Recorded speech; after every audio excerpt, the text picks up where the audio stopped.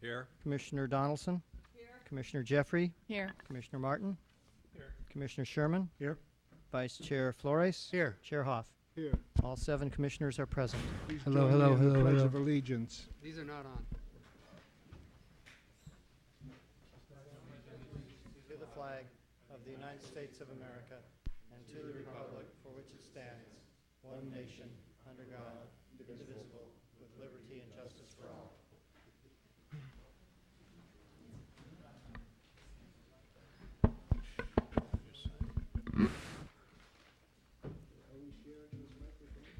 Hello, hello. Now it's on. Now it's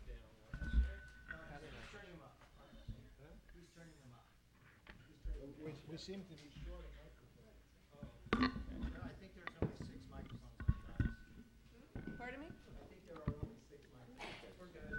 Somebody has to share. That's yours. That's yours, Art. We're friends. I get my own.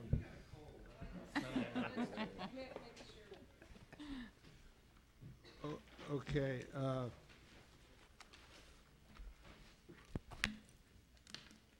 Are there any members of the audience that would like to address the commission on items not on the agenda?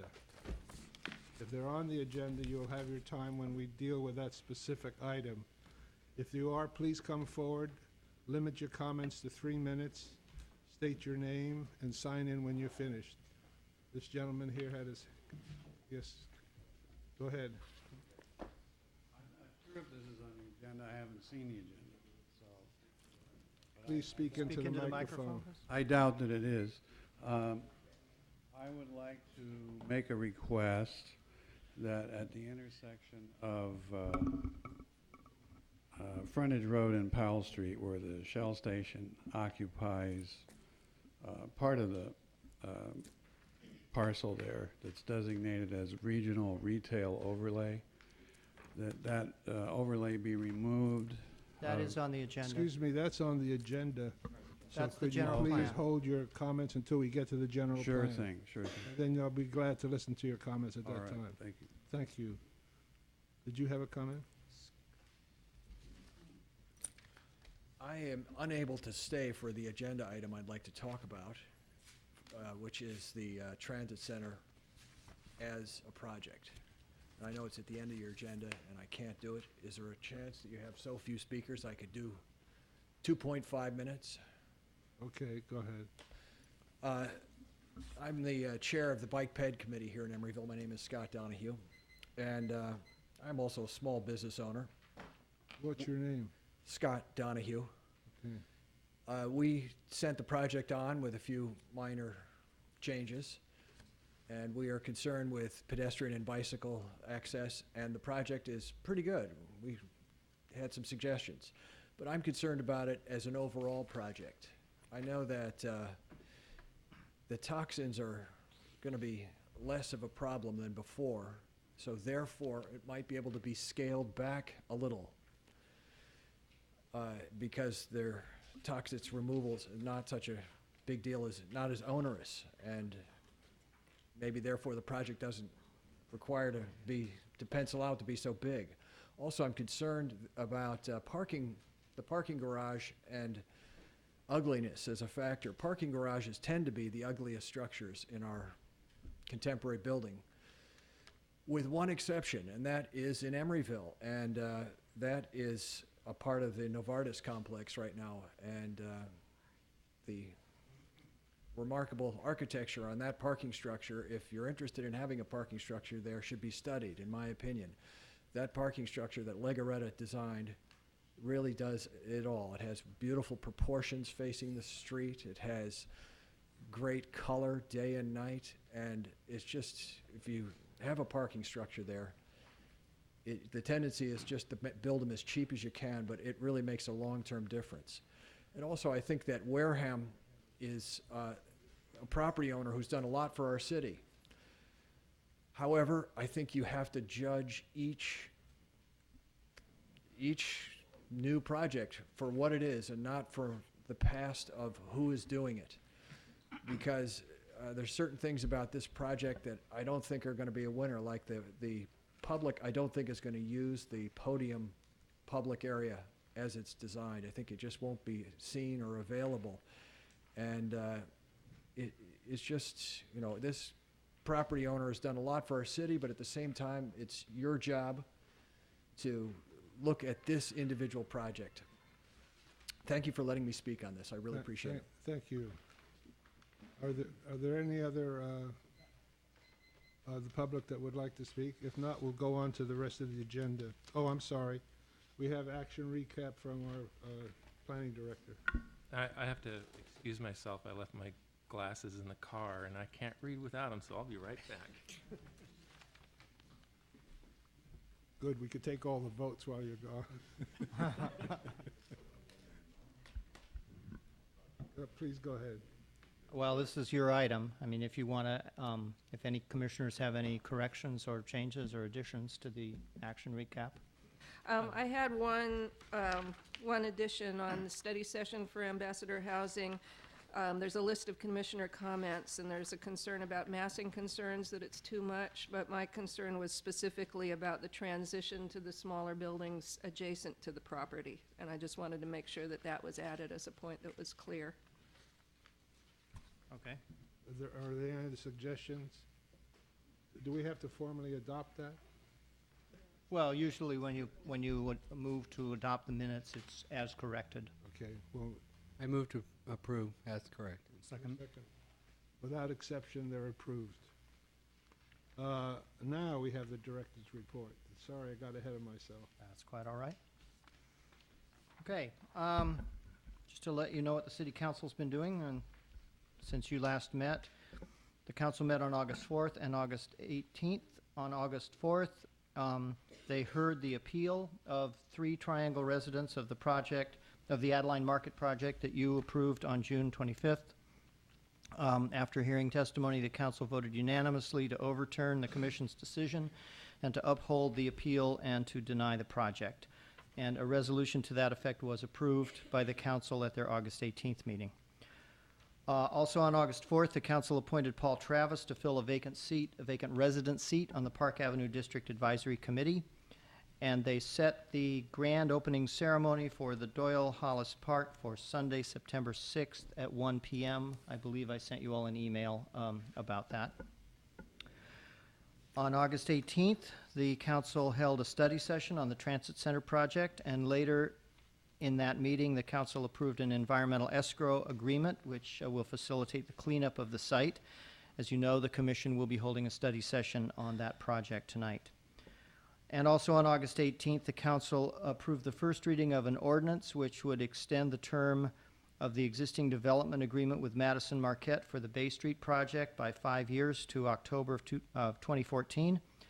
The recommendation for approval of that was made by the commission at your last meeting, and the final passage of that ordinance is scheduled for the council's September 1st meeting. Concerning the general plan update, well, I'm happy to report, as you know, that it's finally here before you tonight. Later on the agenda, we have the EIR, the draft general plan, and the interim zoning regulations before you for your consideration to recommend adoption by the city council. And the council is scheduled to consider these things for adoption on September 15th. Meanwhile, the general plan and zoning update steering committee is forging ahead with their work on the new zoning ordinance. On July 28th, they discussed the bonus point system for density, height, and FAR. There was no meeting in August. At their September 22nd meeting, they will be focusing on parking issues, and at their October 27th meeting, they will be focusing on sign regulations. That concludes my report. I'd be happy to respond to any questions you may have. Any questions for Charlie? Okay, we'll move along on the agenda. I'm going to exercise the chairman's prerogative to change the agenda slightly in view of the fact that the general plan will probably take an inordinate amount of time. I've asked to have item B and item C moved up. So we'll do those two first, the BevMo and the Baker Lofts, and then we'll do the general plan. So our first order of business will be a staff report and a public hearing on BevMo. Let me just explain to those of you who are not familiar with the procedures how this works. First, we will have a staff report on the project. Then we will hear from the applicant. And then we will hold a public hearing, and anybody in the audience is invited to speak for or against the proposal. At that time, we will close the public hearing, and the commissioners will make their decision. If you choose to speak, please be reminded that we want to limit your time to 3 minutes so that everybody will have a chance to speak. Please go ahead, Arlie. And also, if I could remind speakers to please sign in. There's a sign-in board over to the right, so that we have your name. Thank And you. state your name when you come to the podium. Go ahead. Good evening, Chair. Good evening, Commissioners. This presentation is on a sign for Beverages and More, or BevMo, at the Powell Street Shopping Center. BevMo is located in the southeast corner of the shopping center. It was previously before you in August of 2008 to get a conditional use permit and design review. You approved the CUP as well as their exterior changes and 3 of the 4 proposed signs. The 3 approved signs are labeled existing here, and the proposed sign, as you can see, is on the south side of the building. These are the 3 signs that you approved at that time. There's one facing the freeway, one on the front of the building, and one kind of under the arcade. It's a blade sign. This is the currently proposed sign. It faces south at the east corner of the Powell Street Shopping Center. Here are the sign details. And the pertinent information here is that the sign was denied by the Planning Commission. The following text was added to the conditions of approval at that time. I'm going to go ahead and read it. The 4th proposed sign on the south side of the building is not approved by this permit and will only be considered in the future in conjunction with a master sign program for the Powell Street Powell Street Plaza Shopping Center. No master sign program has been submitted at this time, and therefore staff recommends the denial of this permit application. That concludes my presentation. Do any of the commissioners have questions? So I wanted to get clarification. If we were to approve this tonight, is there anything that would stop other business owners that have buildings and spaces that include the south side of Powell Street Plaza from putting up similar signs along the south side of their buildings? That was one of my concerns. Well, when they we would first all saw need it. sign permits. Right, Everyone would need a sign permit. right. Okay. Jim, I recall your comment that night was that the manager or owner of that development would come up with a sign program and bring the sign program in, and then we could just blanketly. Before we get into a discussion, why don't we hear from the applicant? Applicant is Then we here. can-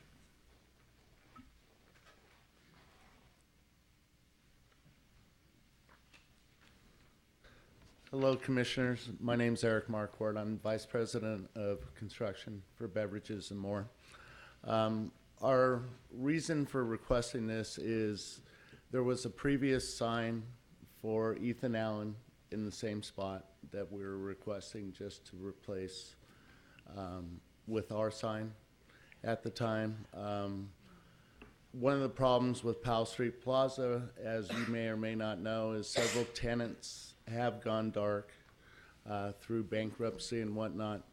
And why our customers know BevMo and whatnot, they are unaware of us being in the shopping center. We get numerous text messages from customers and whatnot identifying that they didn't know we were in the plaza. What we're trying to do is to help improve the visibility of our business to ideally increase the sales tax revenue. This building, the store itself, is not achieving the original plans that we had when we initially approved to go forward in the site. And also, there is, if I am not incorrect, no master sign program for this plaza at this time. So if you have any questions, I'm happy to answer them for you. you have any questions for the applicant? I just wanted to go back to the other slide or just get clarification. What you're proposing on the south side of the building is the same size as the one that's on the front of the building, but larger than the one that's on the freeway side, is that correct? Correct. And I wanted to ask, have you approached the property owner about doing a master Actually, the sign program? property owner has written a letter supporting our request for additional signage. Of the new stuff that was sent? The Yes. question is whether he's asking for Right. Yeah, my question was whether you actually approached them about the master sign program that was recommended by the planning commission. No, we did not. Which It could was- include which could include a monument sign, which would be much more visible from the freeway. Okay, Thank you so much. thank you. I guess we'll open the public hearing now. Is there anybody in the audience that wish to comment on this item, please come forward. Hi, my name is Chris Owens. I wasn't planning on doing this, but I would like to think that in this time of economic distress we're in, BevMo being the great store that they are, and we all need to drink a lot these days, you should give them all the signs that they want, whatever they want them, okay? Thank you. Anybody else wish to comment? This gentleman over there. Please state your name. My name is Steve Peterson, and actually I filed the application with staff on this project, and I've got a couple of notes I'd like to pass on. I've You driven said you the site. filed an application with the staff for what? I filed this application for the Oh. sign company. Oh, okay. So, I mean, I'm not with the Bevmo people, but I've driven this site. I spent a lot of time in the parking lot. It's a challenging parking lot when it's busy. They are located in the farthest corner of the shopping center from the Powell Street Plaza entrance. There are numerous trees and palm trees that do obscure the building and the sign from a distance. The sign posed on the rear of the building does not front shell mount. It fronts there's a driveway and service entrance there. It also fronts, the intention of the sign is for the motoring public and the hotel. There are many guests, I'm sure, would love to know there's a Bevmo within walking distance of their room. Would they have a mini bar at the hotel? And again, it's my understanding that the previous tenant did have a sign there, and of course has been removed. This is an important and valuable sign. It's needed to assist in locating this business and other. It would draw more people to that. So that corner looks like it's nothing. It really needs a freestanding sign like what's out front, a monument sign. But that's not why we're here tonight. And just be aware that the holiday season was coming quickly upon us. I thank you for your consideration with this project. Thank you. Anybody else wish to speak on this item? There's a charming young lady right there. Hi, my name is Joy Turnipseed, and I'm with AdArt Sign Company. We're the sign vendor for Bevmo. Just so you know, with respect to the staff report, we got our copy of it today and read it before this hearing tonight. We were unaware of the commissioner's request for a master sign program to be developed in conjunction with proposing this rear sign. We had just been told that it was denied, but that, the other three signs that we had requested were approved when they originally went in a year ago. One of the things that, as far as developing an entire master sign program for this one sign, as my associate just mentioned, there's a number of trees blocking your question to what other tenants seek signs on the rear of their wall. The majority of that wall is obstructed with trees and the visibility is, except for that corner, is virtually nil. Bevmo will have visibility since they are on that corner. So in essence, I don't see anybody else approaching the commission seeking another sign, because unless the commission's willing to cut down the trees, which I doubt, there would be no purpose for anybody else seeking a sign. Like I say, the only real visible section on that southern wall is where we're proposing the Bevmo sign. Thank you so much. Okay? Anybody else wish to speak? Okay, we'll close the public hearing. Normally, the chairman speaks last, but I'm going to take my prerogative to speak first. I drove down Shell Mound, and on the other side of the street, there are almost 20 signs on the Bay Street property. Between banner signs, storefront signs, there's such a large proliferation of signs on that street already that it's hard for me to see how this one more sign can do any harm to the character of that street. In fact, I think it might be helpful in terms of doing something to what seems to be on the west side of the street. It's almost like a group of industrial buildings. So I think that, in my opinion, this sign would be helpful, but I'd like to hear from the other commissioners. Well, I think the point was we were trying, at least I was interested in avoiding what we're faced with along the freeway frontage of this development, where you've got 30 or 40 hodgepodge signs, and we don't have that on the south side of this complex yet. And I disagree with the previous commenter that that south wall isn't going to be visible or isn't visible now. It is visible. That's why they want to put sign up there. The idea of having a master program could well address this in a collective way so we don't end up with the mess that we see. If we approve this one, what basis do we have consistently to say we can't put one at the back of Men's Warehouse and every one of those other businesses that are struggling? I just don't, it's not an organized way of addressing this issue. And if this applicant is so interested in getting additional signage in there, he's got some motivation to work with the property owner to do the master sign program and get a monument sign. I'm not objecting to one on the freeway frontage or on Shell Mound. I just want it done in an organized fashion so we don't end up with what we have right now facing the freeway. It's ugly. It's one of the ugliest things in town.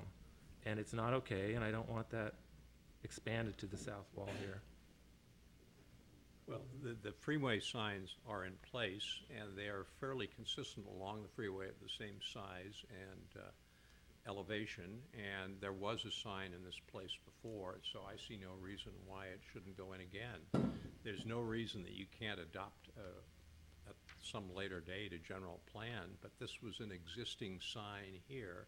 We've heard that it's important to keep this business in business, and we're anxious to keep all the businesses we can in Emeryville. I totally agree with Jim. I like the idea of putting a sign here. I think it's a great idea. I think it needs a sign here. But I also think that there needs to be a whole plan for the signage. We can't just haphazardly put signs around. And I think there's potential to do signage that really works for everybody. So I would really like the applicant to go back and work on the master sign program and come back to us. I agree. We voted to not approve this fourth sign. The whole point was to do a master sign plan for that development. And I understand the challenges right now with the economy. I'll just mention that I shop at BevMo, and I'm really glad that you're in town, and I want to compliment the staff that work there. They're very friendly, they're very helpful, and the store is very well maintained. You're a good neighbor. However, we're constantly dealing with sign applications that are coming before us, and I believe that we need to start looking in these commercial development areas, that we need to look at master sign plans. The folks that live in Emeryville know where you are. I would imagine a concierge can let anyone at the hotel know where they can buy a bottle of wine or whatever. And I couldn't support at this point in time the fourth sign. You got a comment? I agree on both sides of the coin. I think a sign is totally appropriate there on that blank wall. It adds some red to the big yellow. And I agree with Jim that the wall is very apparent. You can see it. I drove both ways, and I could see the wall all the way to the freeway. But I think, in these hard times, more signage gets more traffic. Every dollar counts. So I would move this based on it just being a sign that's part of a master sign program, but I recall that we all agreed and voted unanimously that the applicant would come back with a sign program from the owner, and it's unfortunate the owner wasn't even approached. I don't have a letter up here, staff. I don't know if anybody else has that letter. I don't think anybody has that letter or email up It's here. an email. It's a four-line email. Oh, okay, so The le- maybe I'm What does just it say? scribbling on it. But I've never put together, maybe the sign company can comment on how long this takes. It doesn't seem like a big deal to me. There must be a master sign program for your neighbors across the street, but maybe for the front of the building, and it just needs to be added to or amended to for the back of the building. And then this goes through really fast. It gets brought to the front of the, yes, come on and answer that question. I think everyone here agrees with the sign. It's just that a program needs to be in place. As I understand it, there's no master sign program in effect at this time. Each individual tenant went before the city, the staff and planning commission as needed if there was a CUP involved, and got signage based on the city code. So code has dictated what signage is in that center right now, and it's based on frontage and a number of variable factors. To actually create a master sign program for an existing shopping center, we would need to go back and literally determine exactly how many signs are in there, the square footage of each one, the frontage of each building. It would take quite a bit of work. I mean, it would probably be a year before we'd be able to get back here. Have you talked to the owner? Is he interested in doing it? I have not spoken. The owner approved what we had proposed. The owner of the shopping The center? owner of the shopping center approved what we had proposed. And again, since no master sign program existed, then city code dictates what signage is allowed. So in a number of cases, a master sign program is developed well before a shopping center is developed. And then when people move into the center, they conform to the master sign program. In this case, code has always applied.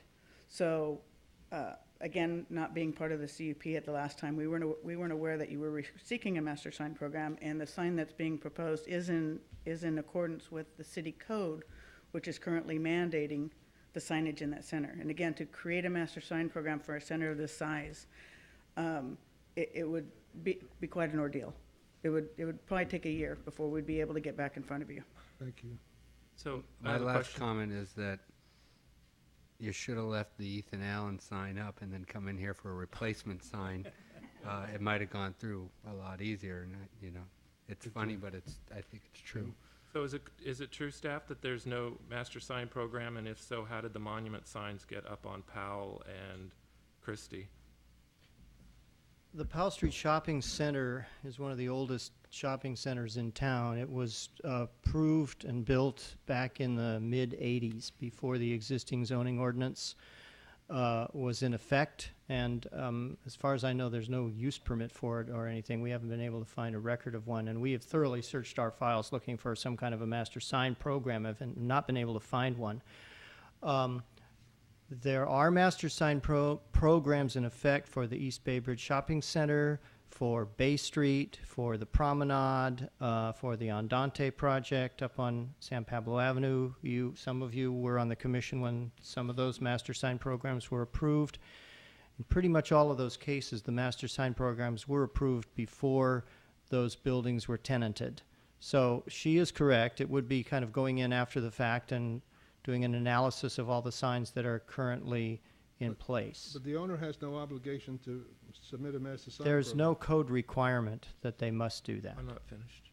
And so what would it take to get Bevmo up on the monument sign that's on Powell where Good Guys currently is? It's a vacant space. That And would just be a replacement sign. So it seems like strategically it would be even better if the applicant worked with the property owner, if they're not going to do a master sign program, to get, it's an important anchor tenant, I would agree.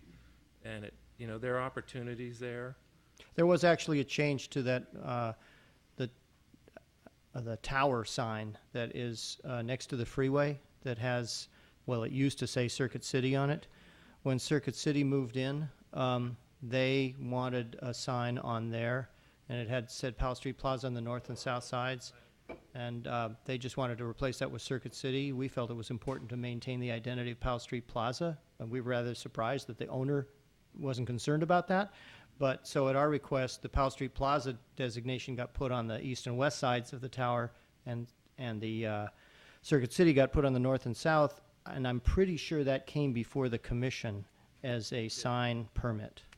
I'm talking about the smaller monument. I know, on but the I'm just talking about the frontage. process, that Right. because there's no master sign program, we just treat each of these things as a separate sign permit application. But there would be nothing to stop them from getting BevMo on those existing We could monuments. probably approve that administratively if it was the same size and shape as the sign that was there. Well, and that has greater visibility, as far as I'm concerned, for people coming off the freeway or wherever, than a sign on the backside of the building. But that sign is full. Why would they?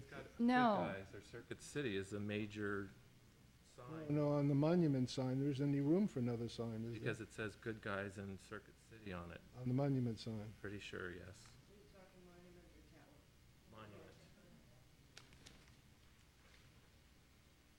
If I understand correctly, there's a vacant Circuit City panel right there. Once Circuit City tenancy, where they used to be, is reoccupied by another tenant, I would assume that the landlord would give that tenant first rights to that sign. So once that tenancy is filled, the panel won't be available to BevMo anymore, and they'll be back to having no sign on that freestanding sign either. The problem is there are only so many panels available on a sign like that, and it's typically given out, the landlords give it out based on the square footage. So obviously a Circuit City size, which is larger than BevMo, Joann's Fabrics, which I believe was larger than BevMo, the primary footages that are rented out get first rights to those type of signs. So, I mean, we might be able to get onto that sign during the interim until that tenancy's filled. But again, once that tenancy's filled by another corporation, BevMo again is back to no monument sign, no rear sign, and struggling with the identification.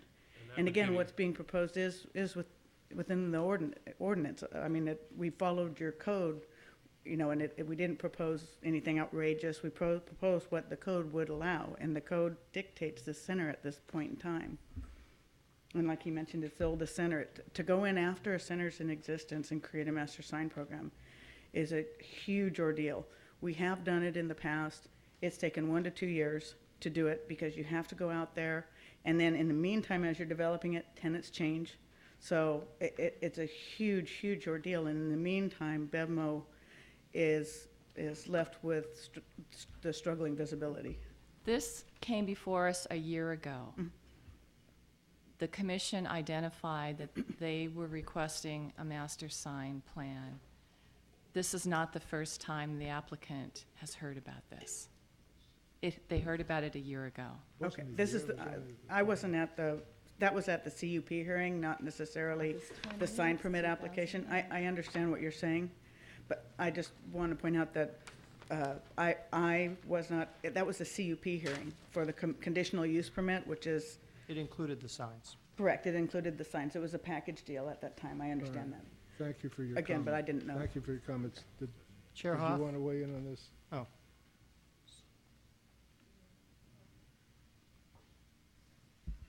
Yeah, I mean, I think that is an incredibly ugly wall the way it is now, but we had I think it will be a problem to have a plethora of signs up there that looks like the other sides of it, and I think that there needs to be some kind of organization and order to it, and I think there should be an improvement all along that wall so that it looks like a retail place all along rather than looking like the back of a warehouse. But I do have a problem with the applicant asking for approval of exactly the same thing, not having taken any steps towards the conditions of approval that we put on them last time.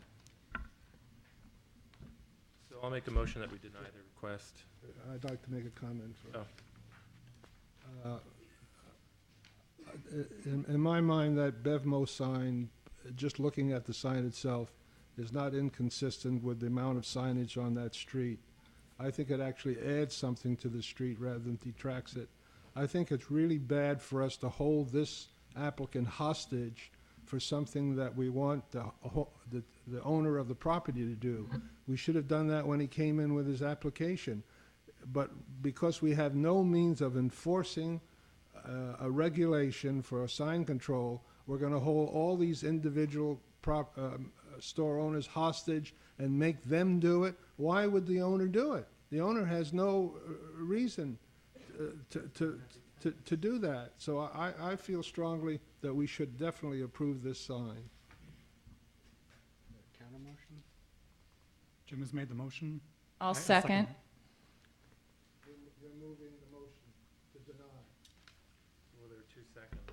I have one other question. Charlie, what triggered this being in front of the council rather than administratively approved? Was it the sign of the commission, I'm sorry, was it the size of the sign? If it had been a This smaller sign? particular sign? Yeah, If it had been a smaller sign, would it have been administratively approved? Actually, this sign is small enough to be administratively approved, but we felt that I have the discretion under the zoning ordinance to refer any administrative approval to the commission for approval, and since you previously denied this sign and adopted a condition of approval that said it would only be approved in the future in conjunction with the master sign program, and they didn't give us one, I kind of felt obligated to refer to the commission.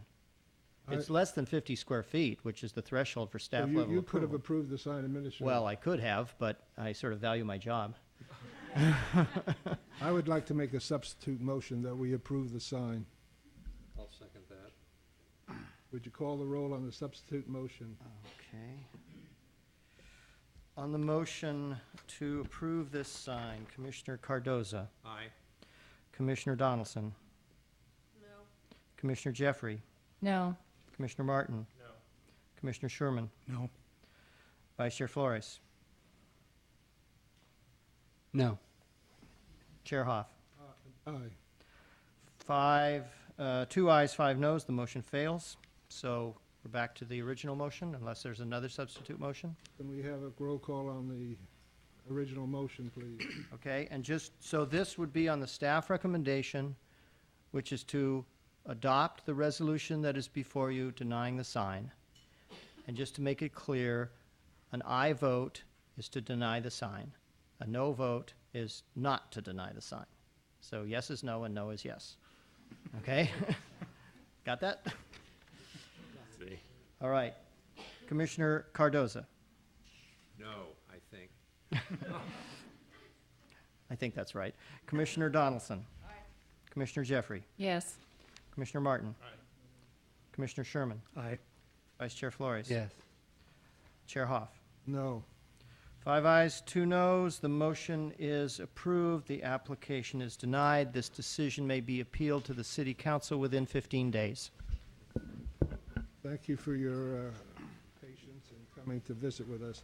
So now we'll move on to our next item, is the 65th Street Lofts, known as the Baker Metal Building. And we'll have a staff report, please. And I live within 500 feet, so I have to recuse myself, but I'm going to sit in the audience.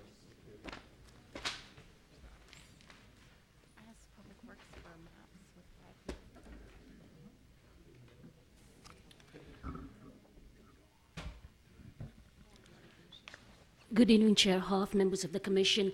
This is the Baker Metal Reuse Project, which is also associated with the Ocean Avenue Townhomes. This is a project that is familiar to, I think, almost all the commissioners here. The first time the commission looked at this at the study session was almost 2 years ago in 2007. At that time, the unit counts were 21 live work units for the Baker Metal Building and development of 6 townhouses on the vacant Ocean Avenue building. After that, there was a community meeting, and subsequently there was another study session in October of last year. At that time, in response to various comments that the applicant heard from the member of the community as well as the commission, they revised the project where to essentially reduce the total number of units, as well also redesign the project on particularly regarding the townhouses. So at that time, the unit count for the Baker Metal was 6 live work and 11 residential units, and on the Ocean Avenue side, it was 5 townhouses. at this study session, there were two main outstanding issues that remained unresolved. That was regarding the fire lane access and treatment of the greenway along the project sites.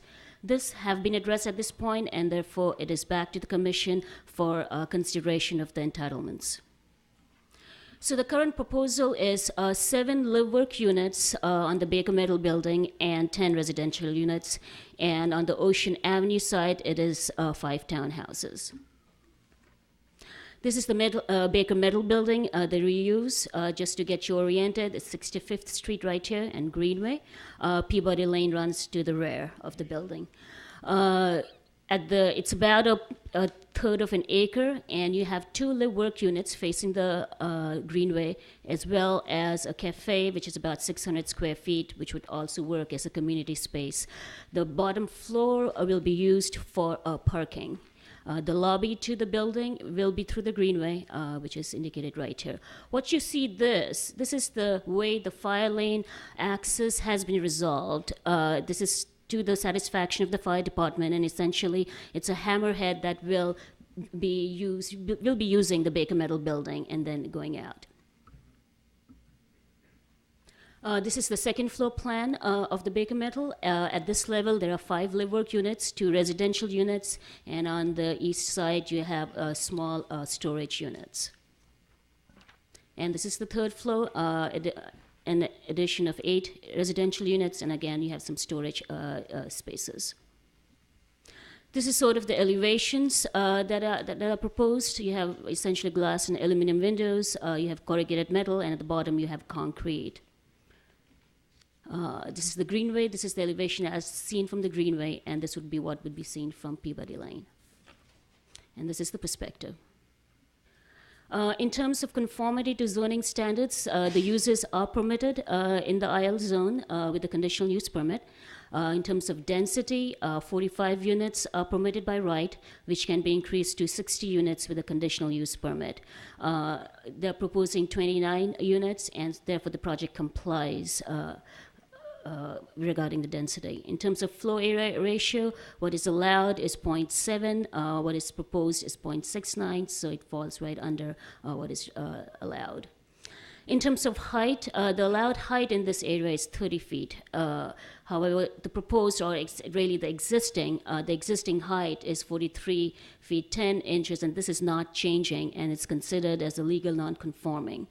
Again, the required setback is 10 feet, and because this building exists, it maintains no setback at all, but is considered legal non-conforming, and that is not being changed.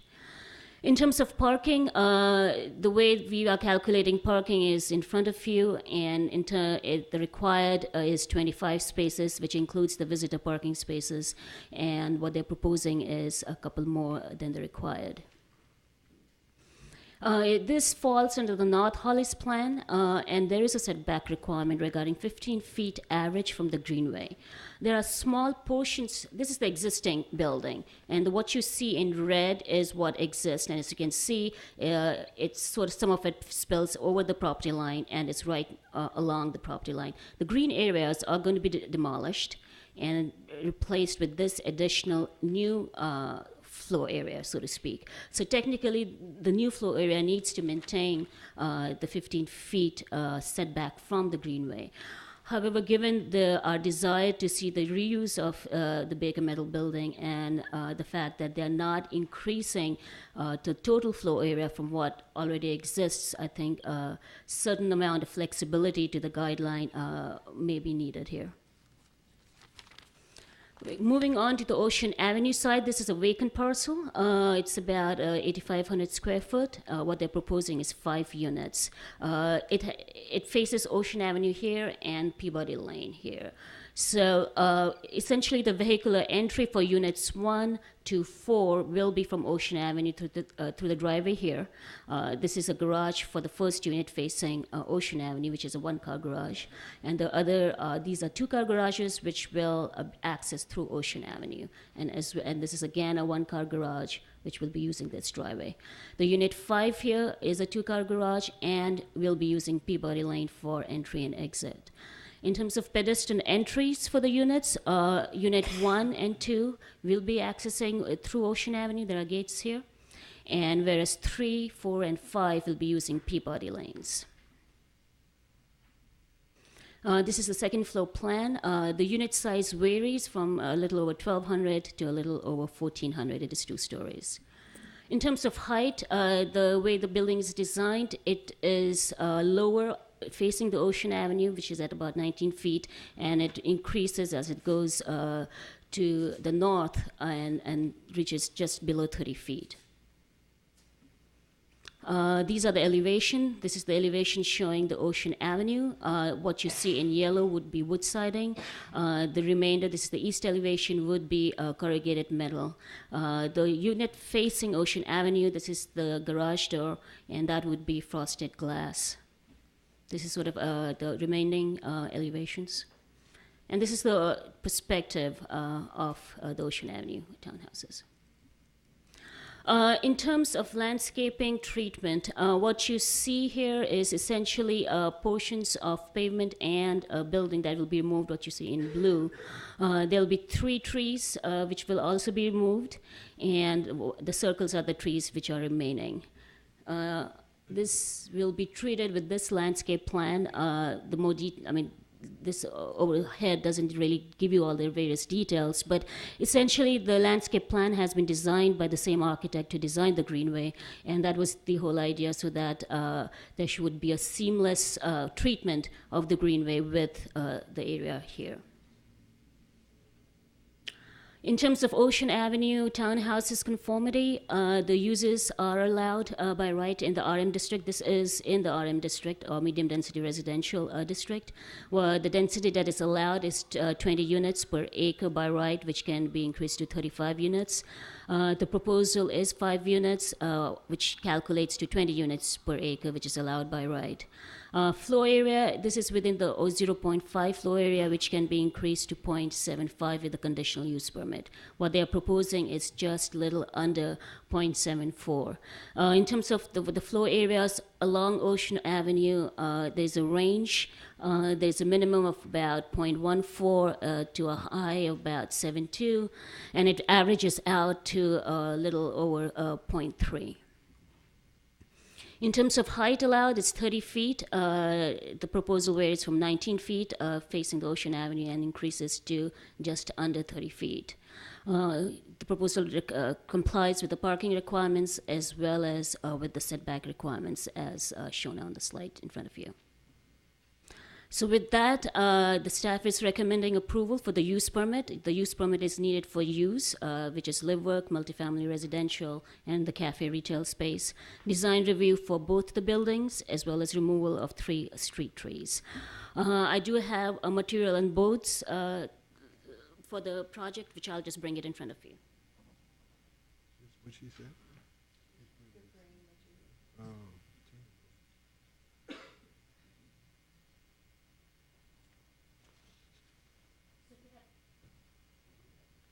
So if you have questions for me, I'll be happy to answer. The applicant is here as well. If you have, Any questions for the staff? Maru, you said on the front elevation, you were looking at the frosted glass, saying that was a garage door. It doesn't appear to be a garage door from the plan view. Can you? This one right here? Yeah, the upper one. This is a garage door. It's a 1-car garage.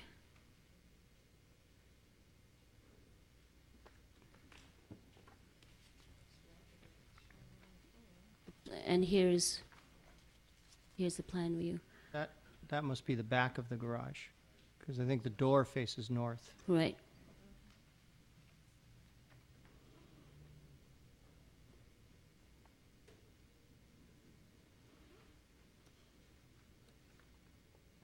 Okay. I don't have any other I have questions of the applicant for some of the specifics, but. Does that finish the staff report? Maru, what was the FAR? I think you did some analysis on the FAR for the total project, townhouses and the reuse of the Baker Metal building. Did you? We did not lump those two together. First of all, they're in different zoning districts and they're Sure. separate buildings. Sure. I do have one other question. You looked, I mean, obviously, there's not a 15-foot setback average. Do you know what the average is? Because it does pull back at a certain point. It's marginal. I mean, let me, sorry.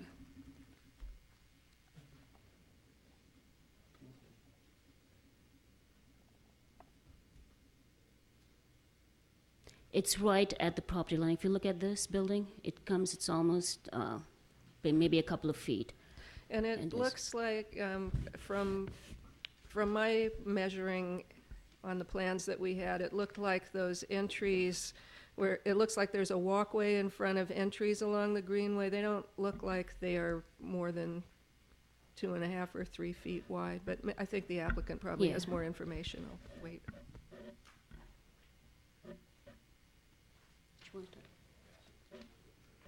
So if we'll hear from the applicant now.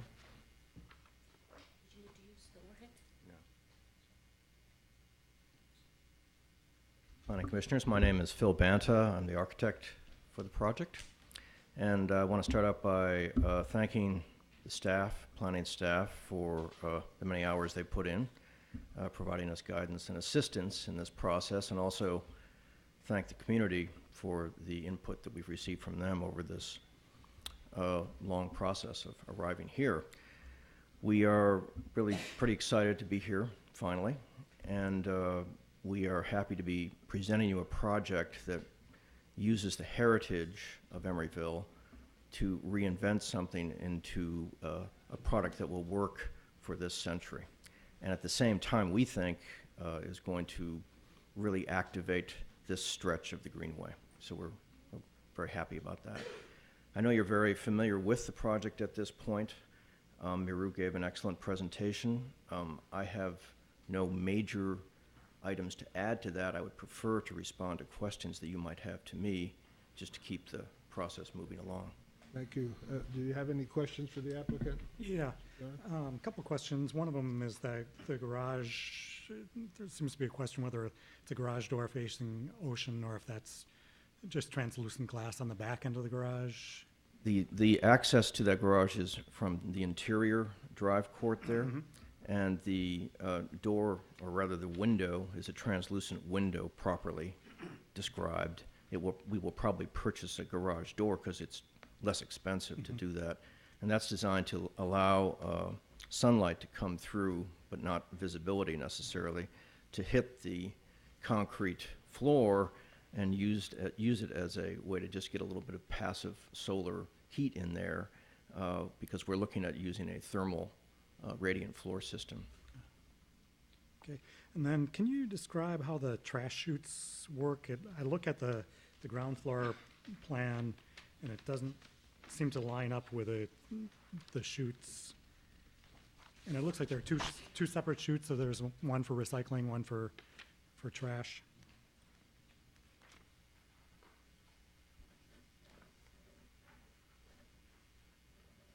We're talking about the metals building, obviously, correct? Yeah, correct. Well, the room into which these two chutes deposit is larger than the rooms at the floors of the occupied floors. So I think that may be why it looks like there's a difference. But they should align otherwise. And yes, there would be a recycling chute and a regular garbage chute.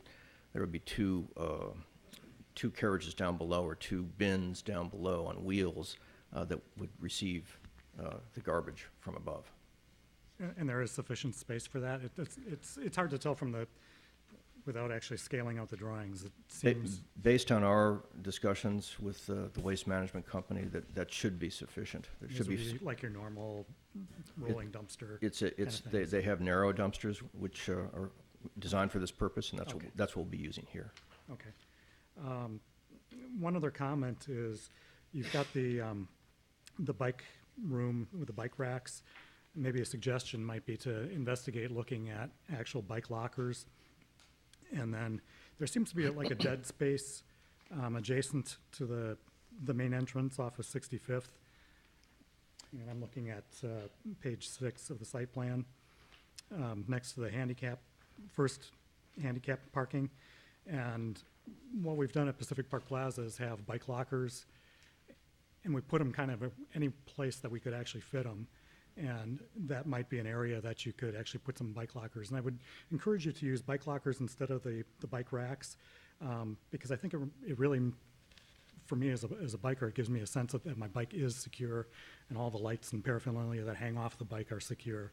So, and I don't really think that the bike lockers take up a whole lot more space than what you've got allocated there. So if you could maybe cut out a couple of those hanging racks and incorporate some bike lockers in another space, it might work out.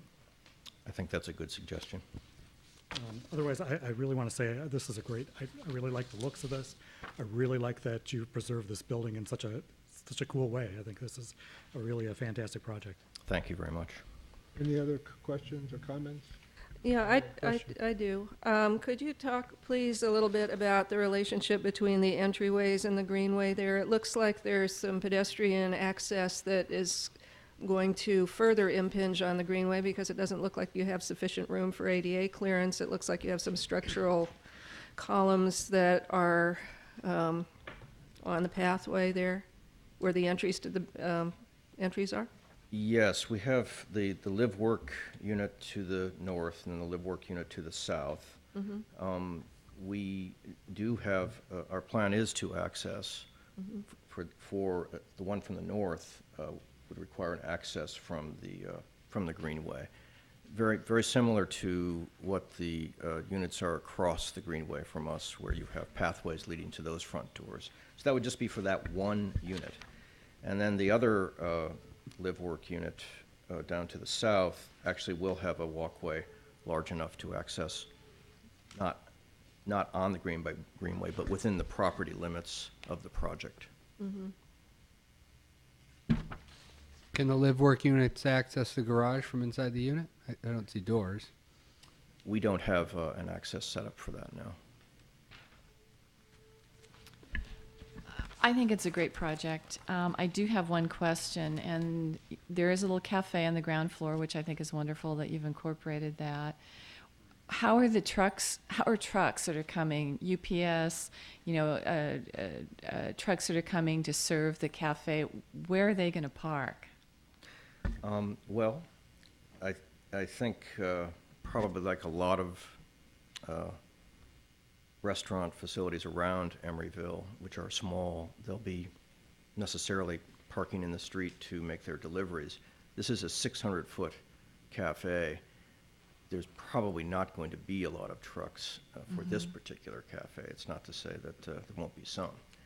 But it's really, it started out as a larger cafe, and we kind of brought it down in size in response to community input.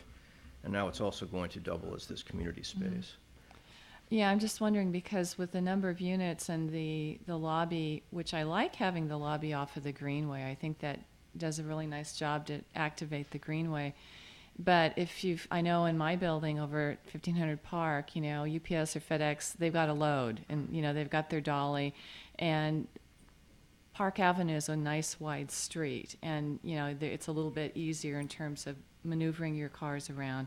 Right. And 65th isn't as wide, and I don't know, maybe this is more of a staff question, because I didn't really see anything mentioned in the staff report about it in terms of, does staff have any concerns about truck service, UPS, trucks, any other truck that's going to be servicing this project?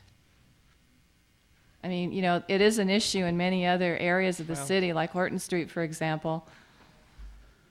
Right. Not particularly. I mean, as Mr. Banta points out, the cafe is only 600 square feet, and I would think that the trucks could just pull up to the curb. They won't be that many or that frequent, I wouldn't imagine. They don't have they have, what's the dimension of the frontage here? Can't be more than about 30 feet at the most, and most of that's a driveway, so. There's about 4 or 5 cafes within 100 yards of this cafe on 65th Street that don't have loading zones. But my point is, there are a number of residences also that are, the trucks are going to be servicing the residences more than they are the cafe. So, I mean, the cafe is just another, I don't see that as a major problem, but it's just an issue that we that we have in the city, and I think we need to be cognizant of it, and to the extent that we can. I mean, the trade-off is we're having the renovation of a wonderful old building that sort of represents Emeryville's heritage, but it's just something that I would like everyone on the commission and staff to be aware of, that we really need to be sensitive to, as we infill and develop, that we're making sure that we have adequate and safe pull-out areas for trucks. I think it's a good point. Actually, Commissioner, on sheet 4A, the vicinity map, it shows how the greenway bulbs out into the road, and then it recedes back to the sort of the normal sidewalk curb width. So there, it seems like there's a kind of a built-in narrowing right there for that guides traffic, and perhaps some extra room on the shoulder for those trucks to pull aside.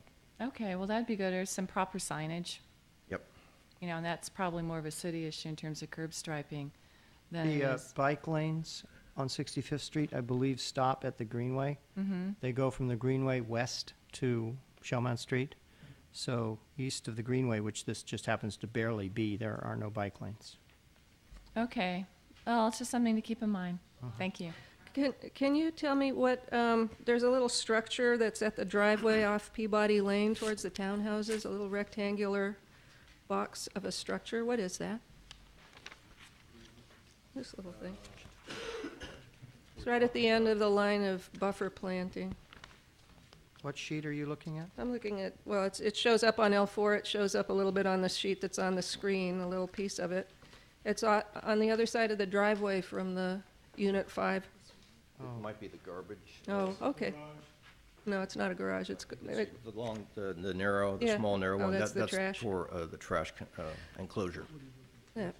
yeah, okay.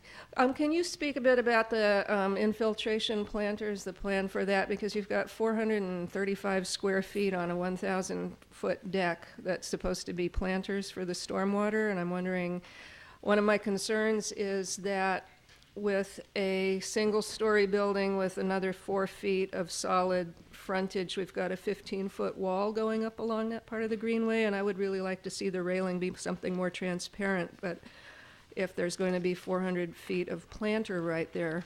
Well, that planter was located there because in all of our elevations previously, it was a solid rail up to there. So that seemed like a logical place to put that runoff capture. We felt that actually affording some privacy to those decks right there, in both ways, privacy to the public from people up on the deck and privacy to the people on the deck, was something that was of interest to us. So it doesn't add anything. It actually was just a continuation of what we had there, what we've had there from our very first presentations. Is this sheet 8 you're talking about?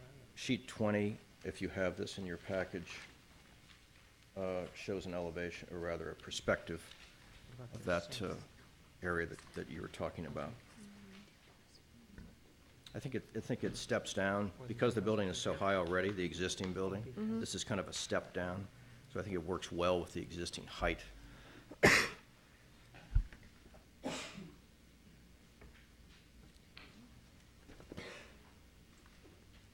I don't have any other questions at the moment. There's in the conditions of approval, the project's going to be asked for an art piece. I would argue to say, reusing this building should be part of that art piece. I haven't heard the applicant complain that maybe that would be a burden for them to do it, but reuse is greatness in the city, and this project especially, it's taking quite an undertaking to take on this building, which doesn't look salvageable by the untrained eye. And so I don't know how the other commissioners feel, but I'd like to let the developer do more with the building and take the art piece out and call this the art piece. We'd certainly welcome that kind of flexibility if it's possible. Yes, Charlie. Well, is that a question to the applicant? I mean, that's. Not a question to the applicant. That's a. Let's Okay. reserve the statement. rest of the comments until after we have the public hearing. Thank you so much. Okay. Is there any member, we'll open the public hearing now on this item. Are there any members of the public that wish to speak on the Baker Metal proposal? Please come forward.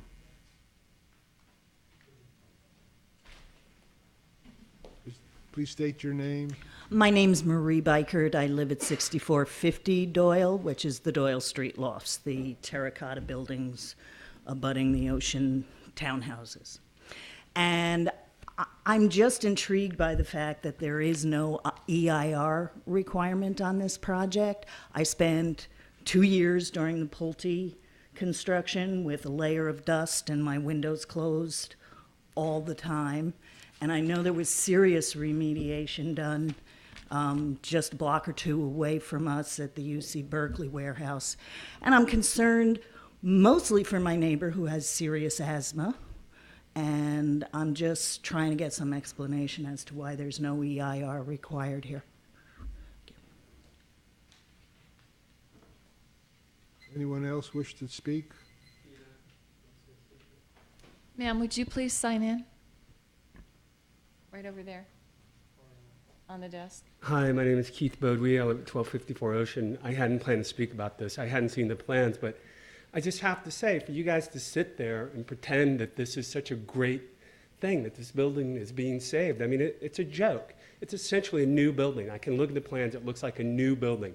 It vaguely mimics the existing form, but it's not preserving the integrity or the character of that building, that neighborhood. So I just want to say, as someone who lives there, I think it's a joke that everyone's saying, it's so great, like you're saving the building or you're being true to the building. I mean, look at the plans. It's a new building. So, I mean, we should just call it what it is. You know, making the roof line mimic what's already there. It's, you know, it's a small concession. So, I mean, other than that, I don't have anything to say. But, you know. Thank you for your comments. Anybody else? If not, I'm sorry, please.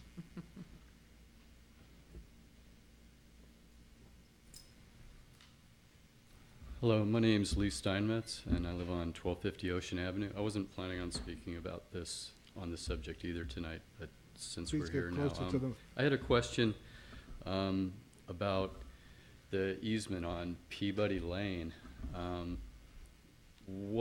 There was like some question as to whether or not the people that gain access to the back of their residences on Ocean Avenue via Peabody Lane will still be able to use that easement after this project's completed.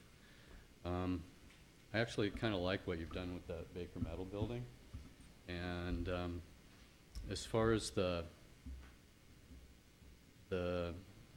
way you've changed the look from Ocean Avenue of the new. Please speak into the microphone. Oh, I'm sorry. I think that the look of the new townhouses as viewed from Ocean Avenue, it's kind of a harsh transition from the new style that you've got compared to the existing buildings directly to the east of it. But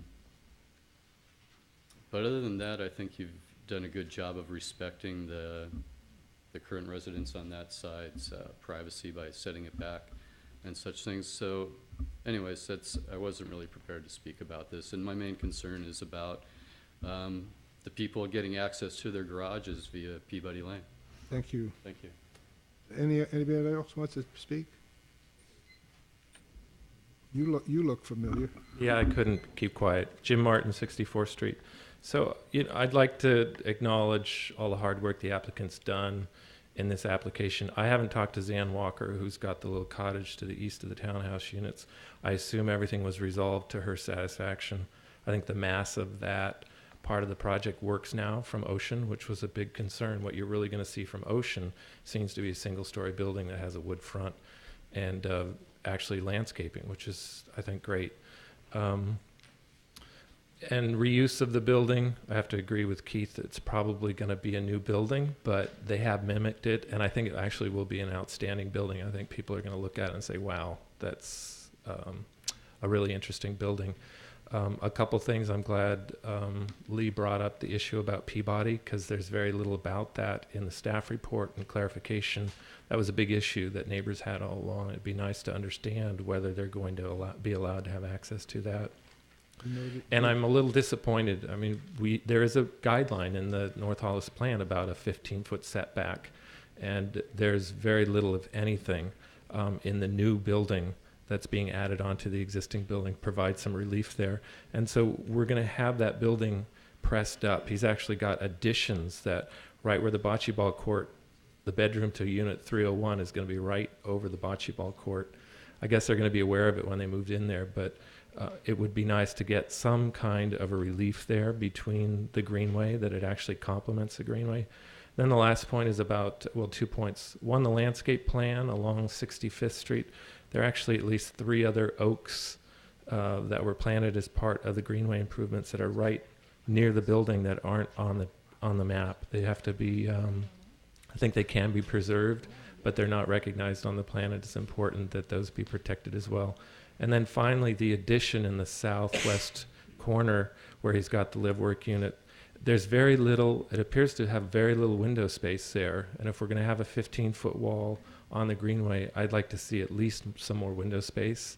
If we're not going to get some distance from the greenway, at least get something other than stucco on that wall and have more glass, or as much glass as possible, that would complement the idea of it being live work and people can see what's going on in there and feel invited into the space. But overall, I have to commend the applicant. This is going to be a really challenging project in challenging times, and I'm glad to see that they're sticking with it and want to try to reuse at least the design of the Baker Metal building. Thank you. Anybody else? We'll close the public hearing. I have a question for the applicant, Phil. Could you remind me about Peabody Lane? There will be public access maintained on Peabody Lane. I understand is now a private street. The answer is yes. Pardon? The answer is yes. And people will have access to their units along Peabody. You want to comment on this? Good evening. Speak in the microphone, please. Good evening. My name is Sasha. Last name is Shamzad. There are 6 parcels on Peabody Lane, for which 34 of them have a garage that used to be a garage, but people live there. There's one legal entrance to an open parking area inside their place. Currently, we are negotiating and talking to 4 of these people, giving them an easement to egress and ingress. To their unit. We are, and beside is really a public, is a fireway. You can park there, so you can get into it or out of it.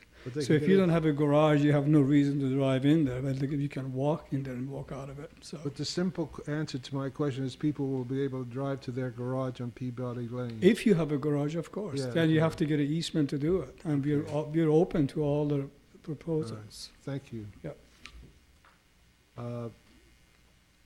Any other comments or suggestions?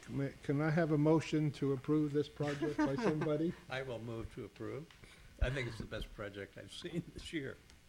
I just have a comment about the reuse. Maybe we should have a second first. No, we don't need a second. Go ahead. I just want to comment about the reuse. I live in the bakery lofts at 46 and Adeline. There's quite a new development that happened when we reused, when that building was done some years ago. And it's the only national landmark here in the city. And I don't see how the changes that were made to it really disrupted the integrity of the history of the building. I look at this and there's a lot of new add-ons, a lot of new materials, a lot of glass, but we want transparency and eyes on the greenway. So I've got to really applaud this this applicant and this project, which went through a great process. 2 study sessions, multiple community meetings, and it reduced density based on community input. It's a beautiful project, and I got to echo the community member Martin's comment that in these times, taking on a project like this is commendable and a great project. So I would still like to add to that motion that restoring this building could be the art piece and would help to put hopefully some more money into the building and reuse of salvaging pieces from it. I've walked around it a lot lately, and there is a lot of salvage that can be done, but taking away the art piece and putting it back into the building. So I would add to that motion that Buzz made, if I might, to put the art piece, to take the art piece out, or maybe it's a substitute motion. I approve this project, but in the art piece, in the conditions of approval. What's the art piece? That the developer has to, let's see, where is it? No, I understand about the art fee, but you're saying... Art fee. Oh, you're saying the building would be the art. Is the art. So basically, you want to waive the art fee. I want to waive the art fee, and I think this is the art. You would agree? Yeah. You want to waive the art fee because the building itself is an art. I think the building itself is providing to the art fee. Well, Can we do that? with all due respect, only the city council has the authority to waive fees, and the Art in Public Places ordinance has some fairly specific provisions about what constitutes public art, and personally, I'm not real familiar with it. It's generally, this condition is put in there as just a reminder that they're required to comply with this program. They would be required to comply with this program, whether it was listed in the conditions of approval or not. And that program is administered by the public art coordinator in the Economic Development and Housing Department in consultation with the city's Public Arts Committee. You don't have to go on anymore, Charlie. Let me just say, I believe there's something in the ordinance that says that if it's something that is required, then it doesn't count as art. Well, just, I guess my comment might be, I looked up the building on the historical roll. There is a lot of information out there on the building and the use. Putting that into the art piece in the lobby, I would urge the applicant to do that. Pictures, renderings of what the neighborhood used to look like, how the building was used. I think that would be up to the art committee, Frank, to make that decision. Yeah, but Patty, I'm just making a suggestion. Certainly make that suggestion. Okay, but you're going to withdraw that as an amendment. I'm going to second Buzz's motion. Thank you. So we have a motion and a second. Please call the roll. Oh, are there any other comments? Okay. Please call the roll. I'm not hearing any amendments to the conditions, so... No amendments. All right, on the motion, Commissioner Cardoza. Aye. Commissioner Donaldson. Aye. Commissioner Jeffrey. Aye. Commissioner Martin is recused. Commissioner Sherman. Aye. Vice Chair Flores. Yes. And Chair Hoff. Aye. 6 ayes, the application is approved. This decision may be appealed to the City Council within 15 days. Charlie, on the previous item, the decision we made on the sign is not appealable to the city council? Yes, it is. It is? It is. I announced that. Oh, I'm sorry, I missed it. Yes. So they have the right to appeal the sign decision to the... Yes, within 15 days. I must have been asleep. Okay, we're going to take a 5-minute break, and then we'll get into the heart of the matter.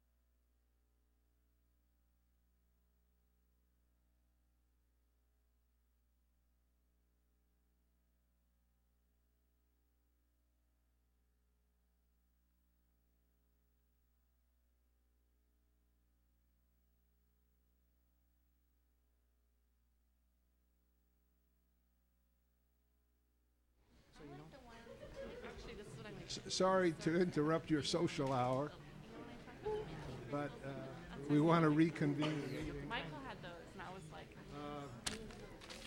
Hello, Deborah. Hello. Let me know when you're ready. The next item on, are we all back and present? All back, present and accounted for. On the next item on the agenda is the Emeryville General Plan. And we will have a presentation by the staff. Deborah, please proceed. Thank you. Good evening, Chair Hoff and Commissioners. Deborah Diamond with Planning Staff. And I just have to say I'm very pleased to be here tonight to present this large body of work. I understood it took 2 envelopes to get the packet to you. So we have 3 action items that we're asking of you tonight, acting on the general plan, certification of the EIR, and an action on interim zoning regulations. And these have to be done in a certain order. So we've devised a framework for the proceedings tonight, starting with a presentation by staff and our consultants. And then we'd like you to open the public hearing on the general plan, and then close the public hearing, have a discussion on the general plan. And you may recall that the comment period for the draft EIR was from May 15th to June 30th, and the Planning Commission did have a public hearing on the draft EIR on June 25th. Then we would like you to act on a resolution to certify the EIR. That has to be done before you can act on the resolution on the general plan. Along with the resolution on the general plan, there are 2 exhibits as required by the California Environmental Quality Act. One is a statement of findings of fact regarding mitigations and impacts, and the other is a statement of overriding considerations that is required when there are impacts that are considered to be significant and unavoidable. So once you get through the actions on the EIR and the plan, we've separated out the interim zoning regulations to come at the end, and there will be a staff presentation on these regulations, and then we'd like you to open a public hearing on them, and then have a discussion and then act on those. So that's the plan. I'm going to start with a brief overview of the process. And as you know, we've been working on the general plan starting it's the inception in 2003 when the City Council decided to update the city's general plan. The steering committee, the General Plan and Zoning Update Steering Committee, was created in March 2004. And the steering committee has 16 members that are broadly representing the community, and I'd like to just take a minute to acknowledge the steering committee members. There are those of you who are on the Planning Commission, and then we have several in the audience tonight, and I would like to publicly thank you for all your hard work, although you're not done yet because we still have the zoning regulations to do, but it's been a great experience working with you, and I want to thank you for your hard work. There was a high level of consensus throughout the years of the steering committee deliberating on the long-range plan for the city, and I think that says a lot for the committee itself. Over the process, we've really pushed hard to make it a very public process. The steering committee meetings were public, they were publicly noticed, and there were lots of them. We lost count at over 50. I think before the City Council sees this, I'll go back and actually count how many meetings there were. But we also had a slew of stakeholder meetings and surveys and a number of newsletters. There are 18 reports in all, and then at the bottom of this list, you'll notice the most recent publications. The public hearing draft of the general plan, which is produced this month, and is the document that you will be acting on, and then the draft and the final EIR.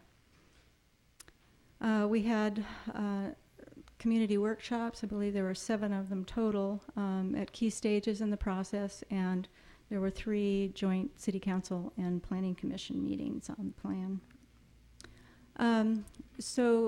Just in the more recent past, there was a publication of a draft general plan for public review in January 2009, and it was broadly distributed. We had a workshop, an open house, and a planning commission and city council study session on that draft plan, and over in the months since then, we've received comments and made some changes to the plan resulting from comments, and also some of the changes were resulting from the environmental review that was taking place during the spring months. And in May, we published a draft environmental impact report. And so in August, here we have a modified public hearing draft of the plan that includes changes to the draft that came out in January. And when we present the plan to you, we'll be highlighting what those major changes were. And then we've also developed the final environmental impact report, which includes the comments that were received on the draft plan and the response to comments, and also an appendix that spells out the changes that were made to the plan as a result of the environmental review.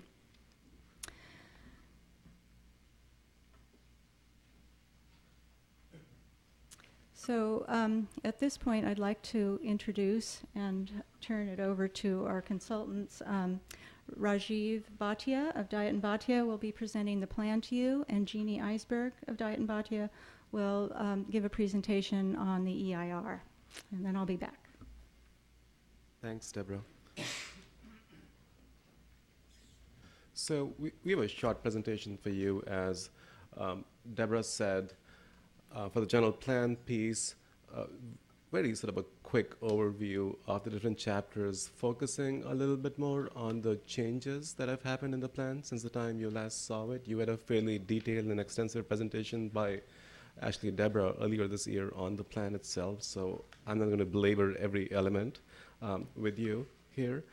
And on the EIR, we'll sort of briefly touch on the purpose, the topics covered, and focus really on the significant impacts that are outlined in the EIR itself. So first, I'll move right along with the general plan. The general plan has 8 chapters. The first chapter is the introduction. This outlines the guiding principles, which really were emerged from the community dialogue and the visioning process we had very, very early in the process. These include items such as creating a connected place, having diverse and livable neighborhoods, enhancing the open space network, having a diversity of transportation modes and choices. And I'm not going to get into all the principles here at this meeting, but if you were to sort of step back and look at the guiding principles that are drafted, 4 years or so ago now, I think you can really trace them through the goals, policies, and actions in the individual elements. And I think that says a lot about the inclusive participation process we've had in the plan. And I think the plan really holds together and carries out these ideas really well. And I think the plan doesn't just lay out dreams or a sort of a hollow vision for the city for the future. I think the plan is organized, has a sort of a structural framework, and all of these goals, policies, and actions are marshaled or directed toward attaining this vision and aspiration we have for Emeryville of the future. And I think we need to keep that big picture in mind as we sort of roll along and look at the various elements. Sorry, I'll also sort of step back just for a second here. This chapter also explains the overall structure, the development structure in the city, and how the general plan fits in with that. It explains what the overall build-out in the city would be. So for example, Emeryville can expect to have about 16,600 residents, 9,800 housing units, and 30,000 total jobs in approximately 20 years' time. And finally, this chapter also addresses fiscal sustainability, prioritizing really a range of land uses and tax revenue sources to ensure that the city is flexible, resilient, and can be responsive to changing market trends and opportunities that may present themselves. The second chapter is the land use chapter. It establishes a framework for the future. For many people, the land use element is the heart of the general plan, and if there was a heart within the hearts here, I mean, those would be the three drawings that I think everybody spends so much time deliberating over, and those regulate land use, building intensities or FARs, and building heights. Now, in a typical or a traditional general plan or a zoning ordinance, those heights and FARs would be built on top of the land uses, but by us having those three separate maps, we've been able to combine them and orchestrate them and really customize those three components to meet the needs of individual districts, neighborhoods, and sites in the city. So I think we have a very, very detailed and good foundation for decision making in the future as well when you have development projects come through before you. There is really a lot to look into the general plan for approving or denying those projects. Also, it outlines the overall development potential in a little greater detail, about 3,000 new housing units and about 3 million square feet of new non-residential development space. Building on the fiscal sustainability described in Chapter 1, this chapter, the land use element, also explores the relationship between economic development and land use to somewhat of a greater detail. It talks about the jobs housing ratio in the city. I think we need to recognize that given Emeryville's history as an employment center, we will not be able to attain a jobs housing parity in the next 20 years that this plan will be enforced for. However, this plan will get us closer to that goal.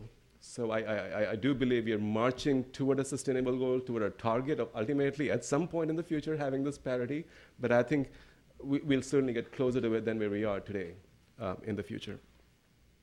And finally, this element also outlines a topic that has been of great interest to many people, which is the bonus density and intensity program, which would allow developers to receive additional building area or additional building height if they can provide certain community amenities, such as more open space, more sustainable development techniques that go beyond the baseline requirements that all developments will have to meet. These will be carried out in greater detail in the zoning ordinance, and some of you who are members of the steering committee have already seen a presentation of the first round of that at the last steering committee meeting. In terms of the land use diagram, it really calls for a largely mixed-use city. There are only sort of like 3 or 4 areas of single uses in the city, conserving the medium-density residential neighborhoods on the eastern side, and a protected industrial area on the northern end, and Watergate again, would be a single use. So pretty much everything else in the city would be mixed use. Some of the changes that we've seen since the last time you saw this area here, and those gentlemen here who was speaking right at the outset of the meeting itself, this was changed from a mixed use with residential to a mixed use with non-residential. This is the change since January, since when you last saw it. Also, just given the heavy investment in infrastructure at the level 3 communication side on the north side of Hollis Street, and this park, this is the big park on the south side. This used to straddle Hollis Street. It's now been moved to be just on the west side of Hollis Street. That's another sort of a big change. And finally, I think we've also recognized in this diagram the potential for park opportunities at the AC transit site, perhaps in conjunction with the Center for Community Life in the future. This is the map that shows floor area ratios. This has, each one of these colors has a base designation, which is the amount you are sort of automatically entitled to go up to, and the higher number represents the level of development allowed with the density bonus program that I previously explained to you. What has been done since January is that these categories have been streamlined. We actually didn't really have these categories in the at the time of the January meeting that you had. So now we've streamlined these into these 5 categories here. The darkest colors represent the highest intensities. So you can see how it's sort of almost like a wedding cake. The densities or the intensities increase, and they reach their apex at the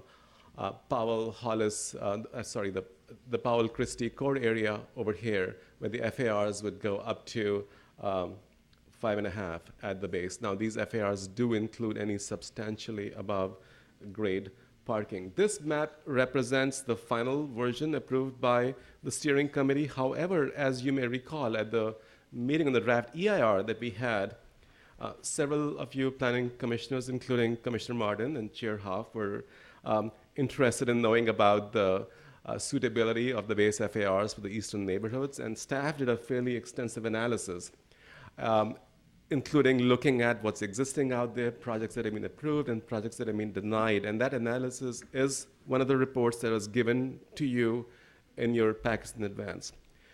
This map here shows a base FAR of a 0.75 and a maximum FAR of 1.0 in these areas. Now, what staff is recommending is that base FAR be lowered to a 0.65, but the maximum remain at 1.0. This is based on the more fine-grained analysis of the conditions that staff has done in this area.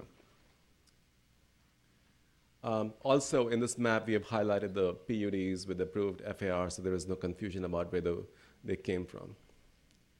This map here shows maximum building heights. Rajiv, would you go back a moment? Sure. Because did we not also reduce the FAR over in, to 0.065 to 1 in the eastern residential neighborhoods, for example, the Triangle? Yes, I should have pointed the arrow in both places. This is applicable to this color, which applies to both of these areas. This map is as approved by the steering committee, but what staff is recommending is that number be changed to a 0.65. We didn't want to prepare a new map that the steering committee. So I guess my point is, why isn't there a little correction on this map? You can make it as soon as we go. That's in front of us now. Yes. This is reduced from 1.25, which it was before. So. That's right. It was 0.75 to 1.25. The steering committee voted to reduce it from 0.75 to 1.0. No one has ever voted yet to reduce it to 0.65. So that's before you tonight. Okay. Yeah, that's one of the items you can actually take up right after we're done. Deborah will be talking more about that. Okay. Just want to make sure it's not overlooked. No, okay. Thank you for watching out. Yeah. This map here shows the maximum building heights, and it aligns with the FAR map in terms of stepping down of building heights, streamlining of some of these categories, and provision of the base and the bonus values. Again, taller buildings would be focused in the same areas where we have the highest FARs, and the heights would be lower in the residential neighborhoods, both in the east side and in the Triangle area. We also have a map that shows the maximum residential densities. Actually, residential development would be included and counted off against the FAR, the overall FAR of the site, but we've also established maximum residential densities, so there is a greater clarity in terms of how much residential development is allowed. And again, as you can see, the various colors, they increase in height as one goes to the highest FAR areas. Now, residential development would only be, of course, allowed in the residential-only areas, as well as the mixed use with the residential designation. Residential development will not be allowed in the industrial areas or the mixed use with non-residential areas. This element also has various drawings and diagrams. These are some of the illustrations showing in 3 dimensions the kind of development that could possibly result. A 3-dimensional computer model was prepared of the entire city. You can see in there all of the new buildings that are in this blue color. Here are the existing buildings. And a substantial amount of change could result as a result of the general plan, but obviously development will happen as a result of people bringing development proposals before the city to a large extent. This is a view looking south down I-80 over here, and this view is, if you sort of at the Bay Bridge, but I guess at a higher elevation than where you can really drive, sort of a helicopter above the Bay Bridge, and it's a view looking down from there. And there are other views in the general plan as well, and some of you have seen the animations of this computer model previously as well. Chapter 3, Transportation. The emphasis of this chapter is to establish a multimodal approach to transportation planning, which accommodates the automobile, but also includes streets, walking, bicycling, and public transit. It identifies the major transit hubs at Amtrak and along the 40th and San Pablo Avenue, where transit and pedestrian amenities, as well as transit-oriented mixed-use development is prioritized. The element also takes an innovative approach to measuring levels of service, which traditionally is associated only with automobile movement, is to really support and evaluate the quality of service that will result for all of the travel modes. The chapter also includes policies for parking, goods movement, the marina, and transportation demand management strategies.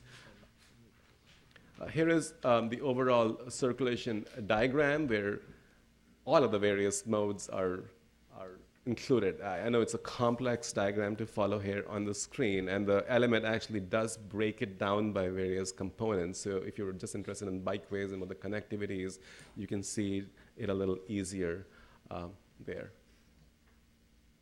The steering committee had directed us to include a map that showed regional retail access routes to some of the major regional destinations to make sure that there is connectivity from the freeways to these retail destinations, and those are shown on this map. This is the new map that was not there in the January version of the plan you had. Then we have Chapter 4, which is the Parks, Open Space, Public Facilities, and Services element.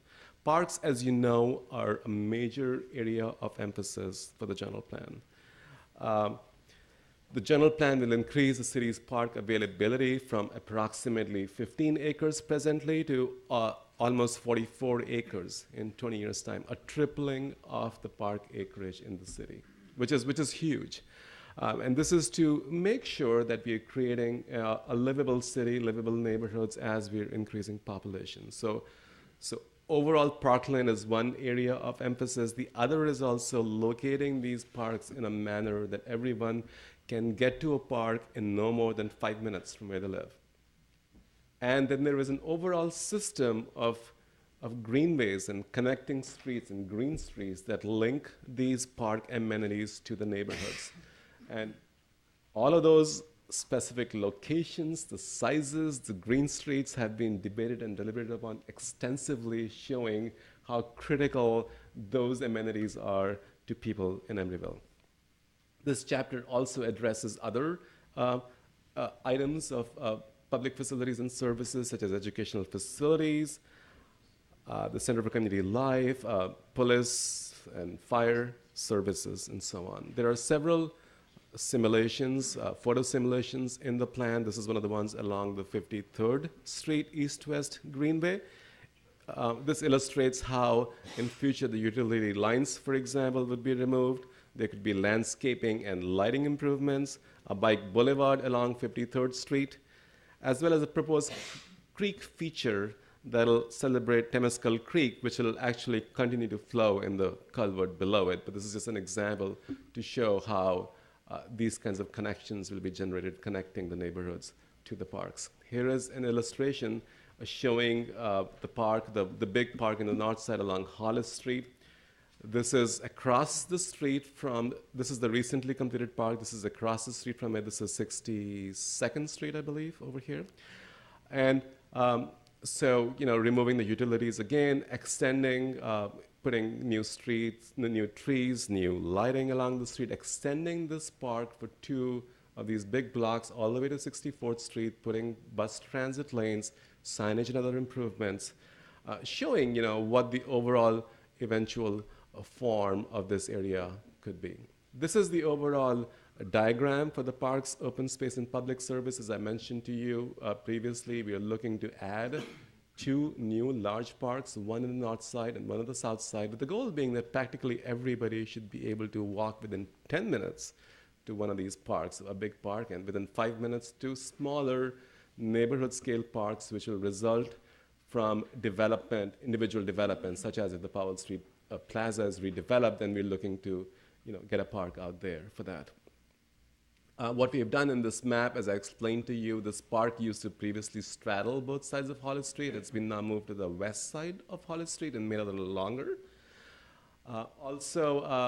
We have acknowledged the park opportunity in the AC Transit site. I mentioned that to you previously. And we've also added community gardens, which people asked us to include on this map. So those are some of the changes. And also, just to emphasize, these are not really changed from previously. These are the green streets and the connectors linking the open space network together.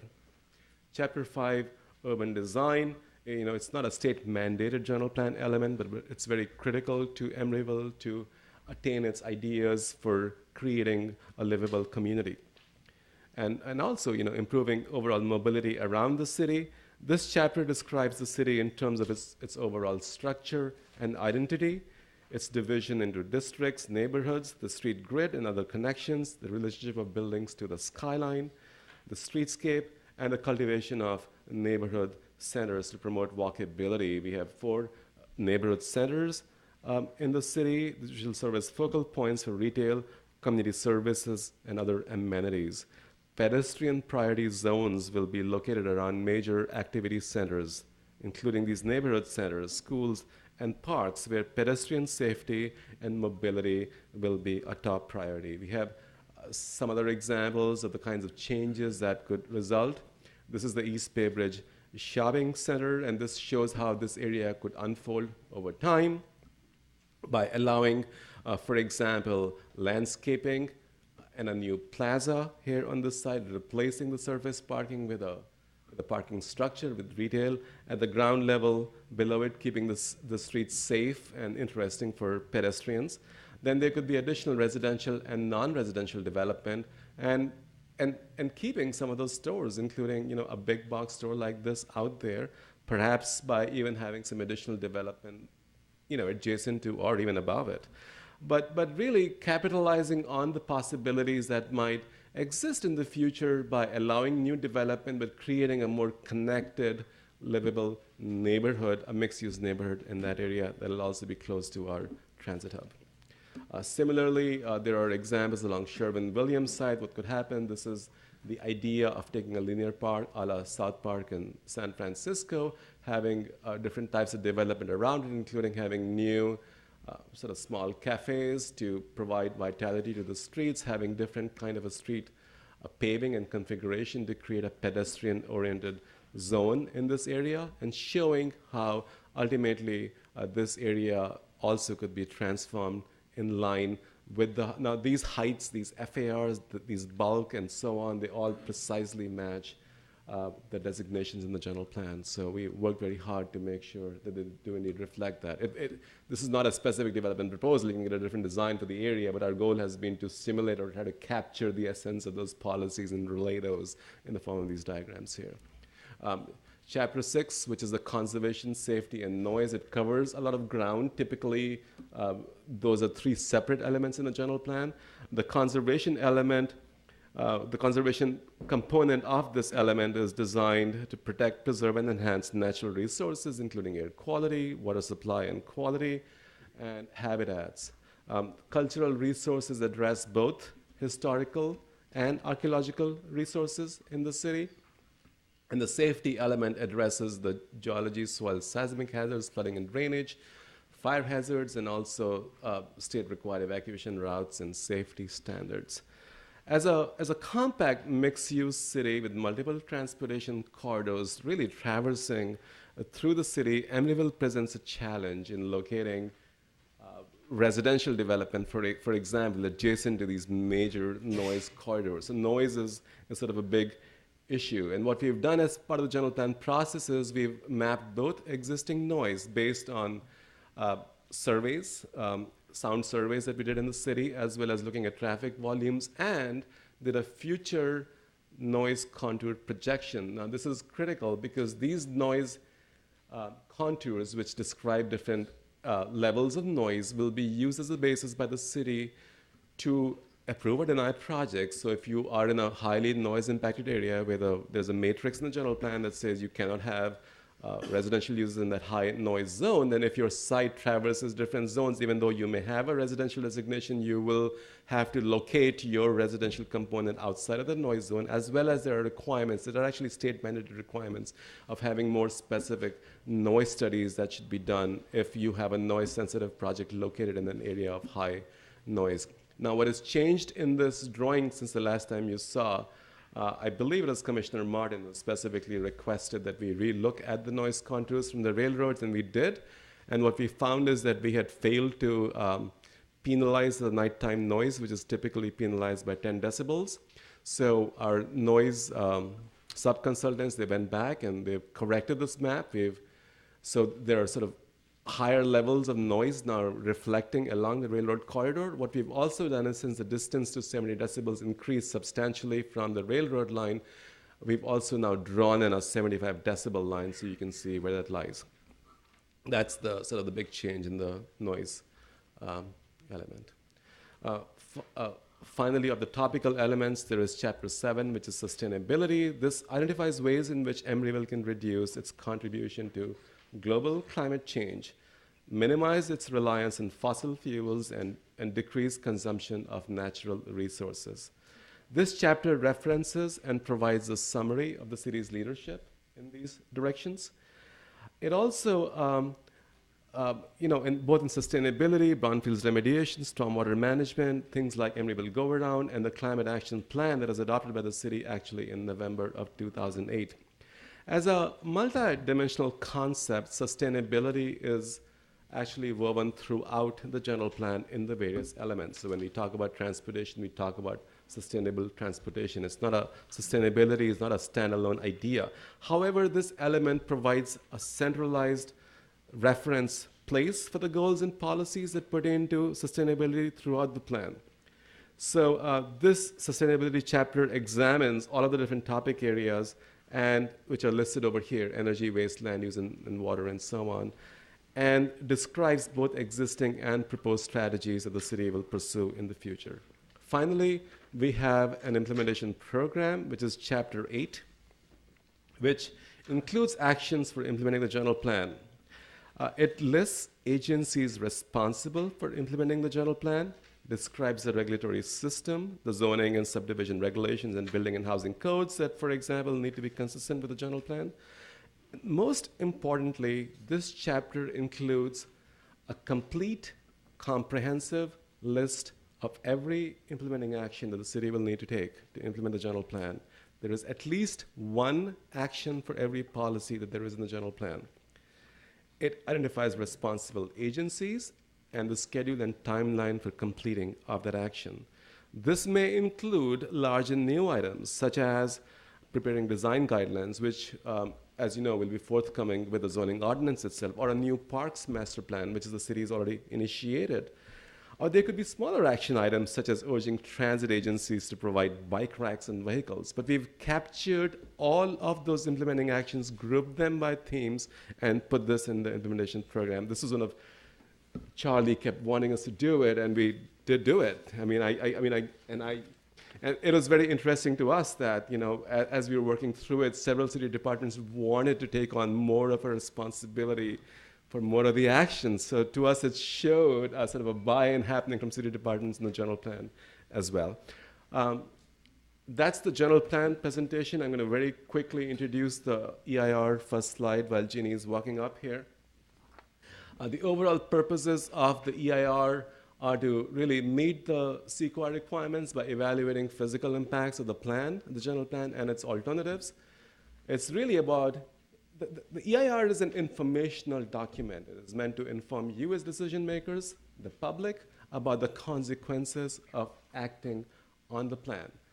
So it's a helpful guide to you for reviewing and adopting the plan. And it also allows you as decision makers to weigh what may be significant impacts emerging out of the EIR and see if you need to make any adjustments anywhere in the plan to minimize those impacts, or look at the totality of the goals that you're seeking to achieve and make sure that you're balancing the environmental considerations with other considerations that may be economic development, livability, or whatever else.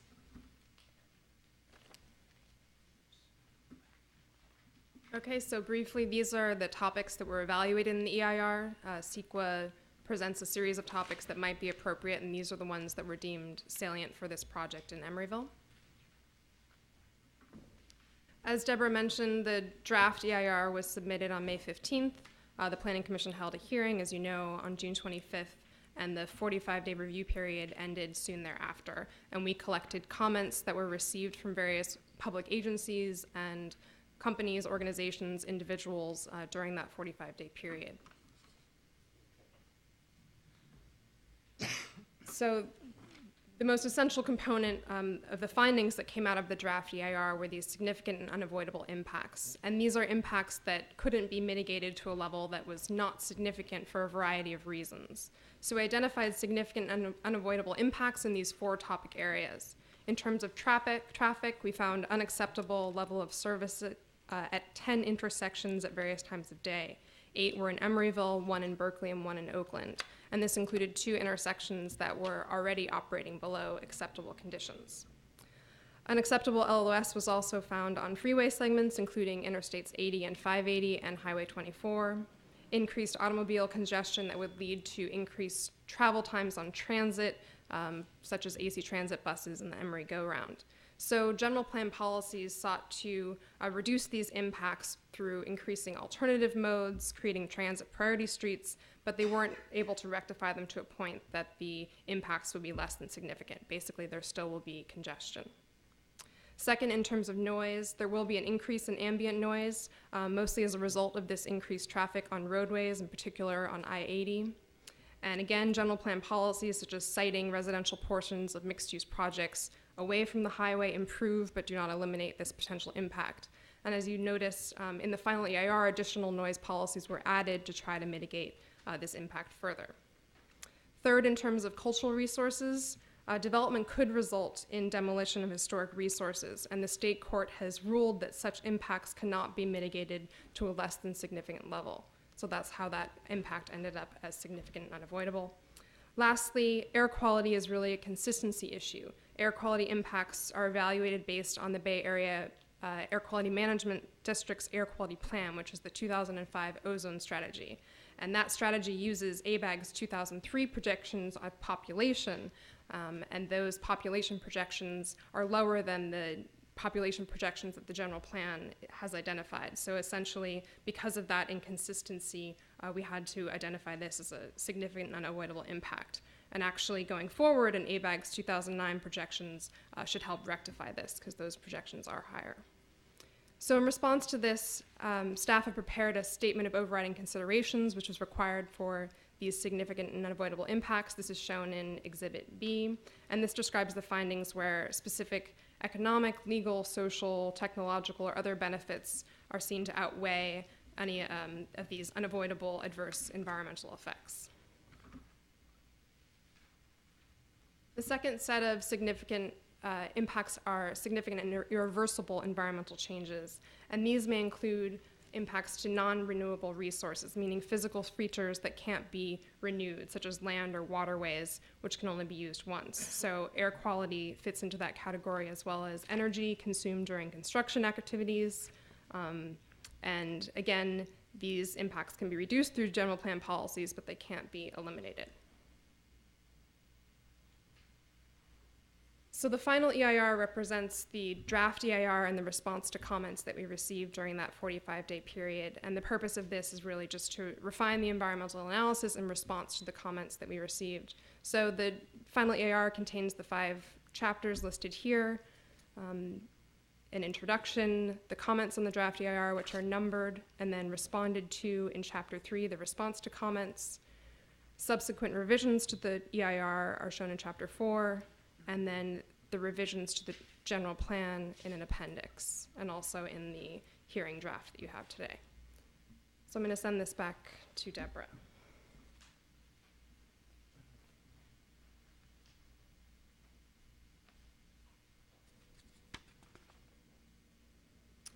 Thank you, Rajiv and Jeannie. Nice job. And I also want to compliment your firm on the way the plan looks. The photography and the layout is really nice. So before we move into the public hearing, there's a couple of issues that I wanted to bring up that are in the staff report, and Rajiv alluded to them in his presentation. These are, three areas that have generated some specific interest in development of the plan, but also I wanted to call your attention to some correspondence that we've received in the last few days outlining some other issues. There were 8 pieces of correspondence from agencies and individuals, and I'm just going to say who they're from. A comment letter from the State Parks Department, from East Bay Regional Parks District, from the Sierra Club, the Audubon Society, a letter from George Martin, and email from Barbara McQuitty, and then 2 letters from the firm of Cassidy, Shimko, Dawson, and Kawakami, one representing Wareham and the other representing Safeway. So those are before you.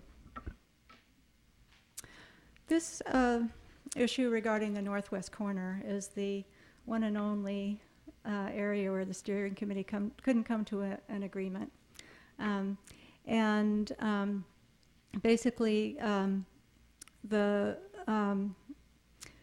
question at hand is whether or not what the height and the land use should be for this northwest corner. There were some on the steering committee who felt that the 55-foot height limit with up to 75 with bonuses would be appropriate for the area, and that it wasn't an appropriate site for residential development.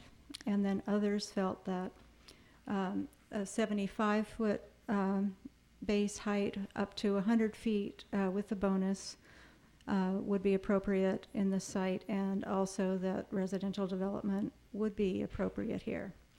The steering committee developed a compromise position that they're putting forward in the plan, and that is that it be the 55 to 75-foot height limit, but with a note that it could go higher for a hotel, and that it would be that the land use would be mixed use without residential. And so that's that issue. And Rajiv discussed the kind of the reconfiguration of the large park on the south side of Powell. And one of the key concepts in developing the plan was this idea that the city needed some large parks that could have fields that could be activated for sports. And so the steering committee recommended that there be a large park on the north side of town and a large park on the south side of town, and have identified the locations. And as you can see on the left, in the January draft of the plan, the park on the south side of town straddled Hollis Street. And after the draft plan was produced, we discovered that there was a significant telecommunications facility on part of this park, and that would be this piece right here. That would be very impractical and problematic for it to relocate. And so the steering committee came back with another recommendation, and that would be to extend the park on the west side of Hollis. But also there was a strong feeling for having the AC Transit site at some point be considered for a park if it ever is available to the city. And so that comment is in there as well, and there's a policy to that regard. And then the third issue that's been discussed, and Patty brought up, thank you, regarding the FARs in the eastern residential neighborhoods. And the draft plan that came out in January included, the FA recommended that the FAR for these areas be a base FAR floor area ratio of 0.75, and through a conditional use process, it could be approved up to 1.0 FAR. There were some questions about that number, and the Planning Commission asked staff to go back and take another look, and we produced a paper analyzing a number of different projects that have been developed in the Triangle and Doyle Street neighborhoods in the past 10 to 15 years. And the trick was to try and determine what the appropriate FAR would be to maintain the scale and character of these neighborhoods, but also to include parking within the FAR as is proposed for the rest of the city. And so we went back and took another look, and at this point we are recommending to the Planning Commission that the FARs in these areas be a base FAR lowered to 0.65, and then with a CUP up to 1.0, and that would include parking in the calculation. And we're also recommending an amendment to a policy in the Urban Design Chapter, policy UDP-15, which says infill residential development should incorporate the scale, character, and identity of adjacent existing development, and then added, to avoid a continuous row of garages along the street, the lot frontage should provide a minimum of 30% of active non-parking related uses, because once we got into it and we realized that it really was the design that mandated parking be in the front that was problematic. So here's that amendment to that policy and our recommendation on the FARs. And that concludes the staff and consultant presentation on the general plan and the EIR, and we are available for questions. And then it would be appropriate to open the public hearing on the general plan. Can I, before we open the public hearing, if the commissioners have questions as opposed to comments, please save your comments till after the public hearing. But do you have any questions of the staff at this point? I have one, and this pertains to the statement of overriding considerations for traffic and transportation. And I was wondering for the intersections that were identified as, exceeding the LOS level of acceptability, was there any consideration to incorporating TDM? And if it was, did that not successfully reduce any of those intersections to Was an this in acceptable terms of level? mitigation? Right. Can you speak to that? Did we talk about TDM? I can't remember.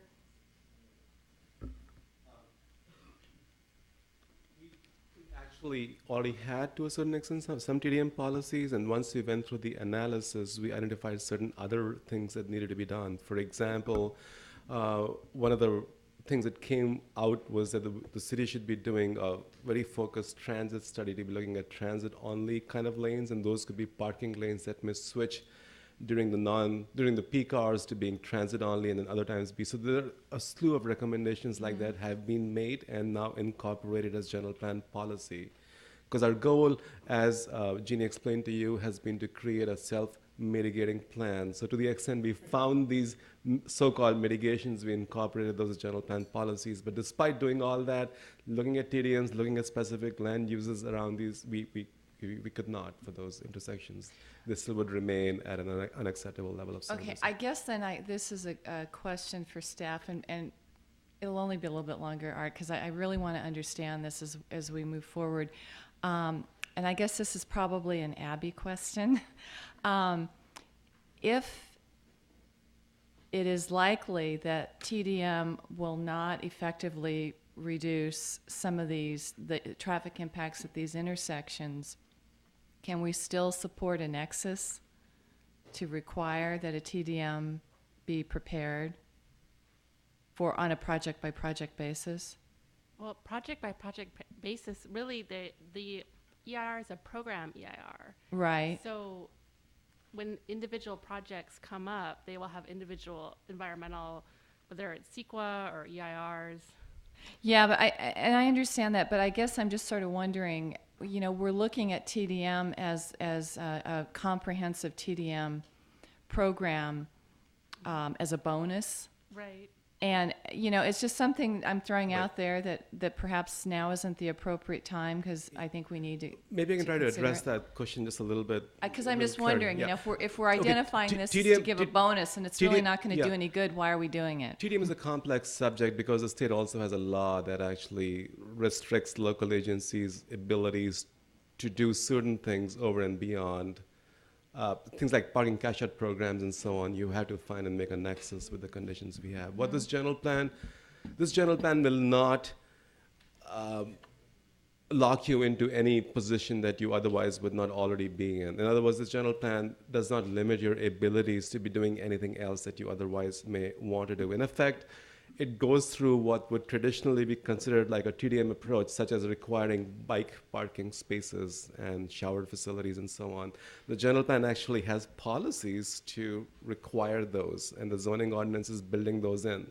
So those are the softer TDM dimensions, but you certainly have the full ability as projects come forward. Certainly if there's a discretionary approval that a project has with you, and most of the projects in the city probably have some discretionary approval, you have full rights to require whatever you want to require as far as TDM goes in those projects. Yeah, I understand that, but what my point is, if it isn't, I think it's important, regardless of whether it effectively reduces traffic at those key intersections.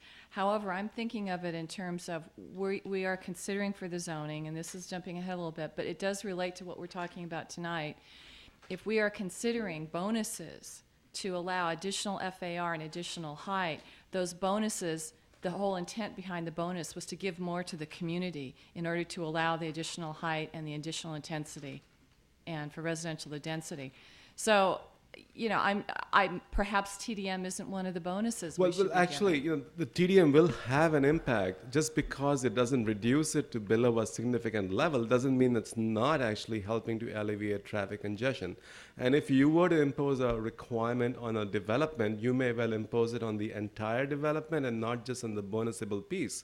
So in effect, by somebody trying to claim a bonus and having a TDM measure with it, you may have effectively tried to address the overall issues related to the entire development. So you have to balance that as the time comes for granting or not granting the bonus at the time. Okay. I would also point out that the bonus system concept is when the developer voluntarily provides things that would not normally be required. It has to be over and above normal requirements. So if there... So it'd be a super TDM plan as opposed to a regular TDM plan? If a particular project didn't require a TDM plan and they provided one anyway, then that would be eligible for a bonus. Or if we said the TDM plan had to include X, Y, Z, and they included a bunch of other things as well, that could potentially be bonusable. Yeah, but I mean, as a commission, we have been looking towards the larger projects to prepare a TDM. Let's move on. Okay, you're going to rein me in. All right, I'll be quiet now. But I do think this is an important issue that we need to deal with. You could bring it up again during the discussion period. Okay. So I have a couple questions. Go ahead. So the first one is in looking through the final EIR, I've noticed a number of corrections that staff acknowledged in terms of recommendations for changes to, say, the block bound by Peabody, Vallejo, 65th, and the Greenway. So there are a number of changes there. I'm just questioning how we're going to capture those tonight, if we're going to actually move forward tonight. Does staff have something in writing that the commission's going to be able to use as the, quote, corrected corrections? And then while you're thinking about that, we received a number of substantive comments tonight. And, at least some of them appear to be substantive. And for the record, has staff prepared responses to those for us to digest as we go through the issues? We've prepared responses on some of those that were received yesterday and earlier today.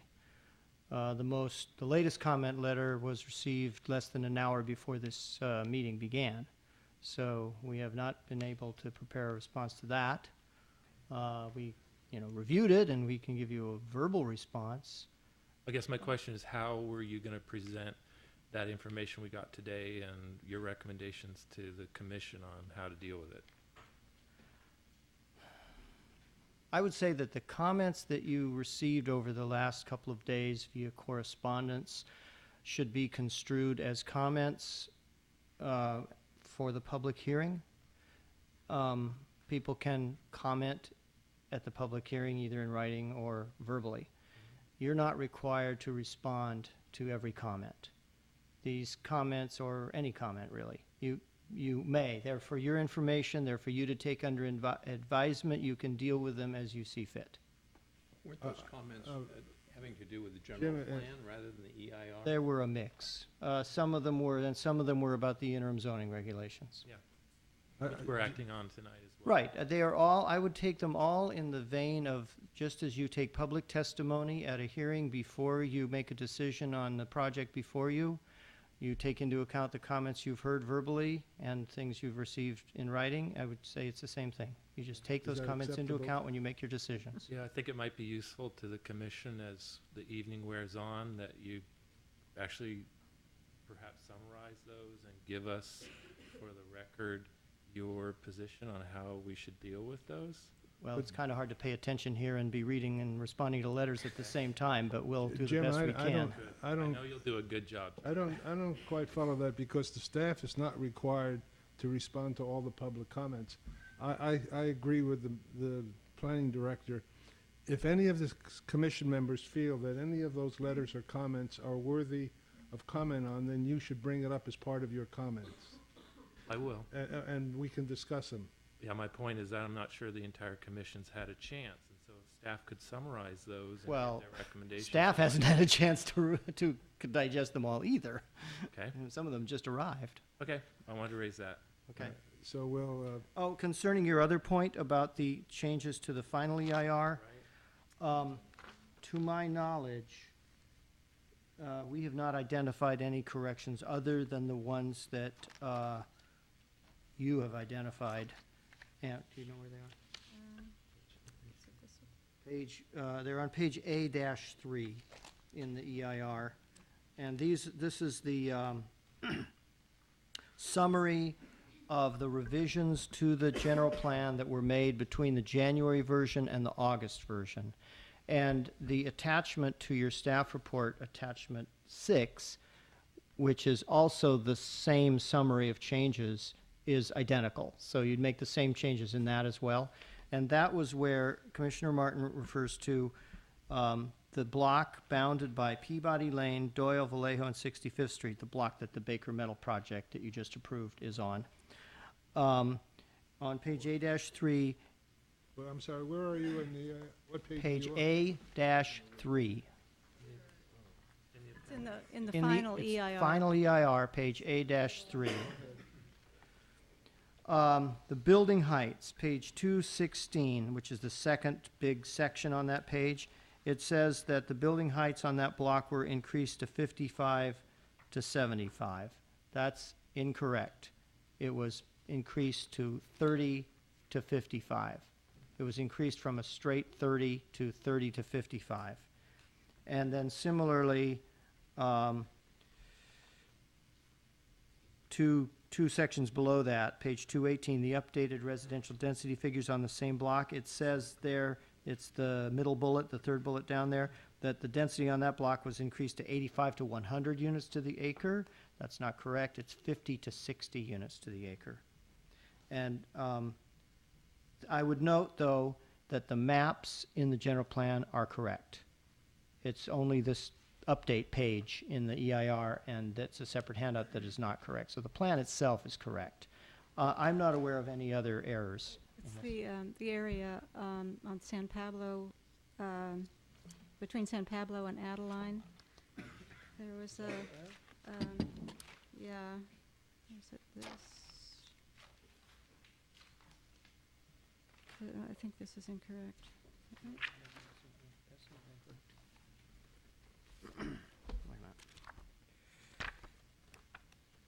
Increasing the FAR. Hang on on, page we may on have page no, the FAR is correct. The FAR on that block is correct. On 214? Okay. Yes.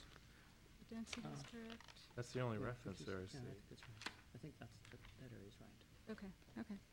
As far as we know, that's the only error.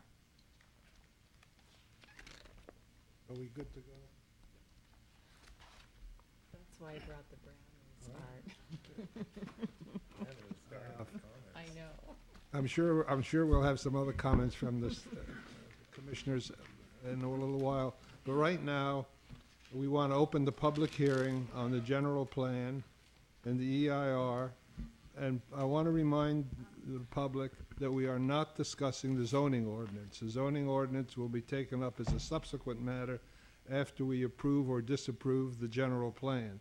So if you have comments, the comments should be addressed to the general plan and the EIR. And if I could just make a minor correction, the public hearing is on the general plan. I'm sorry. Not on the EIR. There was a public hearing on the draft EIR. The final EIR is before the Commission for certification, but that's. We already had public. You already had a public hearing on the EIR. Thank you for the correction. So again, I would remind anybody who would want to speak to come forward. You're limited to 3 minutes. Please state your name, and after you've had your comments, please sign in at this sign-in board to the left there. Yes, sir.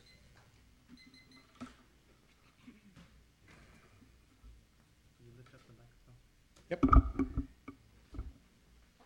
And your name is? Hi, my name is Mark Welther, and I'm the Executive Director of Golden Gate Audubon. Thank you for this opportunity to speak. Golden Gate Audubon represents 10,000 members and supporters throughout the Bay Area.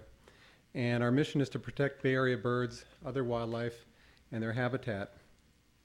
Many of our members live in and around the Emeryville area. And like the East Bay Regional Park District, the Sierra Club, and the Citizens for East Shore Parks, we're gravely concerned about the construction of a portion of the Bay Trail along the Emeryville Crescent. The San Francisco Bay is a stopover for the Pacific Flyway, which is one of the most important bird migration pathways in the world.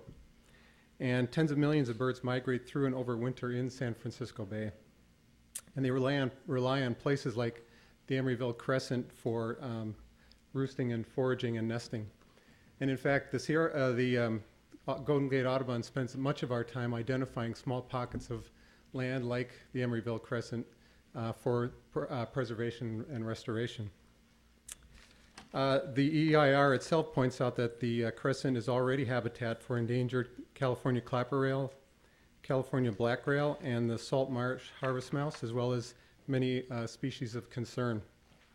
And in 1978, the Golden Gate Audubon ourselves commissioned a report from the Bodega Bay Institute, a study of the area which demonstrated that any trail along the Emeryville Crescent would cause significant harm to birds in the area. The EIR failed to acknowledge that filling wetlands, destroying habitat used for special status species, and destroying nesting habitat are very significant impacts that must be avoided and at least minimized or mitigated. And also, the EIR conflicted with the East Shore State Parks General Plan, which states that the Bay Trail will not go through the Emeryville Crescent. Existing laws such as the Endangered Species Act, the Migratory Bird Treaty Act, and others do not provide a basis for finding of no significant impact for destruction of wetlands and other habitats of special status species. These impacts must be considered. And one other thing of note is that the lands of the Emeryville Crescent are subject to the public trust. As such, they cannot be filled in or otherwise used for industrial or residential development. Therefore, we believe that that this proposal contradicts the City of Emeryville's own stated policies: 1, to protect special status wilderness species and plants; 2, to protect the natural environment from destruction during new development; 3, access will create a minimum. Okay, is that my time? Okay.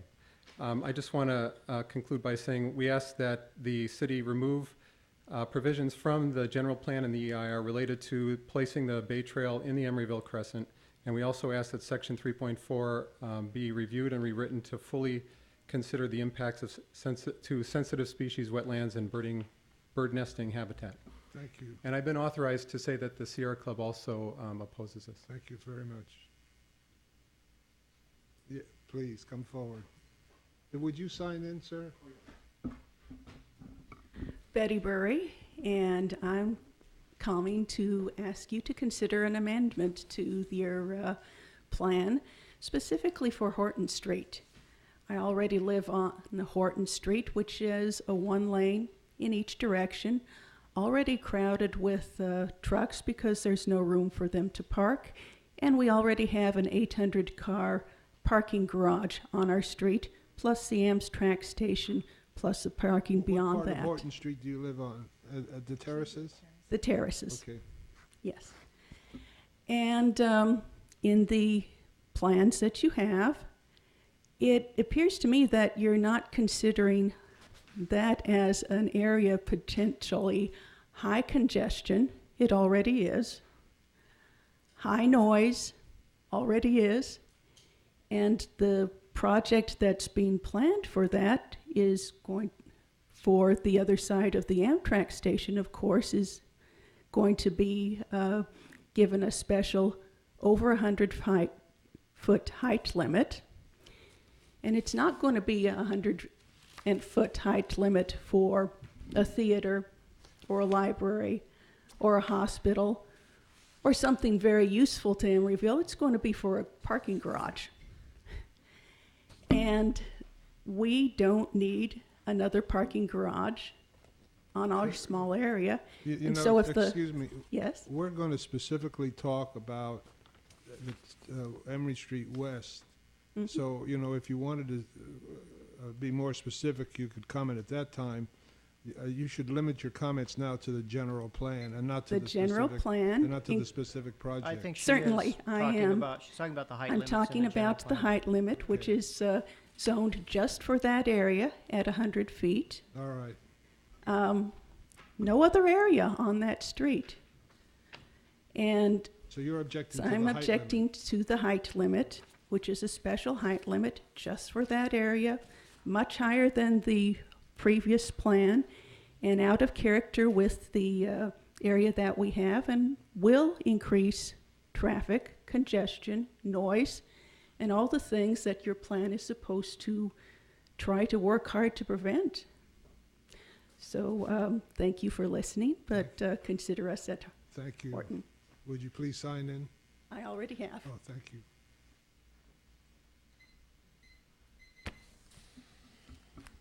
Mr. Chairman and Commissioners, my name is Patricia Jones. I'm the Executive Director of Citizens for East Shore Parks. Thank you for allowing me to speak.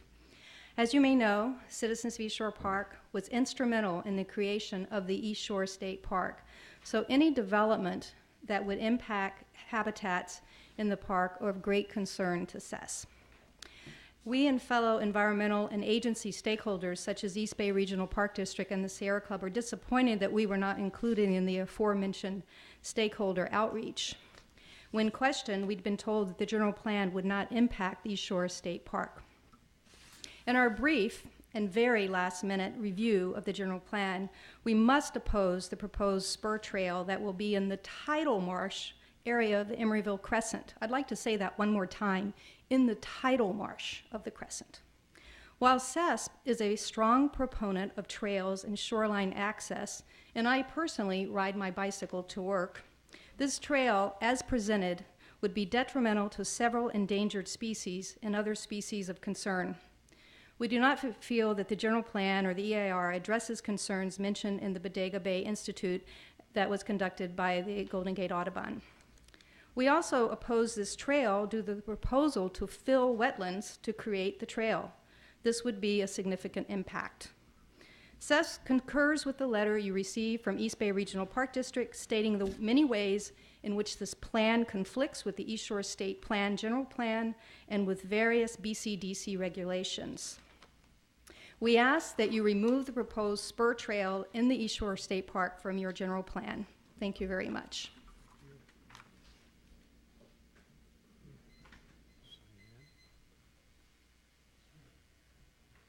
Hi, I'm Douglas Flock from Watergate Condominiums, and I would like to request that the parcel at the intersection of Frontage Road and Powell, where the regional retail overlay is, that be removed. because of considerations for noise and traffic, particularly in that regional retail might entail extended hours of operation in that area.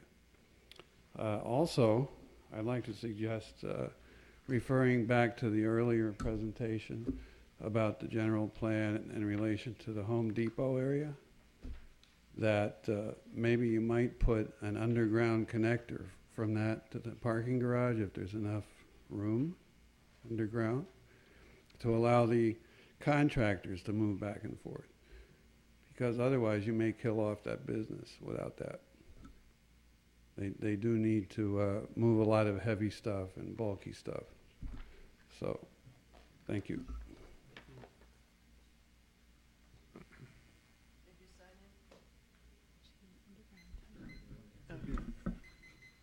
My name is Craig Windsor. I too live at the Terraces, and I have a great concern with the traffic that is going to most likely come from several projects that are planned in the future. And I also have a concern with the noise factor because of the heights on the west side of the railroad tracks where the current hotel, the Woodfin Suites, resides. Because I feel like if you're going to allow on the east side of the height limit of 100 plus feet and 100 plus feet on the other side, you're going to create a corridor for that train to make it further noise. It's just going to make very loud noise, which is already loud enough, and then on top of it, the traffic noise and the traffic congestion. So I really think you need to look at that and consider that there are residents in that area, because that seems to be a problem a lot of times, that the residents aren't considered. Thank you. Would you sign in, please? Hello, everyone. My name's Jean Robertson, and I appreciate all the work that everybody does sitting through these meetings and trying to figure all this stuff out. I'm particularly interested in two issues and have some concern about two things. One is the general density, and I know that you're looking at it and you do all the studies and you measure stuff and look at things that have been built, and I appreciate the science that goes into that. Walking around my neighborhood lately, and I've been in the area for about 15 years, and I worked actually in the area. Where is your area? I live on Fremont Street, which is one block into Oakland from the Emeryville border. Okay. Fremont near 59th and 61st. So that's the area I'm around in a lot, walking around in. It's the height limit thing on that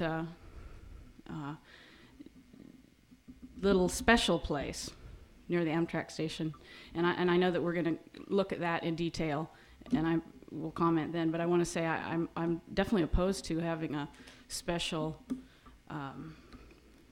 we don't have to abide by the height limit over here kind of thing, especially near that beautiful architecture of the train station. What I was trying to get at before is that there's a general feeling in the neighborhood, even of projects that are thoughtfully planned, they're bigger and they're bigger and they're bigger and they're coming in closer and closer. And, you know, like the one that Mr. Banta presented, it was thoughtful and all that, but right up to the edge of the Greenway, which we fought so hard to make, not a little extra added to the Greenway, but it's like, okay, the Greenway is now front yard for a massive building project. So not massive compared to the other ones that are being proposed, but anyway, just it's all relative. Anyway, the main thing is the density, the issue of density. So I'm not sure what all the formulas mean and how they play out, but everything that I see that's coming in just feels like more, bigger, more cars, you know. So I'm very concerned about that, and the special exception being considered for this very tall building at near the train station. Thank you very much. Thank you. Nick. You have a conflict of interest. I guess I might. Vanessa Coomerly, I'm on Ocean Avenue. I'm on the General Plan Update Steering Committee, as some of you know, many of you know. And I still have not wrapped my brain around the FAR for the residential neighborhoods. And so I was glad to see that it was reduced to 0.65, but I'm concerned that it might not be enough. And I know, Deborah, you were saying that it was the projects in the last 10 years you were looking at? There were about 16 projects that we looked at, most of them within the last 10 years, but there was one that went back into the 90s. Because that's good. However, there's also all the projects that were done a lot longer ago than 10 years that are the bulk of the neighborhoods that need to be considered, so that there's, the scale and the bulk is in keeping with the neighborhoods that are there. So, yeah, I don't feel comfortable with even 0.65. I'm worried that it's still going to be and one with a bonus. I'm not really sure exactly in the residential areas what kind of bonuses we're going to get. So, I'm just mentioning that.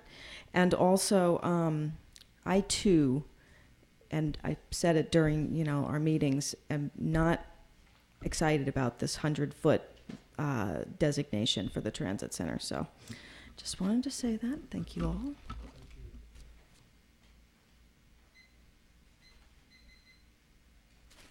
Good evening. My name is Debbie Cardigainer. I'm with the law firm of Cassidy, Shimko, and Dawson and Kawakami. You've received 2 letters from us today. I'm here on behalf of 2 different stakeholders in the Emeryville community. One is Wareham Development, and one is Safeway. And with your permission, I'd like to take a full 3 minutes for each of those 2 clients. May I? Thank you.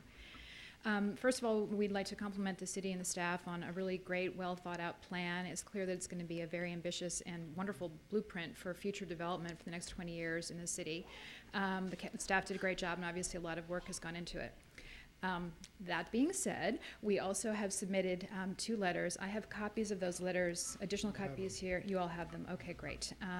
And we apologize for the late date of submitting those letters. It's been a long few days since Friday when the additional documentation became available for us to look at. So most of our letters have been responding to that, the documents that were made available on Friday. Just to go through our letters so that you do have a general idea of the concerns that we have. First, I'll start with Safeway. The first thing that Safeway is requesting is actually a continuance on this consideration. This is not only because there's a new draft of the general plan out, but also because the interim zoning regulations. I realize there's a separate comment period on that later. But really, they're where the rubber hits the road for the general plan. And the fact, and I kind of cringed a little bit when they were talking earlier about the letters coming in late, but that kind of illustrates our point. It took us this long to digest what the city had presented, and we're now just getting our comments back to you. We think that there's still dialogue to be had on a lot of aspects of these plans. Second of all, in terms of particular comments, Safeway's first comment is that we'd like to suggest some additional new language to the general plan. The concern is, as you may know, Safeway is considering upgrading the existing Pack and Save in the East Bay Bridge Retail Center.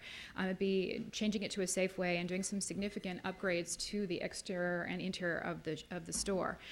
But there are many general plans and policies and goals that would make it very difficult for Safeway to proceed with this, because if they go for design review and that triggers the general plan provision that the buildings have to be X feet tall and there has to be structured parking, it's going to really discourage them and other developers from working on this issue and from doing the upgrades. So if you look at page 3 of the letter that I wrote on behalf of Safeway, we have suggested text in 2 different paragraphs. The first paragraph has to do with proposed upgrades. When proposed upgrades are on the table, that if it's an existing building, that the general plan policies and goals actually are not invoked. It's only if there's a new building that's being proposed or a new development that's being proposed. That would encourage people who have existing buildings to still go ahead with those buildings, but not penalize those who want to just upgrade their buildings. There's also another paragraph regarding possible deviations from the general plan in situations where there are economic infeasibilities of complying with the general plan's goals and policies. The city would remain in the driver's seat, but it would have a little bit more flexibility about what types of development could go forward. Finally, in terms of Safeway's development, the general plan currently shows a pedestrian pathway straight through the Pack and Save site. That could pose some serious problems and conflicts with pedestrians going for, and cars. If it is imposed at this point, it should really only be imposed in connection with future development. On behalf of Wareham, Wareham, as you know, is a long-term stakeholder in the Emeryville community. They are developing several projects right now, including the Transit Center, Heritage Square West, and the Emeryville Greenway.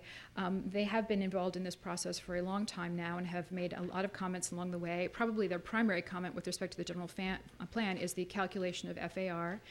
That calculation has been changed to include parking, and so our concern is that in making that change, it's effectively camouflaging what the true increases in FAR are going to be. For instance, we expect that there will be a 1-to-1 correlation of every square foot of parking needed to every square foot of occupiable space. So if you double an FAR from 1 to 2, effectively you're not doing anything to the FAR if you were now including structured parking. So that's a first major issue. The general plan does exempt out certain public parking uses, but is not very specific about how that would work. So we have some concerns about that, which we'll raise later. Another concern is the multiple height and density districts that are applicable to various different large lots. The general plan provides that FAR may be averaged out among the lot, but that height cannot. This makes it very difficult because FAR is actually quite correlative to the height. So even though in theory you could distribute the FAR among the lot, in practice it's very difficult to do. So it's effectively constraining the entire site. So what we would suggest is instead having the multiple height density districts averaged for whatever parcel to which they apply. Another comment that we have on the general plan on behalf of Wareham is the fact that it requires active frontage streets, meaning, and the definition of that is basically commercial uses along the entirety of the street. That actually has some possible ramifications that Wareham has experienced and seen in areas in Emeryville, including San Pablo Avenue, which is, a lot of times if you have commercial space, it's not going to be tenanted, and if it's not tenanted, that's kind of a rotten pedestrian experience. So clearly that hopefully won't always be the case, but we'd like for Wareham to have, and other developers to have the opportunity to create this pedestrian experience in other ways. For instance, perhaps having the option of putting more extensive landscaping or water features in instead. So I think that's I'm almost out of time. I appreciate your consideration. I'm here to answer any questions, and I'll be back to talk about the interim zoning regulations. Thank you. Thank you.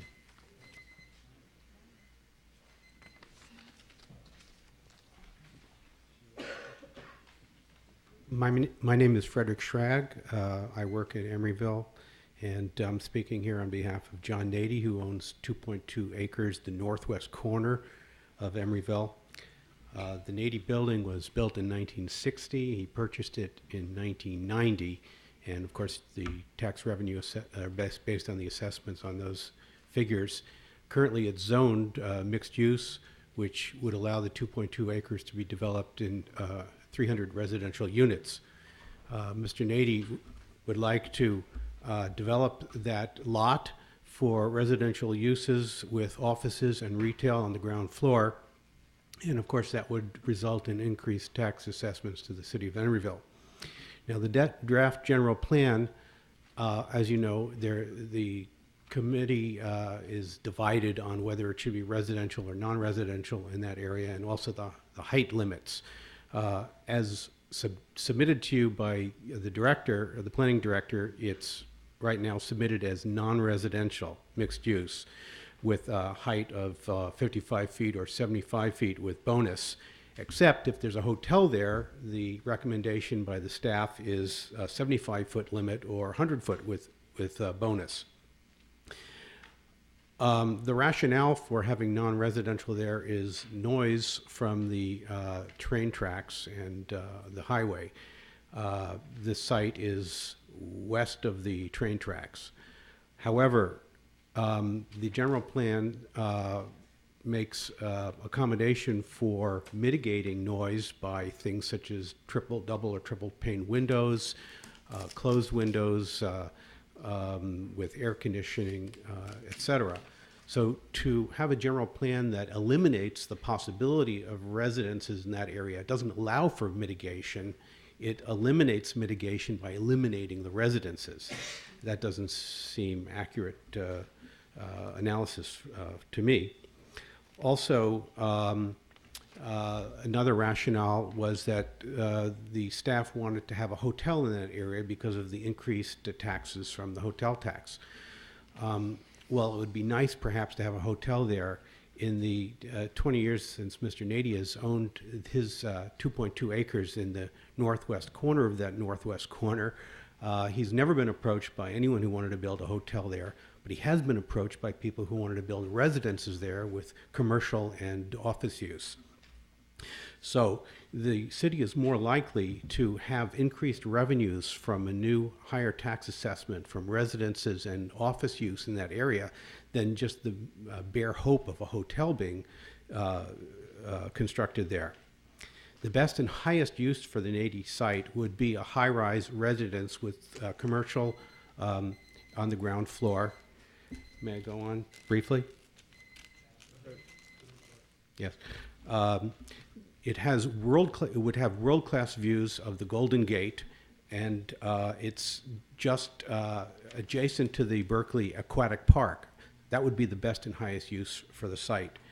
I urge you not to adopt the general plan as it is submitted to you currently, but rather to change the use designation for the northwest corner, or at least for the Nady site, which is only about 13% of that area that's designated non-residential. Change it to mixed use with residential, with a height of at least 75 feet or 100 feet with the bonus. Just the same height as is already being recommended for a hotel. Thank you so much. Your time's up. Thank you. Anyone else care to speak?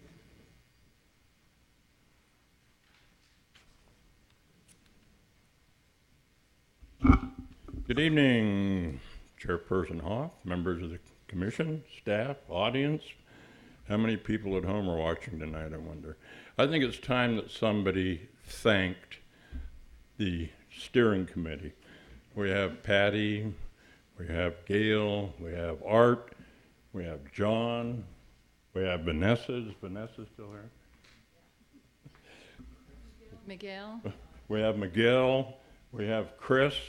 They've all been working for over 5 years. I was able to take the first bus ride to San Francisco many, many years ago, and it's gone on from there. Everybody's worked extremely hard. Many of the issues you had to reach a consensus on, and I think you did a terrific job, and I think each and every one of you need to be thanked. And for me personally, thank you. Excuse me, sir. Excuse me, sir. Could you identify yourself, please? I never do. Oh. That's Jim Golden. I'll sign in, Charlie. Please. Oh, and staff did a terrific job, too. Do you have some more? Well, at least we got one compliment tonight. But ma'am, did you want to speak?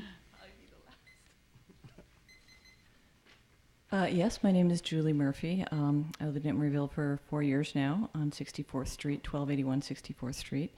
And I just wanted to echo the concerns that Vanessa, I think is your name, brought up. I came here because I was very interested about the whole business of the bar, and I'm glad that it sounds like that number is going down, I guess at least to 0.65, if I heard correctly. But I mean, I live right within a stone's throw of a project that's happening on our street in a lot where I guess if it's currently set at 0.5, the project's really tight, and I'm already concerned, and they've only put the foundation in. I live next door to an empty lot, and I'm just concerned about keeping it lower than 0.65, and I just wanted to echo that. Thank you very much. Thank you. Is there anyone else that would care to speak on the general plan? It's hard to remember everything, and so I just have a little comment to add. Name's Jean Robertson.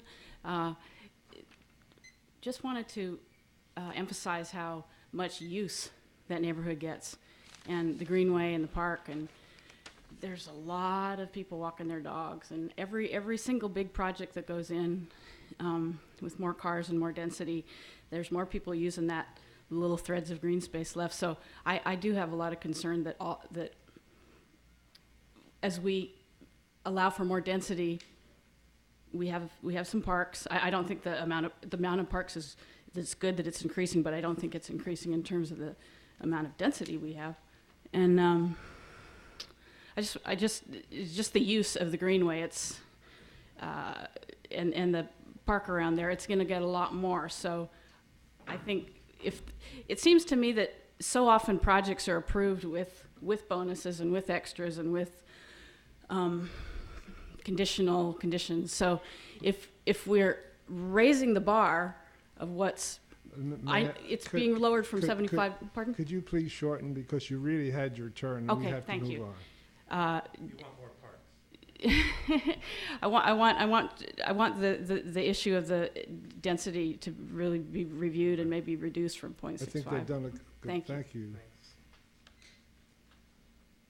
Now you got to make this short because you've been here once before. Yeah, I'll be really quick. I just forgot to mention last time about, I wanted to bring up again about trucks and trucks parking and things like that, that planning be done so that diesels and buses and things don't wind up under people's residential windows and in, you know, bad places where they're running their engines and things like that. Thank you. Okay. Seeing nobody else, we'll close the public hearing. Now, it's up to the commission. There's a request for a break, and I think we've already started the break. But let me just say something before the break. So the commission, what I would like the commissioners to consider is I would like each commissioner in turn to comment on the general plan, make general comments, and if they have a specific question or want a change in the general plan, I suggest that they make it at that time, and we will take a vote on each suggestion as we go through the meeting, rather than letting accumulate to the evening. So when you prepare, when it's your turn to speak, make as many comments as you want, but if you want to change, let's be specific, and we'll vote on that change, and then go on. Is that all right with everybody? Sounds good. Okay, we'll have a 5-minute break, and then we'll get going on the general plan. Thank you.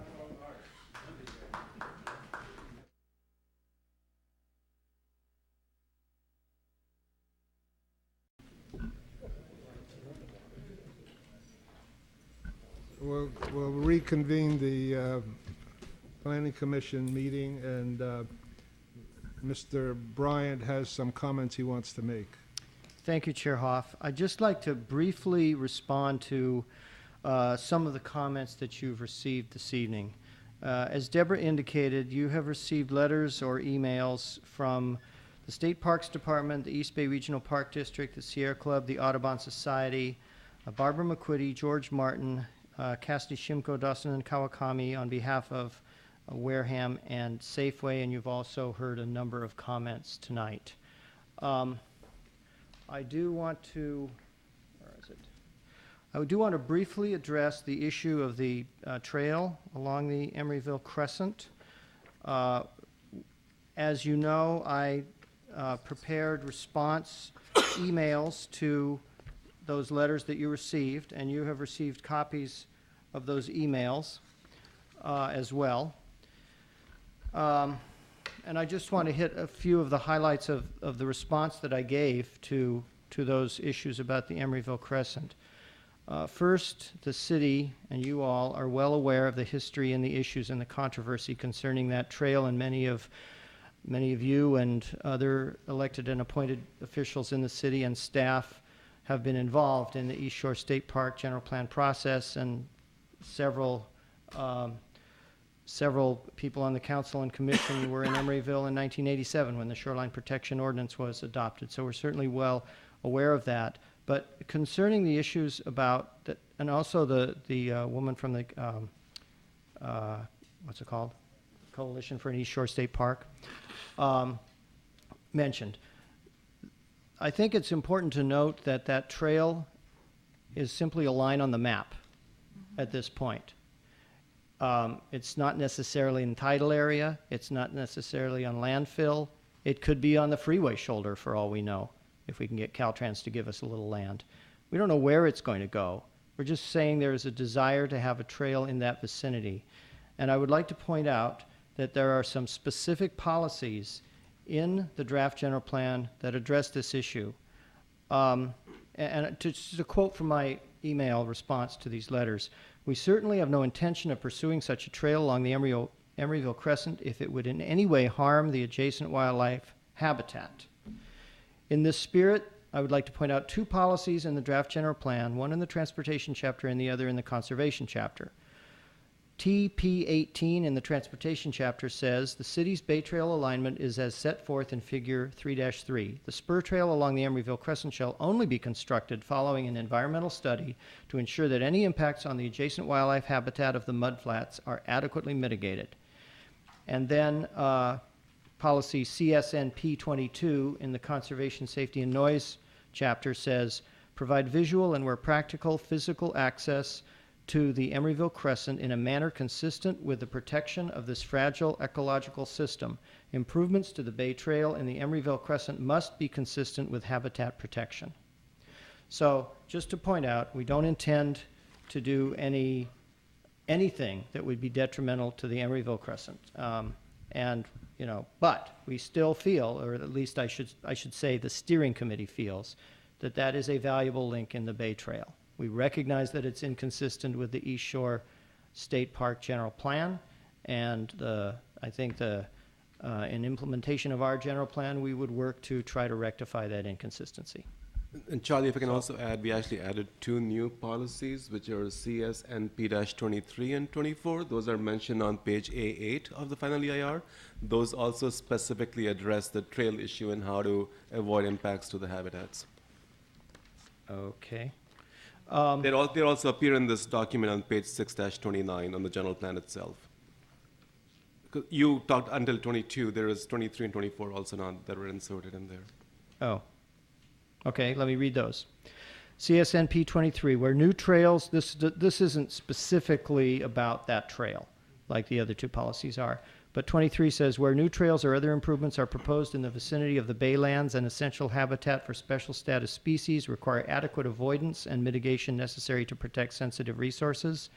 And 24 says the city shall explore opportunities for habitat restoration and enhancement, particularly in larger parks and open space areas. So that I just want to sort of set the record straight on that issue. In addition, some of the commentors tonight talked about concerns about noise and traffic issues, and I would like to point out that those issues are thoroughly analyzed in the EIR, and it has been acknowledged that there is a potential for impacts that may not be able to be reduced to less than significant levels in those areas, and a statement of overriding considerations explaining how the benefits of this new general plan for the city of Emeryville outweigh those adverse impacts has been prepared and is before you for your consideration in conjunction with hopefully the recommendation of adoption of the plan tonight. Finally, on the other letters, from George Martin, Barbara McQuitty, Wareham, and Safeway, I'd be happy to respond point by point to those various issues that they raise if you want me to, but I would just say that those are primarily policy issues, and that's for you to decide how you want to go with those policies. That the commissioners all have those letters, and I prefer that when they do their comments, if any of the comments they feel they want to bring up, they should do it at that time. Chair Hoff, I'm sorry, I forgot to mention one thing about the trail, the Emeryville Crescent Trail, and this is concerning the analysis of the EIR, where at least some of the commenters alleged that our EIR was deficient because it did not address the potential impacts of such a trail on the Crescent. And our response to that is that the general plan EIR is a program EIR, and as noted on page 1-3 of the draft EIR, as a program EIR, this document focuses on the overall effects of the proposed general plan in the planning area using results of development assumptions on opportunity sites. Individual development projects, including any city projects such as the Emeryville Crescent Trail, will continue to require individual environmental assessments that will need to focus on project scale impacts. So in other words, the general plan EIR is not the place to analyze in detail the impacts that a trail may have on the wildlife habitat of the crescent. This would be covered in any future detailed planning for the trail. So we'll leave it at that. As I said, any of the letters that we received, each commissioner has the right to bring that up and discuss it at that. Absolutely, and we'd be happy to respond. Yeah. So based on my previous direction, we'll ask each commissioner to comment on the plan and offer any amendments. And the honor at first goes to Pat. Patty has the honor to be the first person to speak. Well, I'm going to keep this really brief. I appreciate the letters submitted by the attorney on behalf of Safeway and Wareham, and whereas many of these points are food for thought, I'm just not prepared to really address them one way or the other. I printed them out at 5:30 this afternoon, and I haven't had a chance to really read them.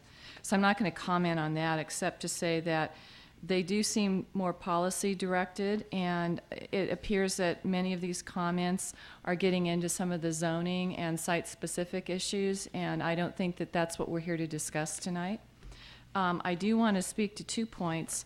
The first one is the FAR in the residential neighborhoods in the North Hollis and the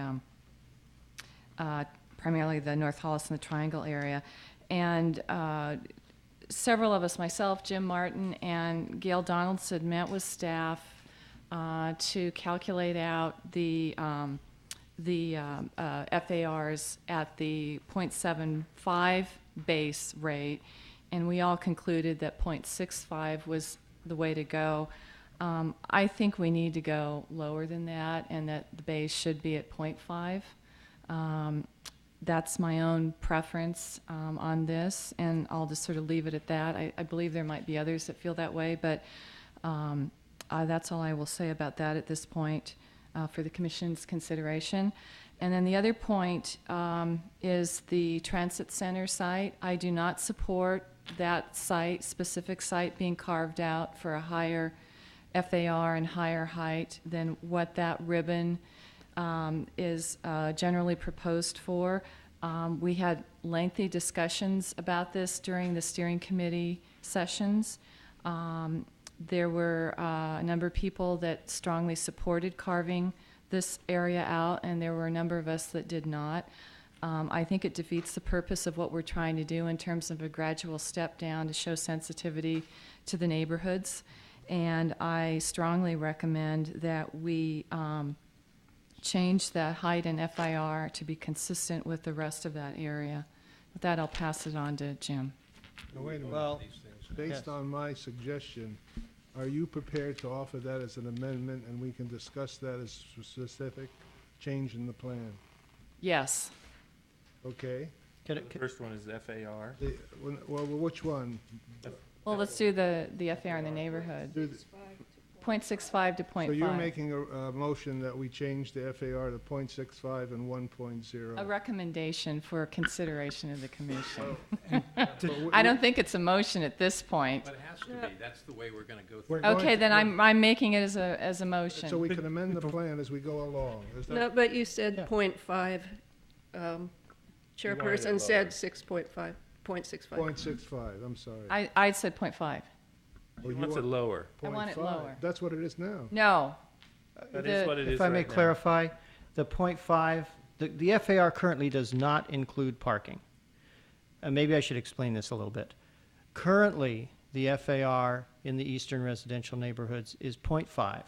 Right. It can be increased by 50% with a use permit, which essentially is your bonus. So that means it can be 0.75. That's 50% more than 0.5. So currently, the FAR in the eastern residential neighborhoods is 0.5 to 0.75. What staff did when we analyzed it and looked at all these projects is we concluded that parking adds about 30% to floor area on average. It's kind of variable, but on average, it adds about 30 to 33, 35% to floor area. So .65 is 30% higher than .5. And 1.0 is about 33% higher than .75. So therefore, our conclusion was that .65 to 1.0 with parking is the same as the current FAR of 0.5 to 0.75 without parking. So if your proposal is to reduce it to 0.5, including parking, that would be the equivalent of about 0.38 Be lowering it. without parking. Well, but I just want to raise this as I'm not okay. arguing. Okay, I'm no. just clarifying for everybody what it is that's on the table. And I want to say, Art, as you well know, many of our long evenings have been due to infill development that's coming in that is out of scale for the neighborhood. And I'm concerned that I don't think with what staff has recommended, reducing it to 0.65, I just don't think it's far enough. I think we're going to continue to disrupt the character of those neighborhoods. You understand that by going to 0.5, you're actually lowering the FAR, because now it includes parking, so Yes. the effective FAR is 3.5. Yes, I understand. 0.38. You huh? I understand that. 0.38. Now, this is my motion. All right, I just want to make sure. The other commissioners can consider it as they will, but this is what I'm proposing. May I add, if I may comment on that? My concern is really the maximum value of 1.0, I think is too high. And I look at this whole plan, I think we've done a really good job of balancing things out. And in the back of my mind throughout the whole process is how do we maintain the balance in the city? And everybody that has been watching me knows that I don't have a problem with density and height in the change areas and specific places.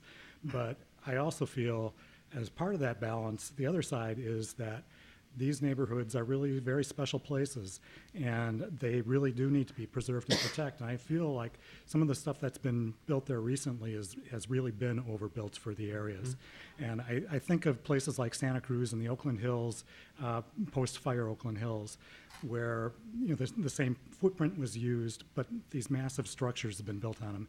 And I think it really does destroy the character. So I did some modeling on my own prior to getting the white paper and looking for a magic number. And what I found the magic number to be is a maximum is 0.75. And it's kind of interesting. Does that include parking? That includes parking.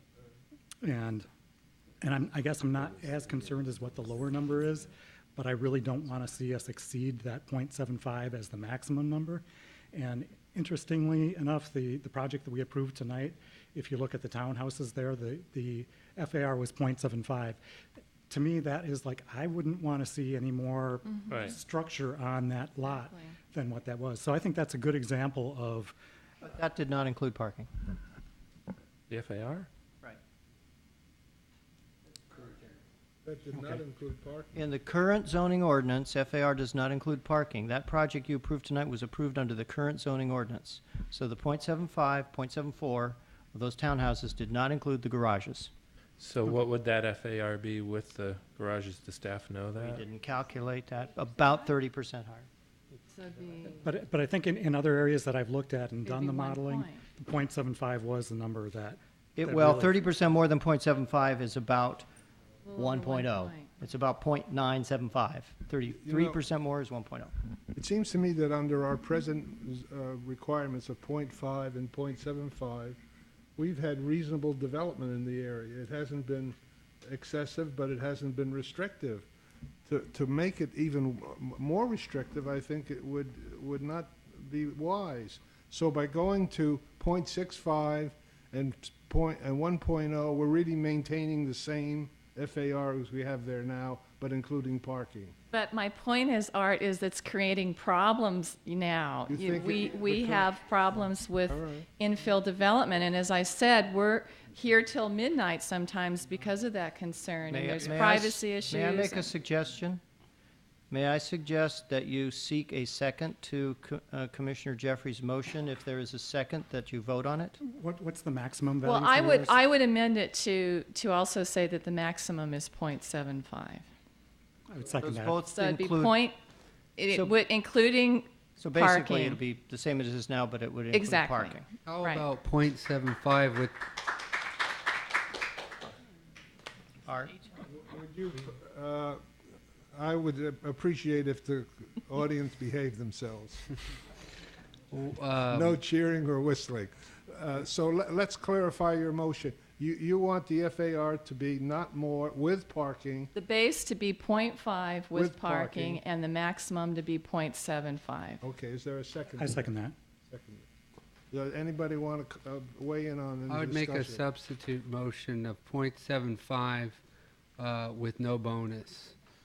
With no bonus? Just .75 FAR in those two neighborhoods. With parking. With parking, no bonus. I'll second that. Wait a minute, that's even worse than we had. What is The this ma- now? I'm not sure I understand. You're saying, so there's no conditional use at all? Someone just is allowed to go up to 0.75? .75, that's right. So no That's- conditional use? That's a little higher than the proposed base now of 0.65, but there wouldn't be any bonus above it. But there'd be no bonus. Right. Well, So you're saying a higher. That's not dissimilar from the height. The 30-foot height limit in this area is the only district that has no bonus height. It's just 30 feet, period. Can't go over that. All right, well, let's do this for me. You made a motion, and It was second. let's vote on the substitute motion. Can you, Let's clarify, it's .75. with no bonus? Some reasoning? Well, Yeah. yeah, I'd like to get a little bit more clarity on what the bonus is in the residential area, Exactly. because what's the public benefit we're talking about? I'm looking Private at it as residence. sort of a substitute for the What? conditional use that we do now, where we're looking at design and harmony with the neighborhood, and basically whether it fits or not. Yeah, Okay, well- I just want to clarify on page 2-19 of the general plan. It clarifies, I mean, it's 2-19 or, yeah, 2-19. It's the second paragraph. This is not a bonus in these areas for public benefit. This is to be based on a conditional use permit process for which you would look at a variety of considerations of, such as neighborhood design compatibility and so on. And the reason it was done in that manner is that it's really difficult to be providing public open space and things of that nature for developments that may only have a few units. Right. So, yeah, so if let's say your outright permitted density is 2 units and you need a conditional use permit for a third unit, which is often the case in these neighborhoods, would you have to provide a public plaza, or would you have to provide a TDM No. program, or, whatever, in order to get that third unit? So the steering committee made the decision that in the medium density residential area, public amenities would not be required to get the bonus. So I think we need to be clear on the terminology. Bonus refers to the additional increment that is permitted with a conditional use permit. Public amenities are the things that you need to provide to get that bonus, except in the RM district where you get the bonus simply with a conditional use permit and a whole lot of findings. So what you're saying, basically, whoever is saying it, Commissioner Flores is saying, is that there would be no bonus for FAR. Right. And there's already no bonus for height, so the only bonus would be for density. And I agree with John that 1.0 is too high, but I disagree that .5 or going down is the wrong way to go. I mean, .65, I agreed with .65 with, and I'm glad John brought up that 1.0 was a bit high, but these bonuses don't make sense for these small lots in general.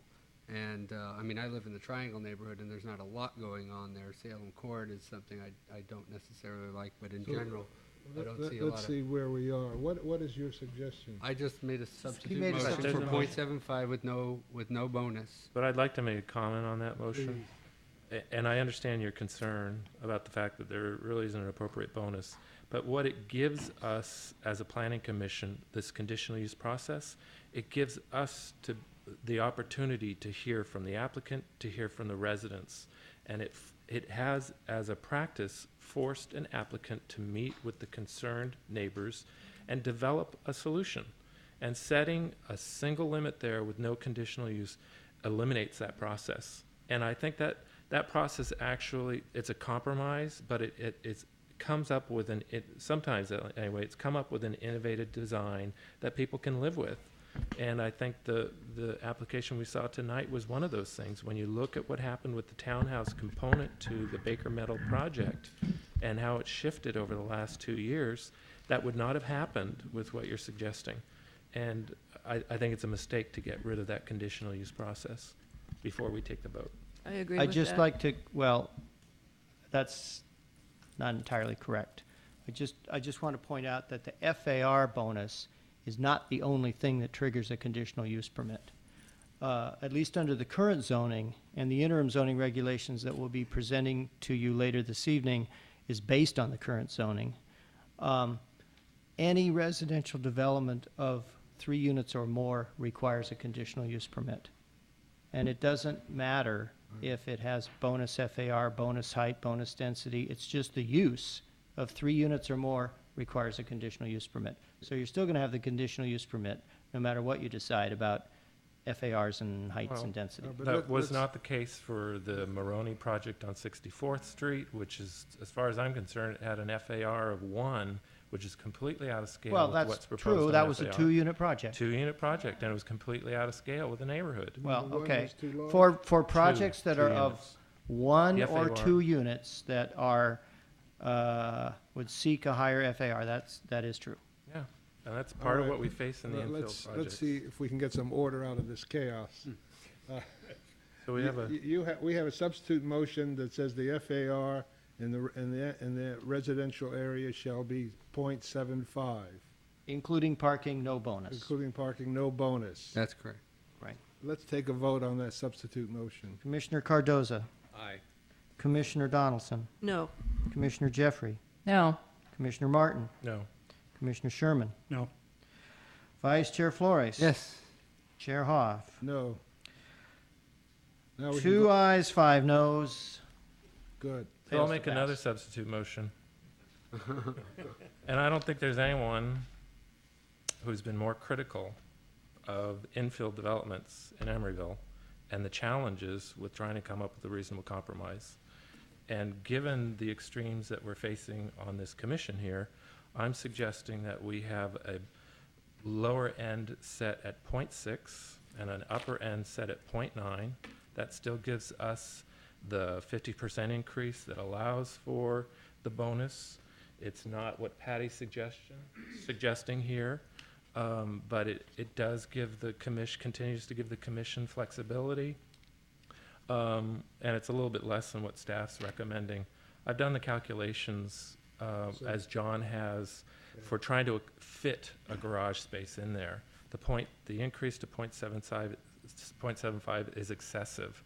.65, you're at the threshold there for somebody who just wants to develop something on their So lot. you want .65 and a bonus? No, I'm suggesting .6. .6 and a .6, I'm bonus sorry. to .6 to .9. .9. Which is consistent with, the reason I'm using those numbers is because it's consistent with the increased math that staff has used in determining this number. I agree with that, and I'll second the motion. Does anybody else want to comment? Vote. All right, let's take a vote on the motion. Okay, substitute motion to change the FARs in the eastern residential neighborhoods to 0.6 to 0.9. Commissioner Cardoza, Aye. Commissioner Donaldson, Aye. Commissioner Jeffrey, No. Commissioner Martin, Aye. Commissioner Sherman, No. Vice Chair Flores. Yes. And Chair Hoff. Yes, Okay, it looks like so we got a 4-3 five, vote. I think it was 5 to 2. No, wait a minute. 4-3. How did Commissioner Donaldson? She voted yes. It's 5 to 2. 5 to 2. No, wait a minute. Commissioner Sherman and I voted no. Okay, okay. Oh, So that is the decision, .6 to .9. All right, now, your second, Now we're moving on to the second one, which is to change the FAR and maximum heights for the transit center parcel to be consistent with the rest of that district, which is at 55 base with a 75-foot bonus for Patty, the can I have heights. can I interject a point of Sure. clarification back to the FAR? There was one other recommendation that staff had Is this on around the the residential? infill, yeah, the infill development. And part of the problem, what we're trying to avoid is garages along the entire Correct. frontage to those lots. So Right. staff had a recommendation to change another condition or a policy in the general Yes. plan. I'd like to get that out of the way before we move on to the transit center. And No, good it's- idea. That, Yeah, they if you set- go to your, if you go to your PowerPoint printout, you'll see it on slide number 43. I move that we make that change.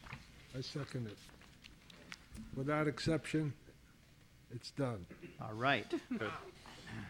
We got two things done. Okay, so back to my other motion is Right, to Patty. change the FAR and the height limits for the transit center parcel to be consistent with the rest of that zone, which is 55-foot base with a 75-foot height with bonus. And the FAR, what was that one?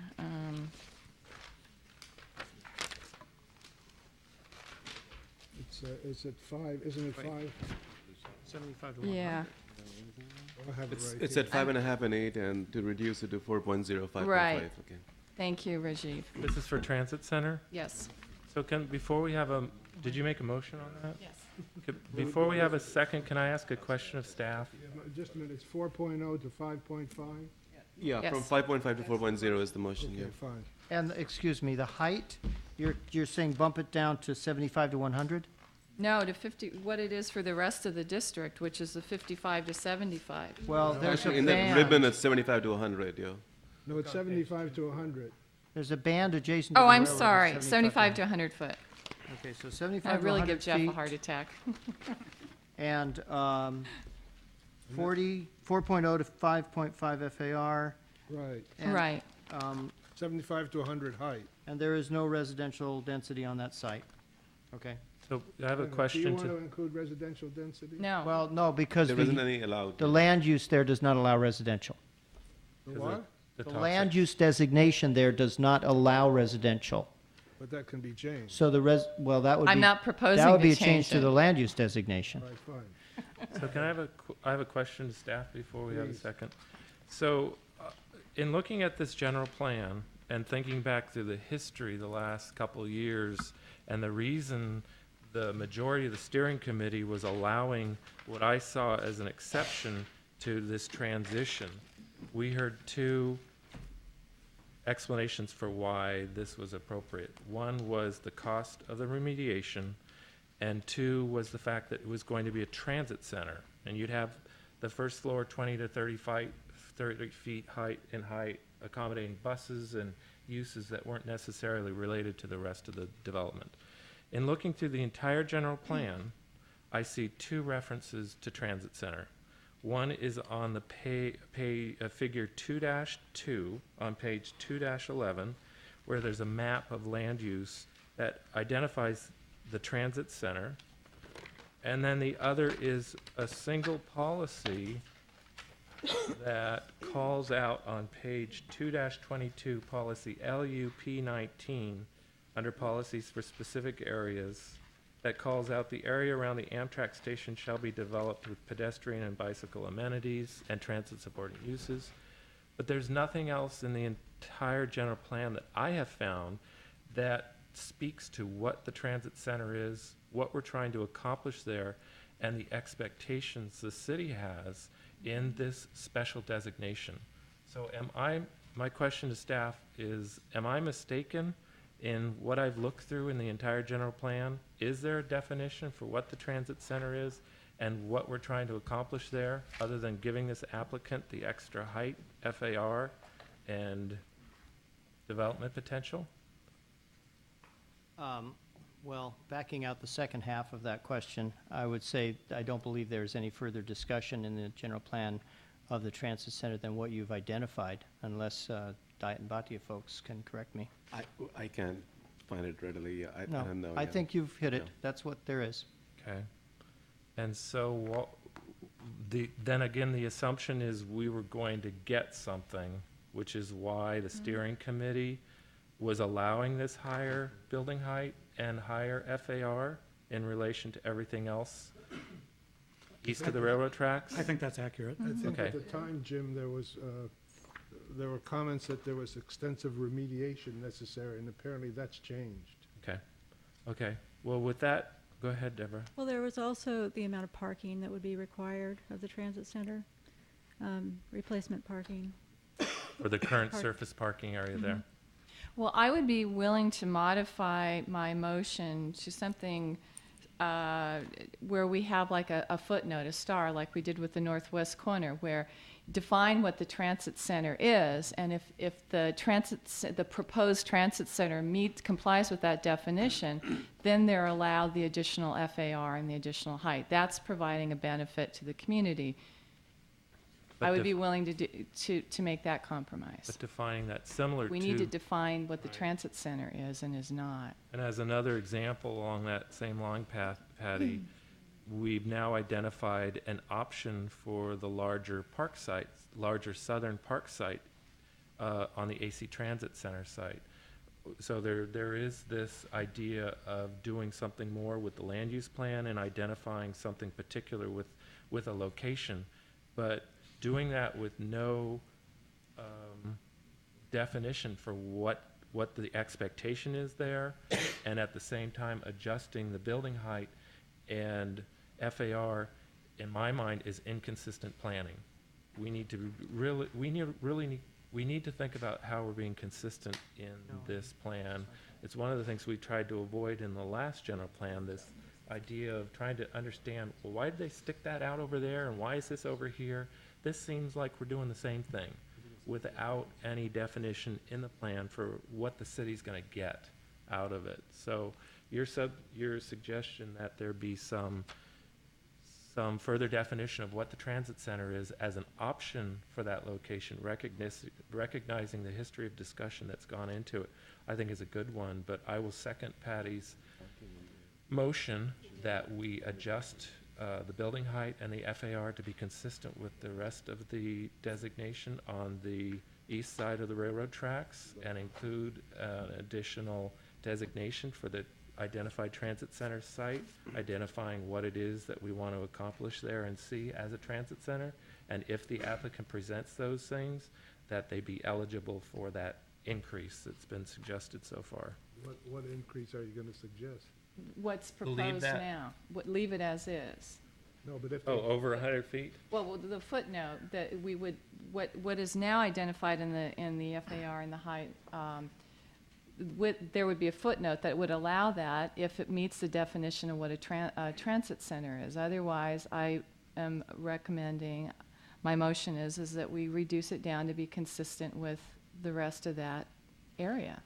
During the steering committee deliberations, some of the discussion related to we should not have a disincentive for example, public parking on that property, and if the height limit is too low, we may not get the public parking. But that's moving in the same direction that Commissioner Martin is saying. There was some reasons articulated as to why higher heights would be desirable, and you're asking those to be brought into the plan so there is clarity in those ideas. Yeah. And what I would like to suggest, Patty, as an amendment to your motion, is that rather than defining a height that exceeds the adjustment we're talking about up to 75 feet, that be part of a specific development proposal there. Because right now, it's wide open over 100 feet. I'd rather that it be left, quote, wide open over 75 feet with the conditional use. No, I wouldn't specify a height there, and I wouldn't specify a limit there. But she's suggesting changing it to the district, which is 75 and 100. Correct. But that we have a notation that if the applicant addresses the transit center goals for that site, that they be allowed to exceed that height limit. And we don't define what that height limit is. They come up with a proposal that demonstrates financially, that demonstrates to the redevelopment agency what's necessary to accomplish the parking, the cleanup costs, whatever it is, that we don't specify a height any more than really we have with anything over 100 feet. So basically, you're suggesting a new height designation, which is 75 plus. we're so- identifying? No, it would he's, be- it's, 75 to 100. It would be the 100 50 foot plus. No, I think the proposal is to leave the map as it is, but Right. add an asterisk with the clarification that that height is attainable only if the development on that site meets No, that's objectives not- of a transit that's not center, right? right. She No. wants to No, I change- want it, No. I want it to be shown as the 75 base height, 100-foot height, for example, and the, Oh, it's like the hood to the Or- northwest area where you have a hatch over it to show it can go to the higher if you do a transit right, center. and that's the Exactly. footnote Sure. or whatever you want to call it. Yeah, so okay, so the base would go to 7,500 with a hatch over it. Let's Yeah, Okay. so we can cross-hatch it, Let's that's be fine. clear, your motion is to make it a 7,500-foot height area. With the More crosshatch. if that- they can justify it for the transit center. Right, if it is a true Okay, transit And you're center. seconding that. Yes. Okay. What if we put some definition to what the transit center is? think we should. We and, should. And that being the ground floor has to have the bus bays and, other amenities. Could be cab parking, could be, Well, what he's saying is they have to prove a whole complex of improving the transit center, so it could be many things. well, I'm saying let's put some definition to that right now. Yes. Right. That's. Yeah, Yeah, and we I think have what to we do can do is, something. meeting objectives of a transit center, including but not limited to amenities such as a bus bay or public parking. Right, within the structure. Yeah, Alternative transit facilities, Okay. bicycle storage area. I mean, there are lots of things that could be Bridge over incorporated. the train tracks. sure. Right, Yeah. All right, any other discussion? Zip car parking, with Im- maybe a kiosk where people can have easy So- access. So we have a Car motion. parking, is that what you said? Yeah, zip car, or, city, whatever. Shared parking. Shared parking, Okay. car share. car share. Yes. So, We have a motion and a second. I, Are you clear on it, sir? No. I'm not we're clear not at what clear. the current motion is, I'm sorry. Charlie, will you review it, what it is? well, I'd like to review what I think I've heard. Okay.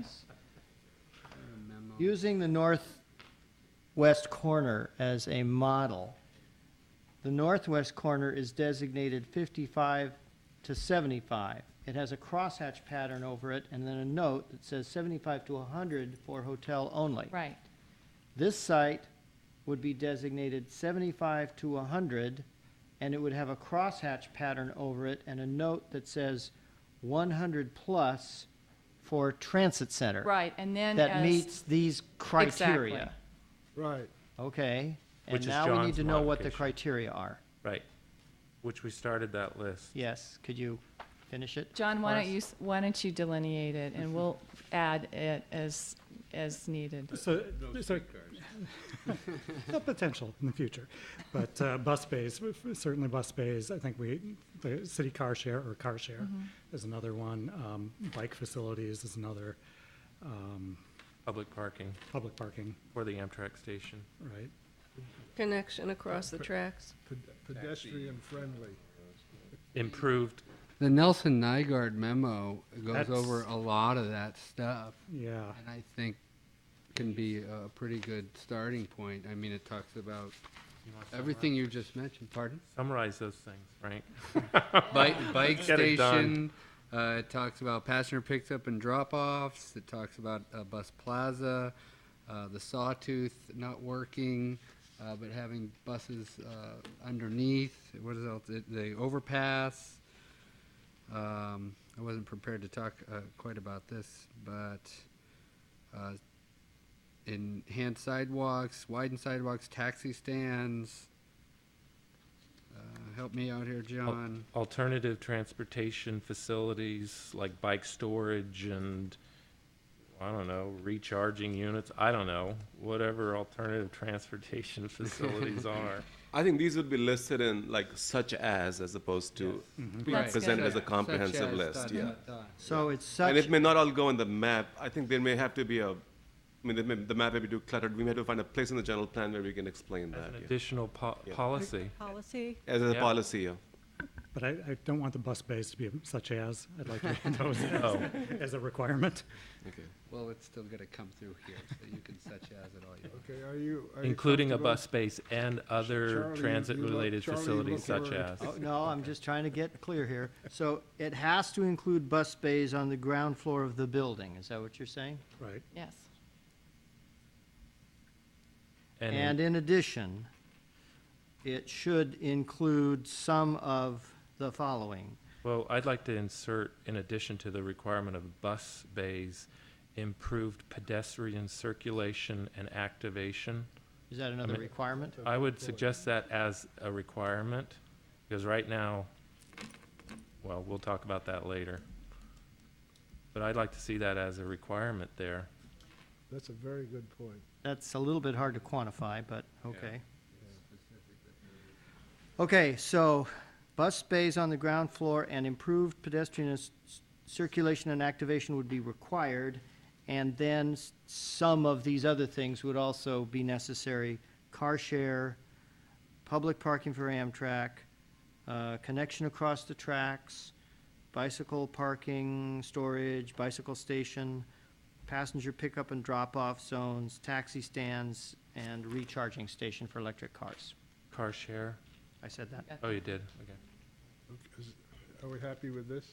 I'm happy, not only happy with it, but I think that this really is in accordance with the conversations that we had, and this was debated Good. and debated and debated. We have And I a- think this is really consistent with, We this have was, a this was first the and- compromise that we talked about. We have a That's first and a second call. roll. I have another clarifying Oh, question, if I may. Are we going to do the same cross-hatching pattern on the FAR map? Yes. Yes. So the FAR map will be 4.0 to 5.5 with a crosshatch that says 5.5 to 8.0 if you do the transit center with all this stuff. Correct. No, just more than, you didn't specify. No, yes. She said yes. She said yes. She said yes. The second said yes. Now, explain that to me. Explain it. With the height, you said you wanted 75 to 100, Right. but you wouldn't specify the higher height. No, it goes to the No. 100-plus district, The 100 the next higher plus. district. Oh, it So, does. and that's Yeah. no limit on that. It's as it is All right, now. And with FAR, it would go Sorry, I missed same all that. thing from the second highest district to the highest district. All right, good. Okay. Running out of places to write the votes down. Are we gonna- All right, are we ready to vote? Yeah, Yes. please. Commissioner Cardoza, I know, let's go page. Commissioner Donaldson, Aye. Commissioner Jeffrey, Aye. Commissioner Martin, Aye. Commissioner Sherman, Aye. Vice Chair Flores. Yes. Chair Hoff. Aye. It's Great. unanimous. So we Okay. made that change He to is the doing transit great. center site. Okay. Do you have, Commissioner other To comments? my recommendations. Jim Martin, Okay, you're now the next. trouble started. Now we're- So, what I'd actually like to suggest, I like this approach, Art, and I'd like to suggest us getting through the final EIR as a first step, because we gotta make sure the EIR is adequate before we can start to really talk about the general plan. So, I'm gonna first focus on the final EIR, and along that same path are the findings of fact regarding impacts and mitigation. So I'm just going to go through a couple changes.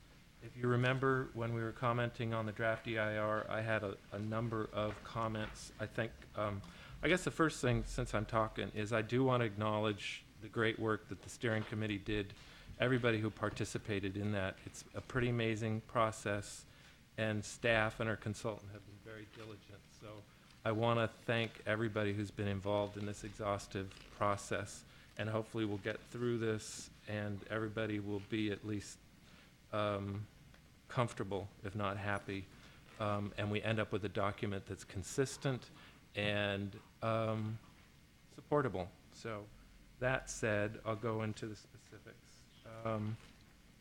I'm looking on. What are you Jim, looking? just as a point of information, shouldn't we make whatever recommended changes to the general plan because they might impact the EIR discussion? Well, what I'm gonna do is talk about the EIR and the changes I wanna see it's all interrelated, the changes I wanna see. But she's to the saying general if plan. we finish the general plan first, then you'll have more impact on the EIR.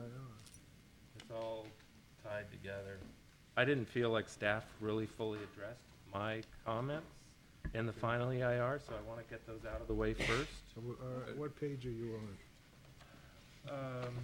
I'm on page 3-11, where I had a comment about one of the significant impacts that's been identified in the draft EIR is the impact on significant architectural and historical structures in town. And it's been identified as a significant impact. We're probably going to lose them. Some of them, we're going to have modifications to some of them. So I still, the response, I'm talking about page 3-11. What's the comment number? The comment is C-1-8. It's top of the page.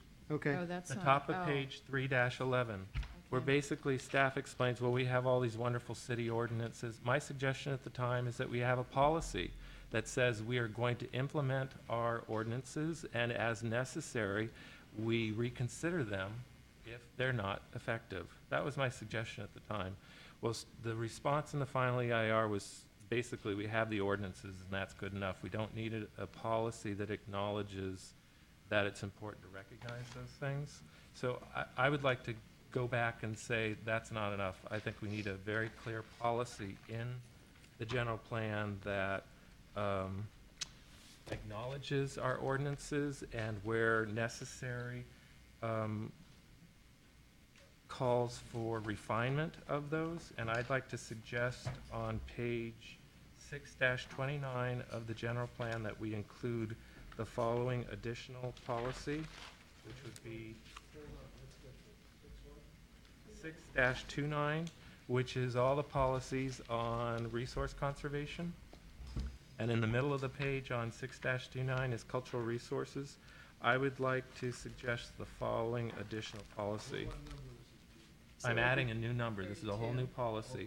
So it'll be CSNP-26A that staff can renumber when you get to that, but it's under the cultural resource policies. And I'd like to suggest that we have a policy that reads, the city shall continue to implement ordinances pertaining to historic and architecturally significant structures, comma, and as necessary refine and update these to ensure adequate recognition and incentives for reuse. We don't have anything about that in these policies, and I just think it's really important we acknowledge what we have and the idea that in the future it may be inadequate if as development moves forward we lose one after another. I didn't say that it ensures adequate protection. I basically said it ensures adequate recognition. So those who are concerned that we're talking about something that's overly restrictive, all I want to do is call attention to this as a policy, and that's my suggestion. Okay. So I'd like to hear from everybody else about that. So doesn't CSNP 29 sort of deal with that? Well, we're talking about demolition for safety reasons, so there's a wide range of why the ordinance is possible. Some may just want to demo a historic structure because they want to put something bigger in what they consider is better. The city shall continue to implement ordinances pertaining to historic and architecturally significant structures, comma, and as necessary, refine and update these to ensure adequate recognition and incentives for reuse.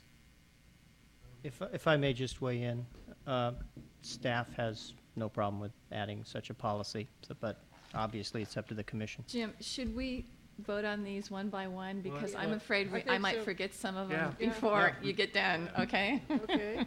I'll second that. Is that going to take a vote? Yes. Yeah. Absolutely, it's a All new of it. policy. Then let's take a vote. Commissioner Martin, do you have that language written down that you can give to us? Scratch, but Deborah's used to reading it, so I think she'll be good. Okay. I Okay, move we had a- to adopt the new policy. I think it was already moved by Greg did. Commissioner Martin and Oh, seconded by okay. Second. Commissioner Or- Flores. Okay, on Commissioner Martin's new policy, Commissioner Cardoza, Aye. Commissioner Donaldson, Commissioner Jeffrey, Aye. Commissioner Martin, Aye.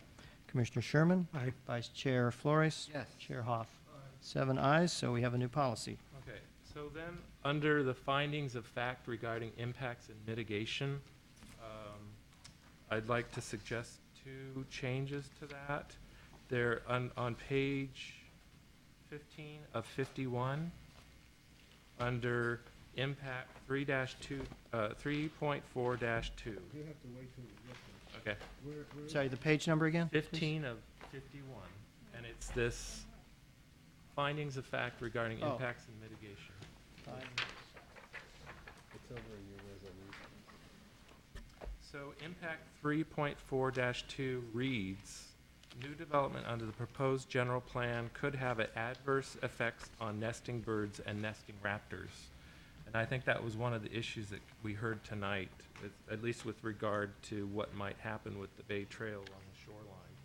But if you go through the policies that were listed in supporting the conclusion that this was less than significant, the actual idea of addressing potential nesting isn't addressed in any of those policies. It's about habitat protection. So I'd like to suggest an additional policy that pertains specifically to nesting birds and making sure we've got conformance with the Migratory Bird Treaty Act, among other things. So in the general plan on page 6-28, under resource conservation, I'd like to include the following additional policy, which would be CS9-P-24A. I'm on page 6-29, under the habitat policies. And what I'm trying to do here is actually provide a policy that addresses this particular impact, so we can say it actually is mitigated to a level less than significant, because currently I don't think we've got a policy addressing this impact specifically. So my suggested language for this additional policy is appropriate avoidance measures will be implemented to prevent the loss of nesting birds during new construction, period. This can be accomplished through timing of vegetation removal and building demolition during the non-nesting season, or through pre-construction surveys where there's a potential for where the potential for nesting remains on proposed development sites.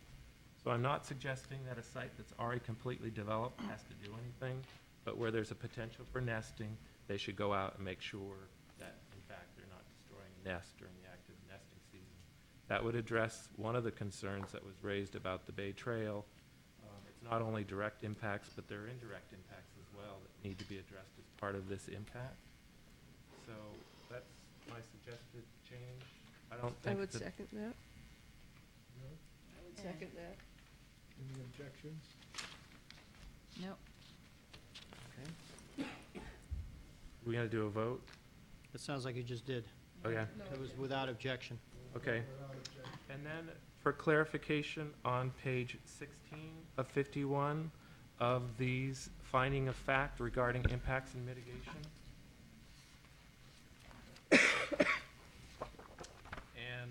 And under impact 3.4-4, new development under the proposed general plan could result in harm to or removal of street trees.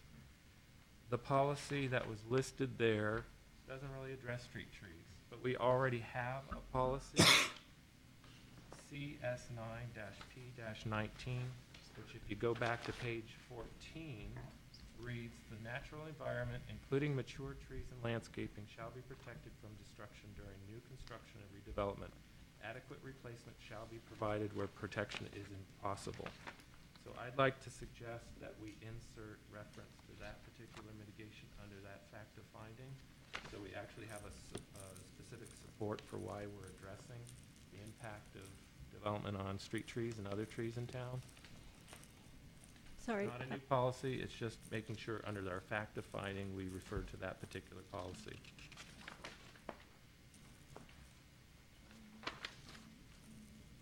Is there any objection to that? Read it once more and then we'll take a vote on it. So, I'm suggesting on page 16-51, under impact 3.4-4, that we insert, in addition to UD-P-47, we insert CSN-P-19, which reads, "The natural environment, including mature trees and landscaping, shall be protected from destruction during new construction and redevelopment. Adequate replacement shall be provided where protection is impossible." Staff have any objection? No, you're simply taking an existing policy and putting it under this finding, which is Is there fine. a second? Did you second it? we don't need We need a second. No, we don't. We don't?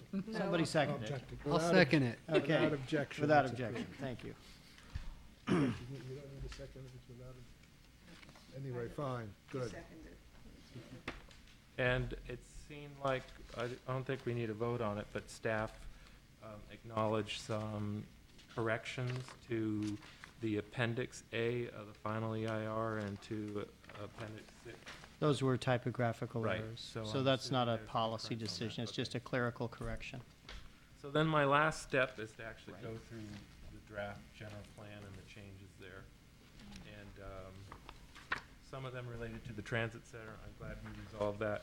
But let's start on page 2-12 of the general plan and 2-13, where we're talking about industrial development. And we had a comment letter from George Martin, I think, about this issue. Under industrial on page 2-12, there's a sentence, the second sentence that reads, "Live work is appropriate east of Hollis Street and south of 65th Street." And then continues, heavy live work use. Welding assembly will only be allowed west of Hollis Street, north of 65th Street. And then continues with the statement, "Existing general manufacturing uses can continue as conforming uses with performance standards for noise, air quality, and truck traffic to safeguard adjacent residential uses." And I'd like to ask, Are you reading from the same one? yeah, on page 2-13, the top partial paragraph, I'm reading in the 1, 2, 3, 4, 5, fifth line. Existing general manufacturing uses Right. can continue as conforming uses with performance standards. These are existing uses. I'd like to ask staff how you intend to accomplish performance standards for an existing use. I frankly don't think this sentence makes sense unless you're expecting to go out to someone who's got an existing use and then apply new performance standards to their use. Well, I think the goal was that if they were to come to you for an expansion or a change to a facility while remaining as a conforming use, then they would be subject to these performance standards. But if you're an existing use and you're not applying to the city for any permit, Well, I mean, isn't you it- will continue staying as a use, as Well, an you- existing use. My read of this is you're implying that there's going to be some crackdown on existing industrial uses. And No, I think we can add clarifying language in there suggesting at the time if a change that requires a city, permit or something like Right. that, yeah. Right. So that would be for change or expansion of an industrial use in Of an that existing area? conforming use, yeah, exactly. Okay. So, Excuse me, I'd like to add some clarification, or ask for some clarification. Currently, this language is silent on the issue of expansion of an existing conforming general manufacturing use east of Hollis Street. One possible way to deal with that would be to allow such expansion with a conditional use permit subject to such performance standards. And then the commission would look at them on a case-by-case basis and decide if you want to allow the expansion or not. It would be subject to the performance standards, but no new general manufacturing uses would be allowed to come in. Would that be to your liking? It would be to my liking. Would this meet the requirement that he asked for? Well, we'd have to ask Mr. Martin about that. Will you explain that again, Charlie? The current language doesn't indicate whether it says east of Hollis Street, new general manufacturing is not allowed. Existing general manufacturing is allowed, and furthermore, it will be deemed to be conforming. So it's not non-conforming. It's allowed to stay, it's deemed conforming. But what this language doesn't say anything about is whether it can be expanded or not. So my question to the commission is, would you be happy with language that allowed such expansion with a use permit, so it'd come before you on a case-by-case basis and subject to these performance standards. And then we'd have an opportunity to look at these performance standards. I That think- makes sense. I think that's a very important suggestion. Okay, with that in mind, I have taken the liberty of rewriting this paragraph. Okay. Because this issue has been discussed. Okay. And I would like to pass that out to you now. Jim, I think that was generally the intent of the steering committee when we had many discussions about the What to do there. industrial, yeah. And so I think that was the intent, but we never really It's articulated just not clear it. there, Yeah. right. Well, there's another issue too. And I want to, just if I could digress for a minute and go to the Good. overhead.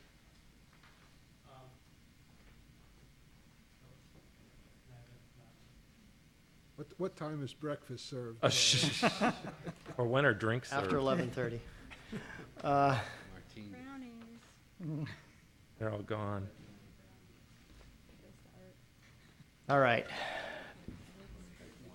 Back to the land use map. No, I don't want You will note if you look at the land use map, well, first of all, the existing language is a little confusing, and it's a little ambiguous about what areas we're talking about because we say north of 65th, south of 65th, east of Hollis, west of Hollis.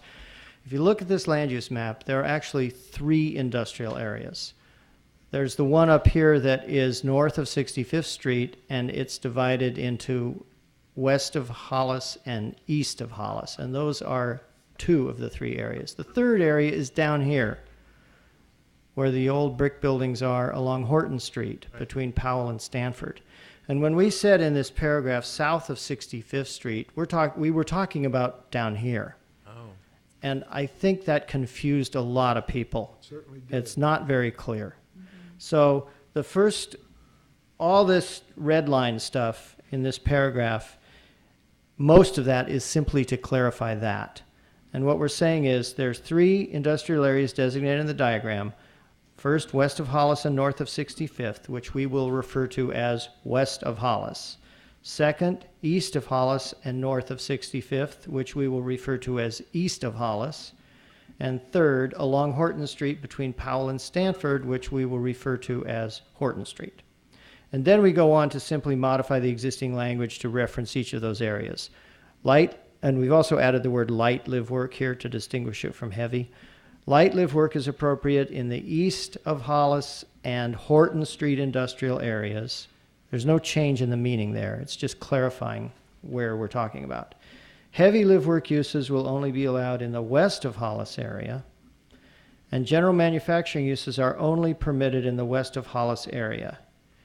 In the east of Hollis area and the Horton Street area, new light industrial uses are permitted, but new general manufacturing uses are not. Existing general manufacturing uses can continue as conforming uses. Now here's where we've added some new language to address this expansion issue. With performance standards for noise, air quality, and traffic to safeguard adjacent residential uses, and may be expanded with a conditional use permit subject to the same standards. And then it goes on to what it said before about unrelated commercial uses and so forth. What I'm hearing you say now is that the performance standards should really apply to that expansion. So this now should be revised a little bit further to say that existing general manufacturing uses can continue as conforming uses and may be expanded with a conditional use permit subject to performance standards for noise, air quality, and truck traffic to safeguard adjacent residential uses. Good. Perfect. All right? And the conforming uses that are existing can expand with the conditional use permit. Subject to the performance standards. Right. Correct. Okay, that's what we want. So, That clarifies my concern. Is that everybody okay? Is that, do we need to vote That's on great. it? I move approval of that. Without exception, that's approved. We'll move along. Okay. So onward here.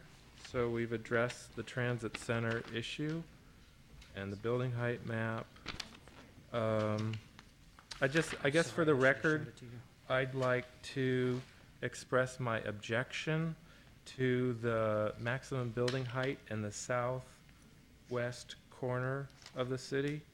I've said all along, I don't think it captures the idea of creating a building height core.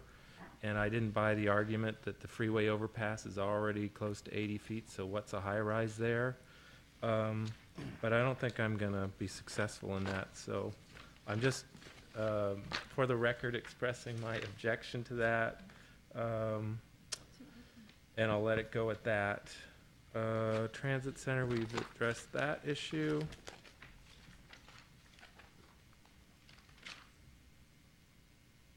On page 5-4 of the general plan, it's a city structure map, and part of that map, and in the explanation by text, is under the urban design guidelines, is the idea of acknowledging gateways into Emeryville. If you look at this figure 5-1, city structure on 5-4, we only have shown on this map 1, 2, 3 gateways. And I'd like to point out that Emeryville has a lot more important gateways to it, and I would like to suggest that we add a gateway at 40th and the vicinity at MacArthur as people enter the city from that direction, that we include an entrance into the city at the Ashby interchange along Shell Mound. That's going to be a huge entrance into the city, and that we also include a gateway treatment at the north end of Hollis as you enter the city. That's also a really key entrance into the city. And then on the Greenway, the Emeryville Greenway in the very northeast corner of town, that we have a bike ped gateway acknowledgement into the entrance of the city. There's no clear policy about what's accomplished there, but I just like all of what I consider anyway to be the major gateways into town to have a similar treatment, whether it's a cohesive sign treatment or whatever the city ends up deciding. I just like all the major gateways into town acknowledged as part of that gateway designation under city structure. I don't know whether anyone else feels there's additional I guess Powell Street, as you enter westbound on Powell Street, there's another major gateway where you leave Oakland and come into Emeryville there. And Jim, you're going to end up designating every street in no, Emeryville. well, I would disagree. I mean, we're talking about the major arterials into town, the off ramp at the Ashby interchange on Shell Mound, the entrance on Hollis, not all the small street, Folgers and Vallejo and the others, Powell, which is a major arterial, and 40th, which is a major arterial. Those are all the major arterials into town that aren't acknowledged in the 3 current designated areas. And frankly, I'd like to do the Greenway as well, because it's the green, we want to encourage people to use alternative transportation. I think we should announce to people coming down that Greenway that you're coming into Emeryville. There's nothing wrong with it. I think it's part of reinforcing us as a town, whether it's by vehicle or by foot. I'd just like to ask for one point of clarification. You mentioned 40th and MacArthur. Yeah. MacArthur is actually a freeway on-ramp that just goes straight to the freeway, although it does have a little side ramp that goes over to San Pablo I'm Avenue. sorry, I meant 40th. You meant not 40th. MacArthur. Yeah, okay. Just 40th, which is the connection to BART. So people heading west on 40th enter Emeryville there. 40th, you want the east end of Powell Street?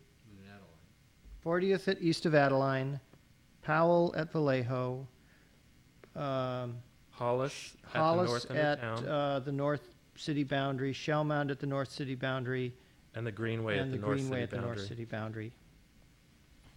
Well, Hollis gets a lot more traffic than Shell Mound, doesn't it? It does? That's a freeway off-ramp.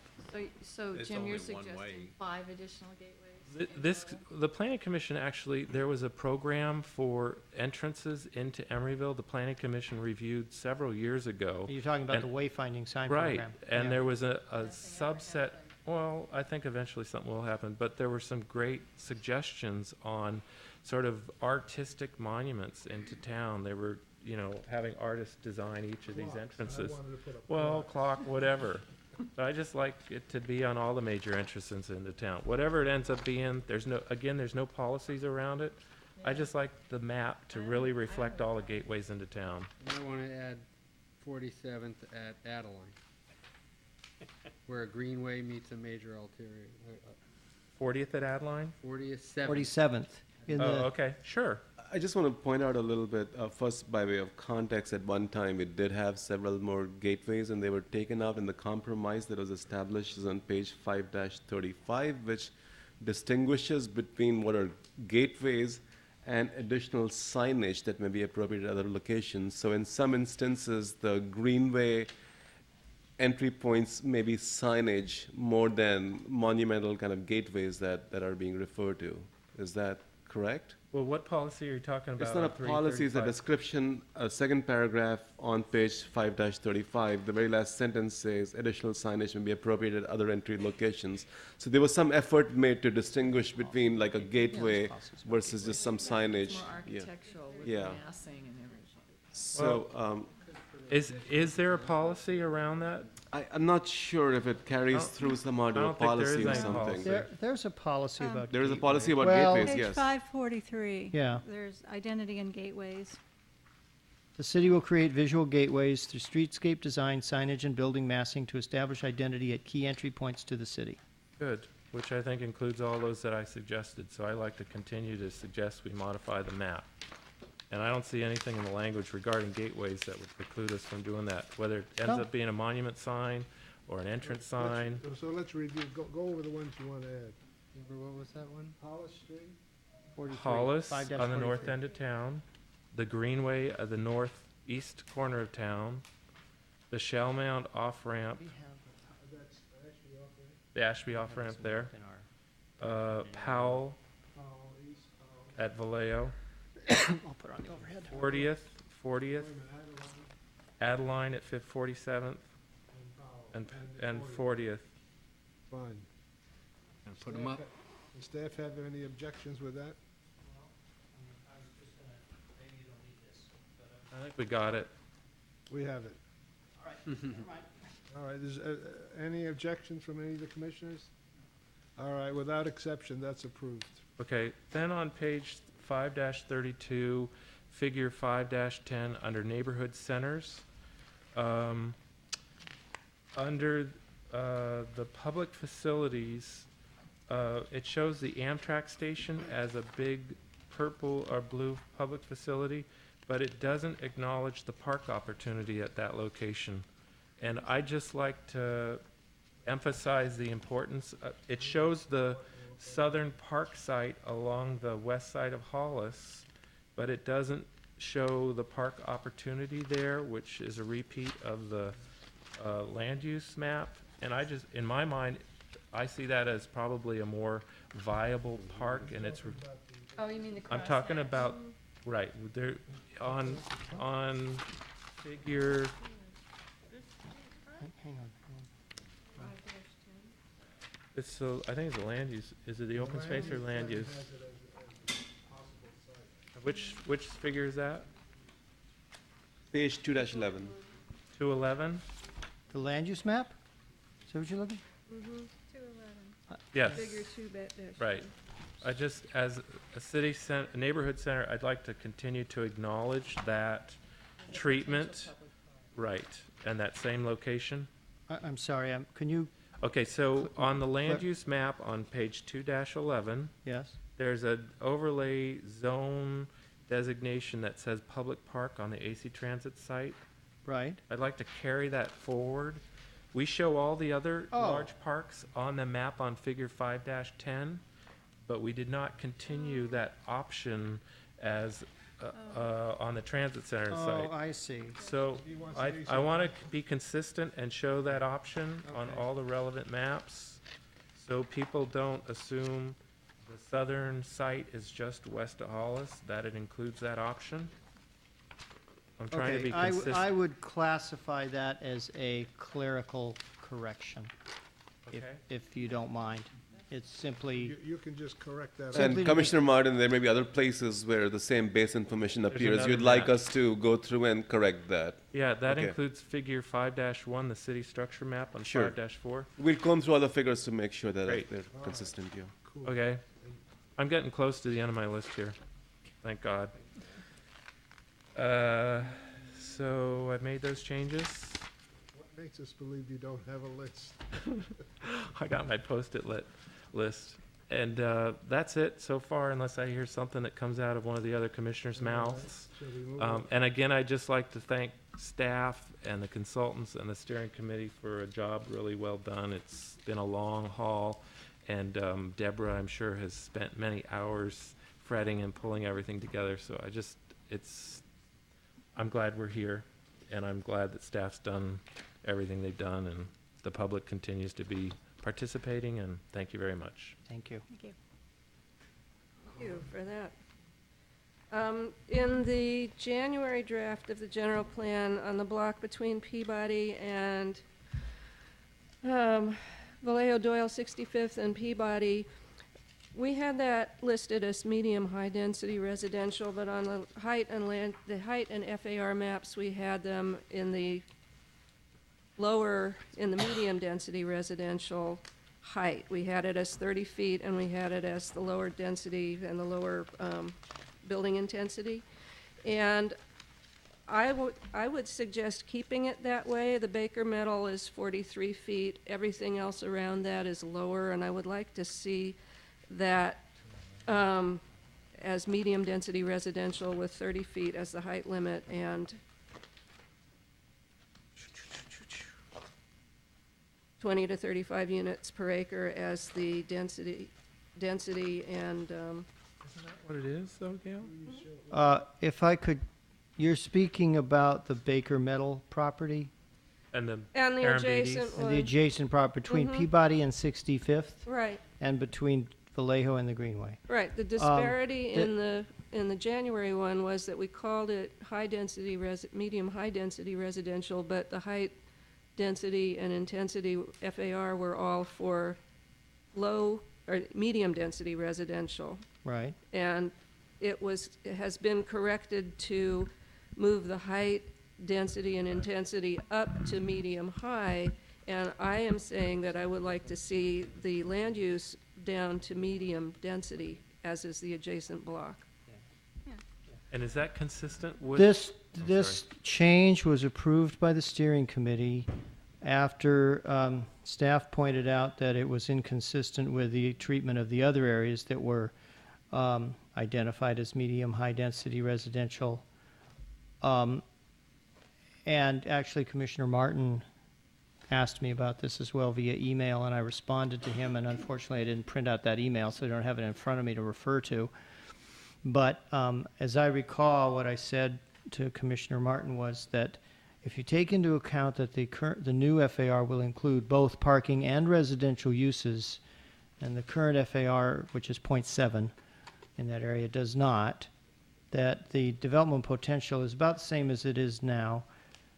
And the current height limit there is 30 feet, period, with no increase. Currently, our next increment of height under the existing zoning is 40 to 55. In the new general plan, it changes that. The next increment from 30 with no bonus is 30 with a 55-foot bonus. And when Mr. Harlan Beatties had a proposal for a project on the central parcel there, it was denied by the Planning Commission.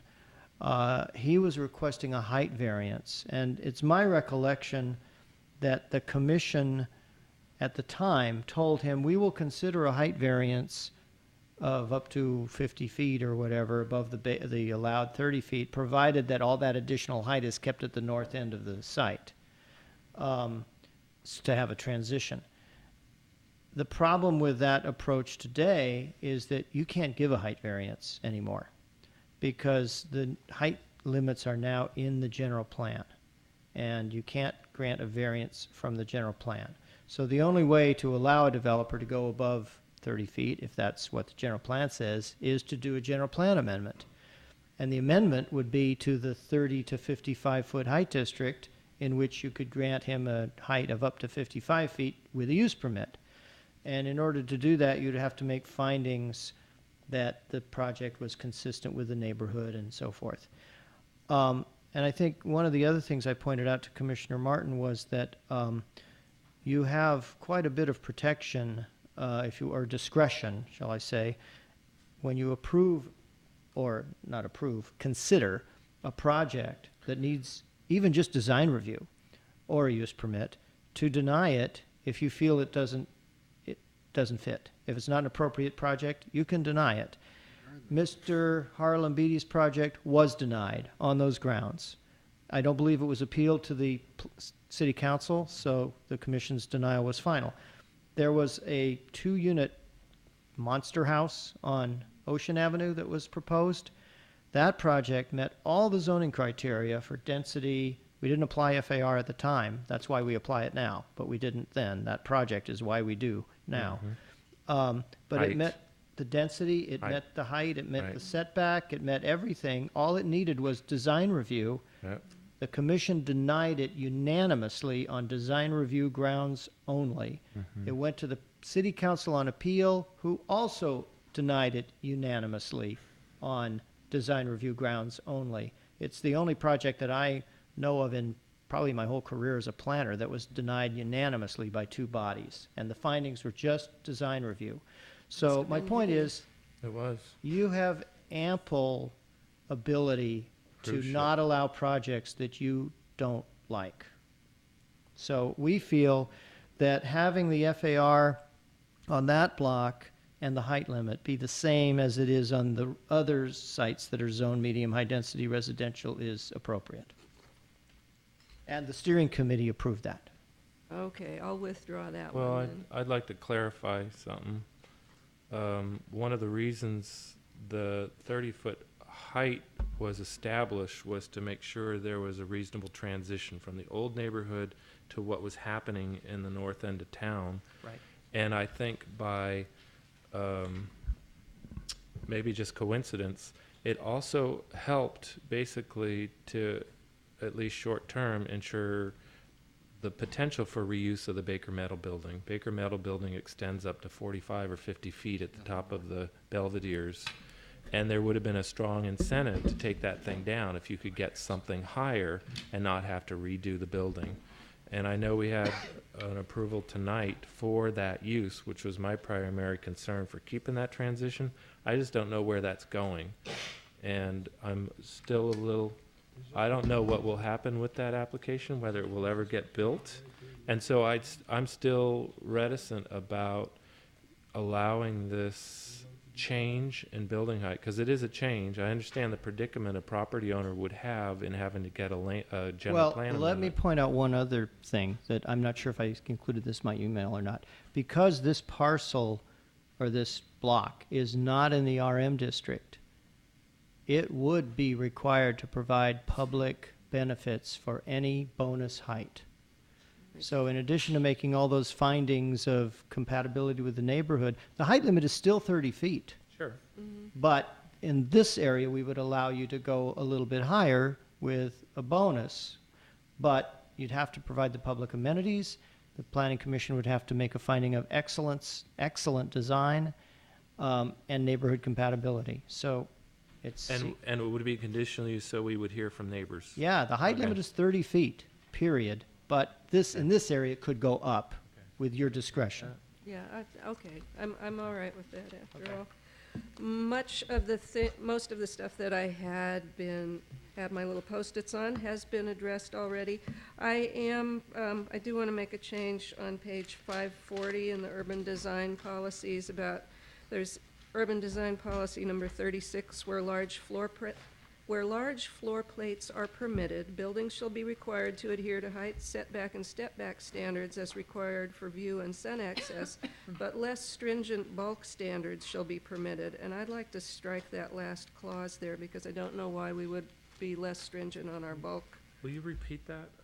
Which one? And I'm looking at, on page 540, UD P36.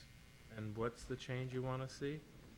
The last clause on that says, where large floor plates are permitted, buildings shall be required to adhere to height, setback, and step-back standards as required for view and sun access, but less stringent bulk standards shall be permitted. And What's a bulk standard? Exactly. I don't know what it Let's is, get but rid it of it. doesn't sound good.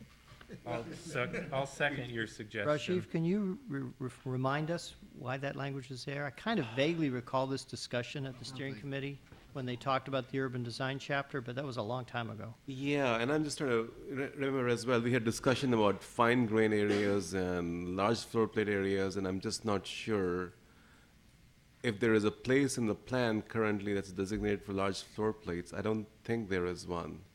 I think the goal was just simply in the industrial areas where you do have properties that have larger floor plates, they may not have the same kind of setback and so on requirements that you would require in other areas where there is more commercial activity or where people live. That was the basic goal. So we didn't want everything to be having setback and light filtering through, recognizing that there are some areas where that's not. But it says you're required to adhere to those standards. This is internally in conflict. Yeah, let's just get rid of it. It says you have setback, but you're not gonna have bulk. Right. I second Yeah. Gail's suggestion. I'd just get rid of the whole thing. Last clause. The last clause or the whole thing. Anyone object to that? Nope. Okay. Is that unanimous, Buzz? Sounds like it is. Are we Okay. deleting the whole policy or just the last No, sentence? just the last clause. After but. But. But and beyond. Period is at access.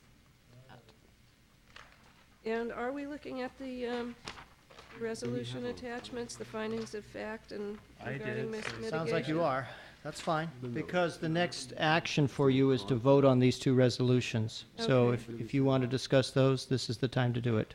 On the findings of fact regarding impacts and mitigating policies, on this page 4 of 51, there's a finding that's regarding displacement being less than significant, and the second to the last sentences say, the overall proposed plan will significantly increase the number of housing units, with new housing development reaching 3,767 units, indicating that any displaced residents would be able to find new accommodation in Emeryville. And I would like to just change the would to may possibly be able to find. Why don't we just get rid of it, the whole thing? Yeah, that, and also the sentence that says the plan will accommodate relocation of new businesses within Emeryville, because that's also not happening. I mean, we try, but it, Semi-Freddy's is out of here, and so I'd like to see those. I can't make those findings. Is that a finding that's required by any outside agency? No, it's required by us. Well, these findings on the displacement issue relate to a physical ability as opposed to necessarily economic viability. The goal is to point out that we are not actually just displacing people, but there will be alternative opportunities for them to remain in the city. Obviously, if the land prices go up, they may not be able to. Well, I'd like to suggest some edits then. Sure. To address Gail's concern. After 3,767 units, delete indicating that any and substitute providing opportunities for any, and then continue displaced residents and delete would be able and then continue to find new accommodations in Emeryville. So it would read, after reaching 3,767 units, comma, providing opportunities for any displaced residents to find new accommodations in Emeryville. Doesn't say they will or could, but there are, I think the point is that there are opportunities with the new residents. I'm sorry, Commissioner Martin, can you say that all Well, first, again? does that make sense to everybody? That makes sense. Make sense to you? Yeah. I just didn't get did you get the language? Shep? I got part of it. Well, should I read, is everyone agreeable to that change? Buzz? Well, I didn't quite get it. Yeah, just read it again. Okay, so the full sentence reads, however, the overall proposed plan will significantly increase the number of housing units, comma, with the net new housing development reaching 3,767 units, comma, I'm suggesting deleting indicating that and substituting providing opportunities for, and then continue any displaced residents, and then deleting would be able, and then continuing to find new accommodations in Emeryville. So basically it says we're Okay. making new units, there are opportunities for them to use those units. Okay. Is that address your concern. This just sounds like Yes. we're guaranteeing. Right, and it's not accurate. Yeah. So I understand Gail's concern there. Those changes are acceptable to everybody? Good. And I think the same thing could be made with regard to the redevelopment of office space. And Right. instead of, after, on the last sentence where it says 641,263 new net square feet added by the plan says will accommodate, we can insert the word could accommodate relocation within Emeryville, which That's achieves okay. the goal. So could, so will becomes could. Yes. Yeah. Okay. And then on page, So that everyone's was- agreeable to those that was a changes and yes? those findings? Okay. Yep. Okay. And on page 42 of 51, the very last findings in italics don't actually, the sentence, it says, "The city also finds that the economic, legal, social, technological, or other considerations, including provision of employment opportunities for highly trained workers, make infeasible the mitigation measures or project alternatives identified in the final EIR." Well, we didn't identify any mitigation measures, and I'm not clear about the language about employment opportunities for highly trained workers. This I comes think from CEQA. it's a straight out of CEQA This is a direct quote from requirement. CEQA. It says, "These are the findings that you shall make." Okay. If these are the findings we shall make, I Yeah, guess we I didn't can- write this. And I think, It really is saying we are not able to offer mitigation, Right. as Right. opposed to we don't have mitigation, yeah. and I think to go back to the whole approach in this process for the EIR is that this is a self-mitigation, mitigating plan. So Right, we've captured any mitigation we could have in the adjustments to the policies. right, So- okay. I'm okay with it. All right, yeah, my other note was a question about, is this CEQA language? So I guess you answered that one. What else could it be? That's it for me. Okay, most of mine have been addressed. The big one for me is the northwest corner, and I am proposing that we up the height there and allow mixed use. One of the comments about the mixed use, What height category are you suggesting? to the next step up, which is the 75 to 100 foot, and then, which is the adjacent, What page are you on, John? 2-16, the height maximum building heights.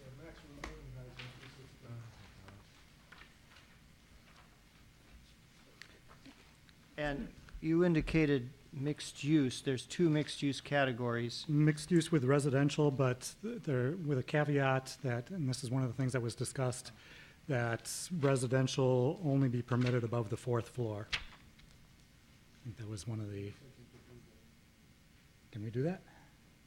That was one of the, that was a topic of discussion for, Do it, whether it's economic. is- So you're talking about another notation to that same overlay designation? well, that was the discussion that went on at the steering committee, is that there were concerns about the particulates from the freeway. On the lower levels. Right, and the solution was possibly to allow housing, but only above a certain elevation. Well, I mean, we have other areas along the freeway that have mixed use with residential where we don't have policies saying residential uses are not allowed below the 4th floor. So it sort of begs the equal treatment Okay, question. and I'll drop that. Yeah. So I'd like to see that the height raised, and accordingly, the FAR The height raised to what? to, 5 to 100. yeah, 75 and 100 foot. Moving As a hotel only. base? As a base? 75 that's to what the- 100. Right. The category, the next category up above what it is. I understand. So then the 75 to 100 feet for hotel only goes out, John? Right, remove the restriction on hotel, make the whole thing, 75 to 100 mixed use. right, right, And drop the hotel thing? right, requirement. for- Basically just, Sure, yeah. Mixed use with residential, right? Because it's already a mixed Could the use with hotel be non-residential. permitted under the commercial, too? What would the FAR be? 4.0 to 5.5. That would be the next higher category. right. I mean, it might be that just given how much discussion we've had on this, you may want to pick up the FAR and height motion separately from the use motion. I'm just a suggestion, yeah.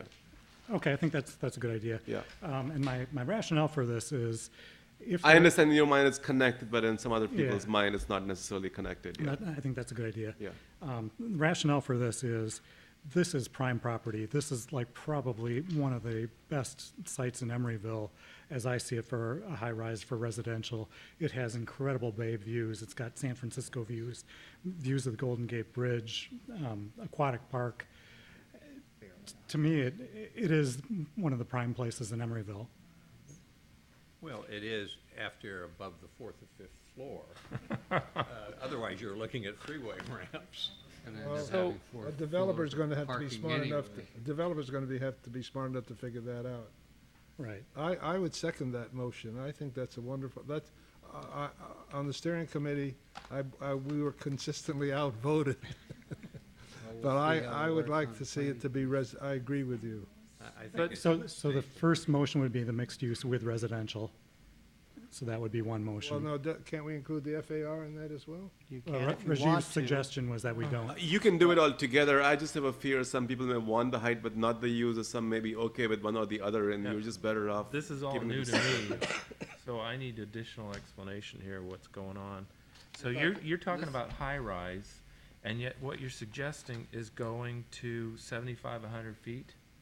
That's not And you're really a suggesting high-rise. that 100, somebody going up to 100 feet is the tall, slender tower high-rise that you're 10 suggesting? stories at I don't floor see of that, I don't garage. see that happening at 75 to 100 feet. What I see at 75 to 100 feet is a big, massive, blocky building at this location, which obstructs the views of everybody in PPP that we've heard of, not you, but we've heard from other people in PPP who don't want a big, massive, blocky thing there.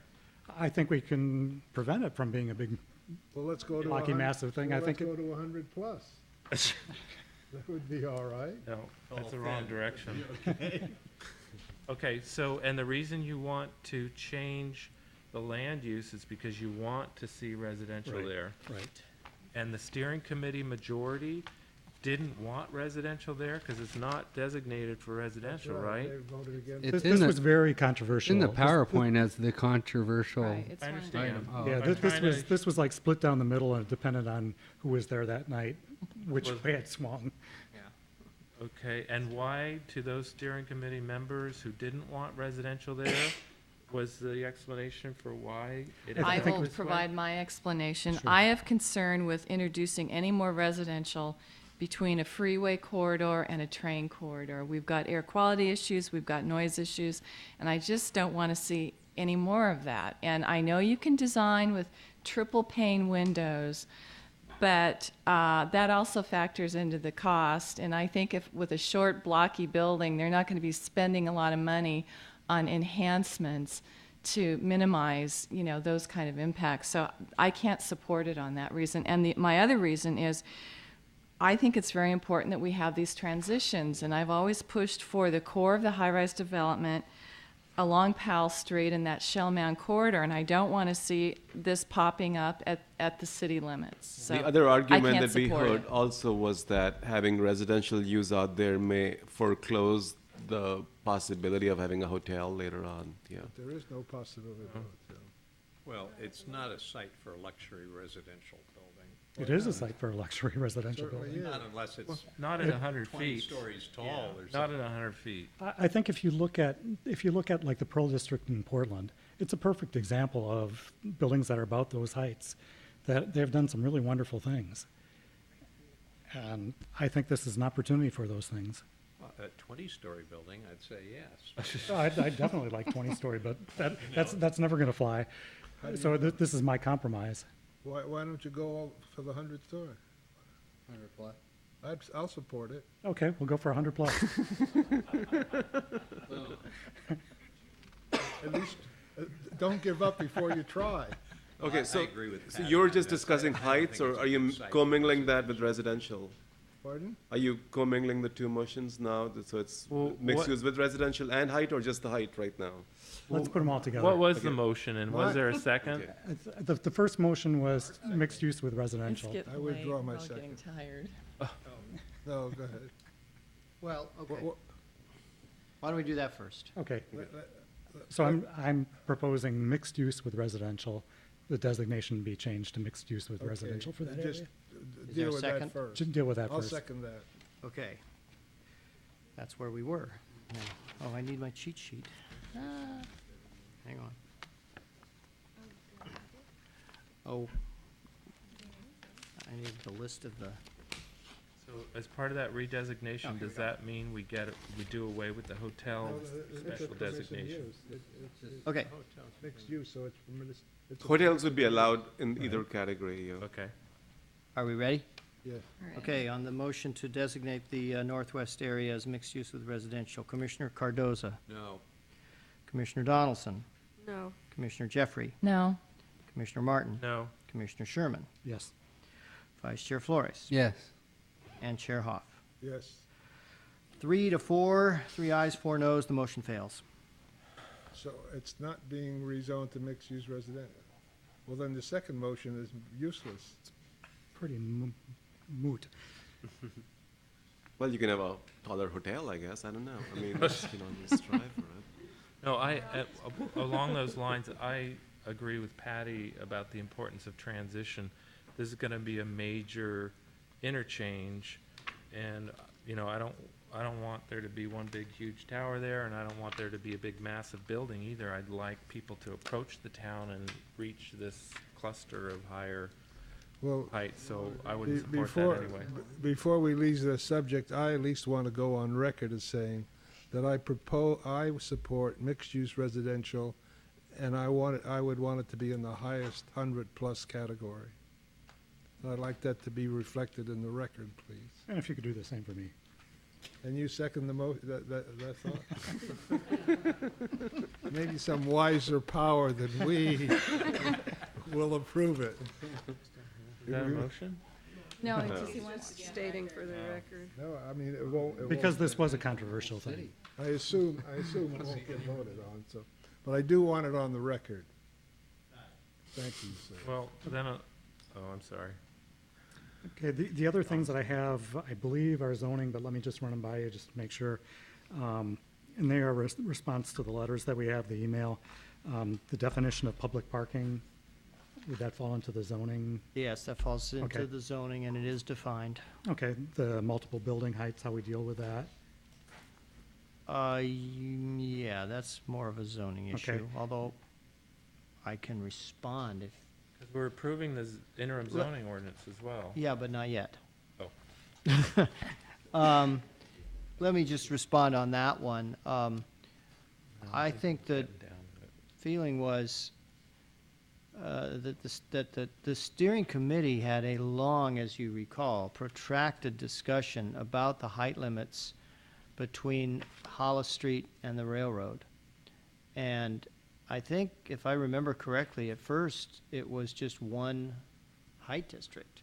It was one district east of Hollis, and then it went up west of Hollis. And after considerable debate, the steering committee decided to slice that area between Hollis and the railroad into 3 segments with progressively increased height as you got closer to the railroad tracks.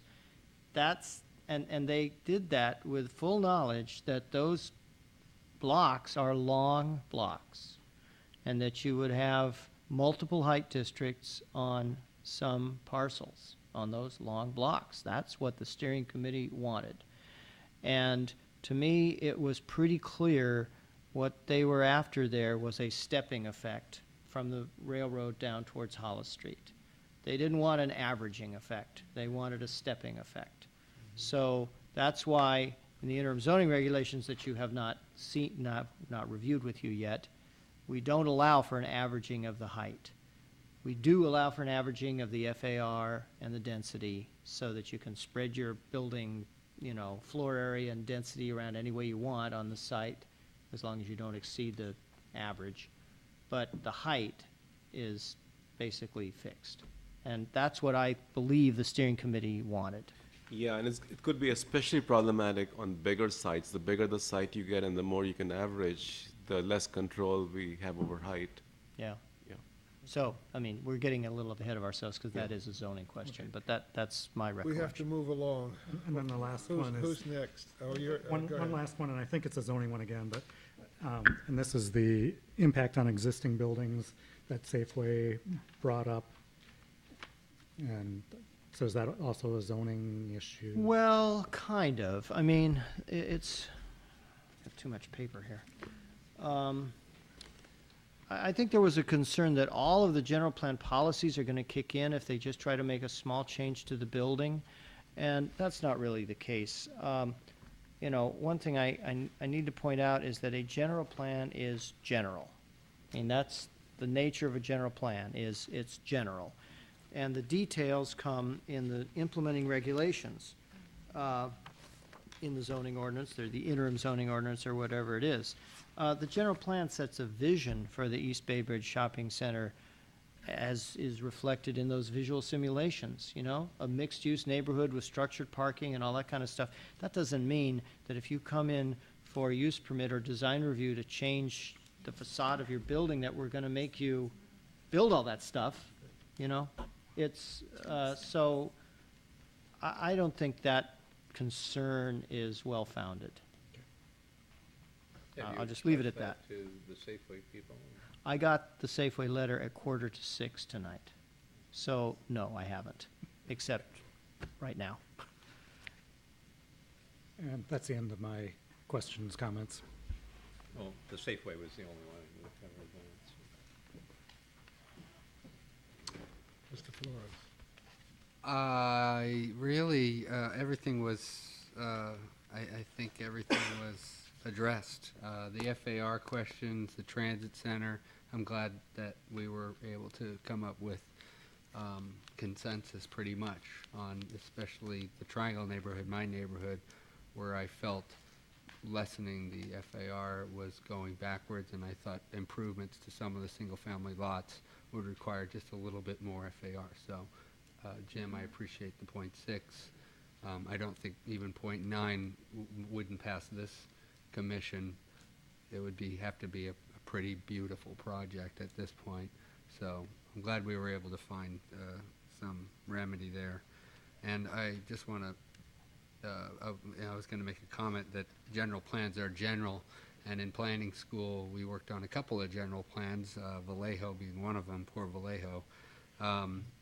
And it was always our teachings that these were just general, and you looked at them and they're pie in the sky stuff, and but then, you know, the meat is on the bones when it comes here, and the community comes out, and we sort of decide what these projects and what the merits are in each project.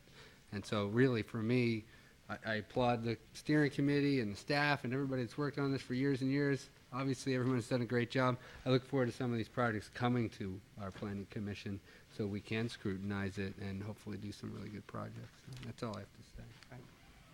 Well, thank you. I guess that takes care of all of the comments. I'm afraid all of my comments have already been spoken of. Good. I'm very pleased with everything we did. I'm really sorry that we could not do better on the northwest corner. I really believe. You can do a general plan amendment. I really Okay, believe. Art. Your northwest. Okay, Okay, we ju- gotta move on. no, but Gotta move just on. for that, I've got a couple more comments, because you're pushing it that hard, then for the Can I record, just finish my I'm, Can I finish my okay, sentence? sorry. I'm sorry they did not approve the maximum height for that area, because I believe that's an ideal residential area. So we're closing the discussion. No, I got two No, more you things can't. to say. All right, go ahead. I've sat through this commission long enough. I'm going to continue to voice my concerns here. So I raised it as an objection, and I'm just going to make a motion that we reduce the maximum building height that exceeds 100 feet in the southwest corner of the town. I think, you know, back to my concern about consistency, I'd like to reduce that to the 75 to a maximum of 100, which is consistent with the maximum building height on either side of it. I don't think that's an appropriate location for a tower. I think a tower at that location is going to shade 40th. It's going to shade the Park Avenue district in winter, and I don't think the steering committee really thought through that well. It's next to a sewer treatment plant, and you're gonna get wonderful views in the tower of a sewer treatment plant. I don't think it makes sense. You know that site is in Oakland. And we have a map that designates it for over 100 feet. Yeah, It- but And The I don't reason think it's on our considered. map is that it's part of the JPA Oh, it is. Oh, I for see. East Bay Bridge Shopping So, Center. Jim, it's are you- within My the motion is jurisdiction. that we Go to reduce the building 75? height of that tower location from 100 foot plus to be consistent with the purple designation of 75 to 100 feet. Is there a second? I'll second that.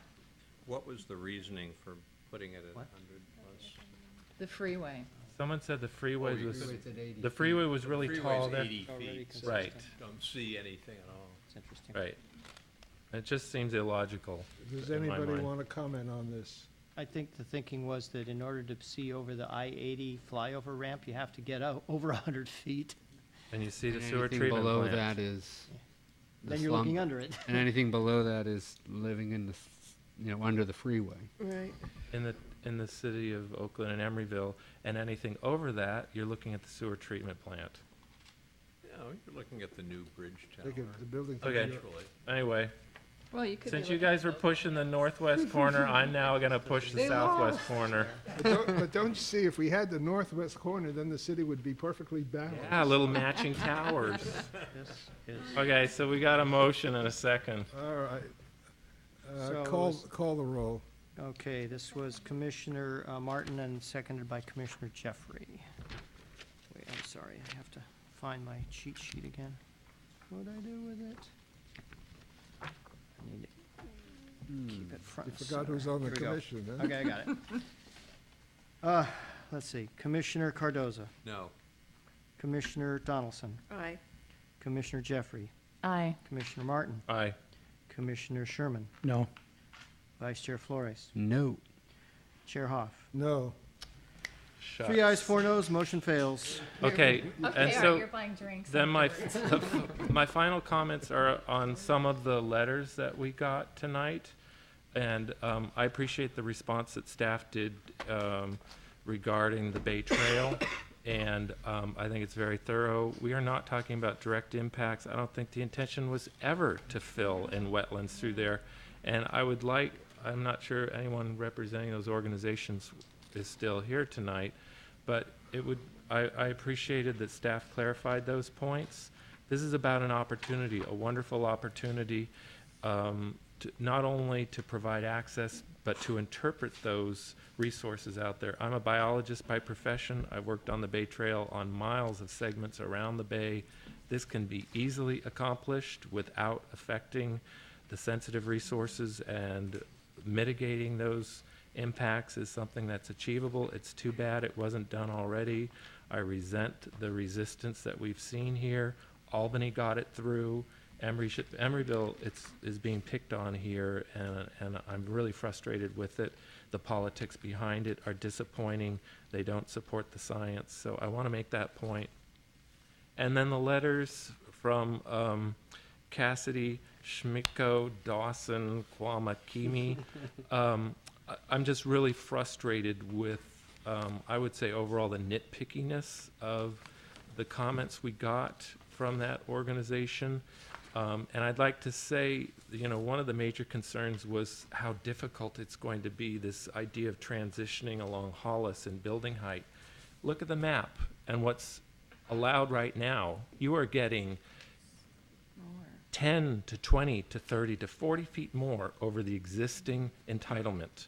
So to come in and complain about how you are going to have to somehow accommodate this transition that's supposed to respect the light and air and circulation along Hollis Street, which is a vibrant street, and going in the right direction, a direction we want to see for the rest of the town, it infuriates me to see an attempt to create an argument around some complication for future use there when you don't acknowledge the additional entitlement you're getting as part of this general plan.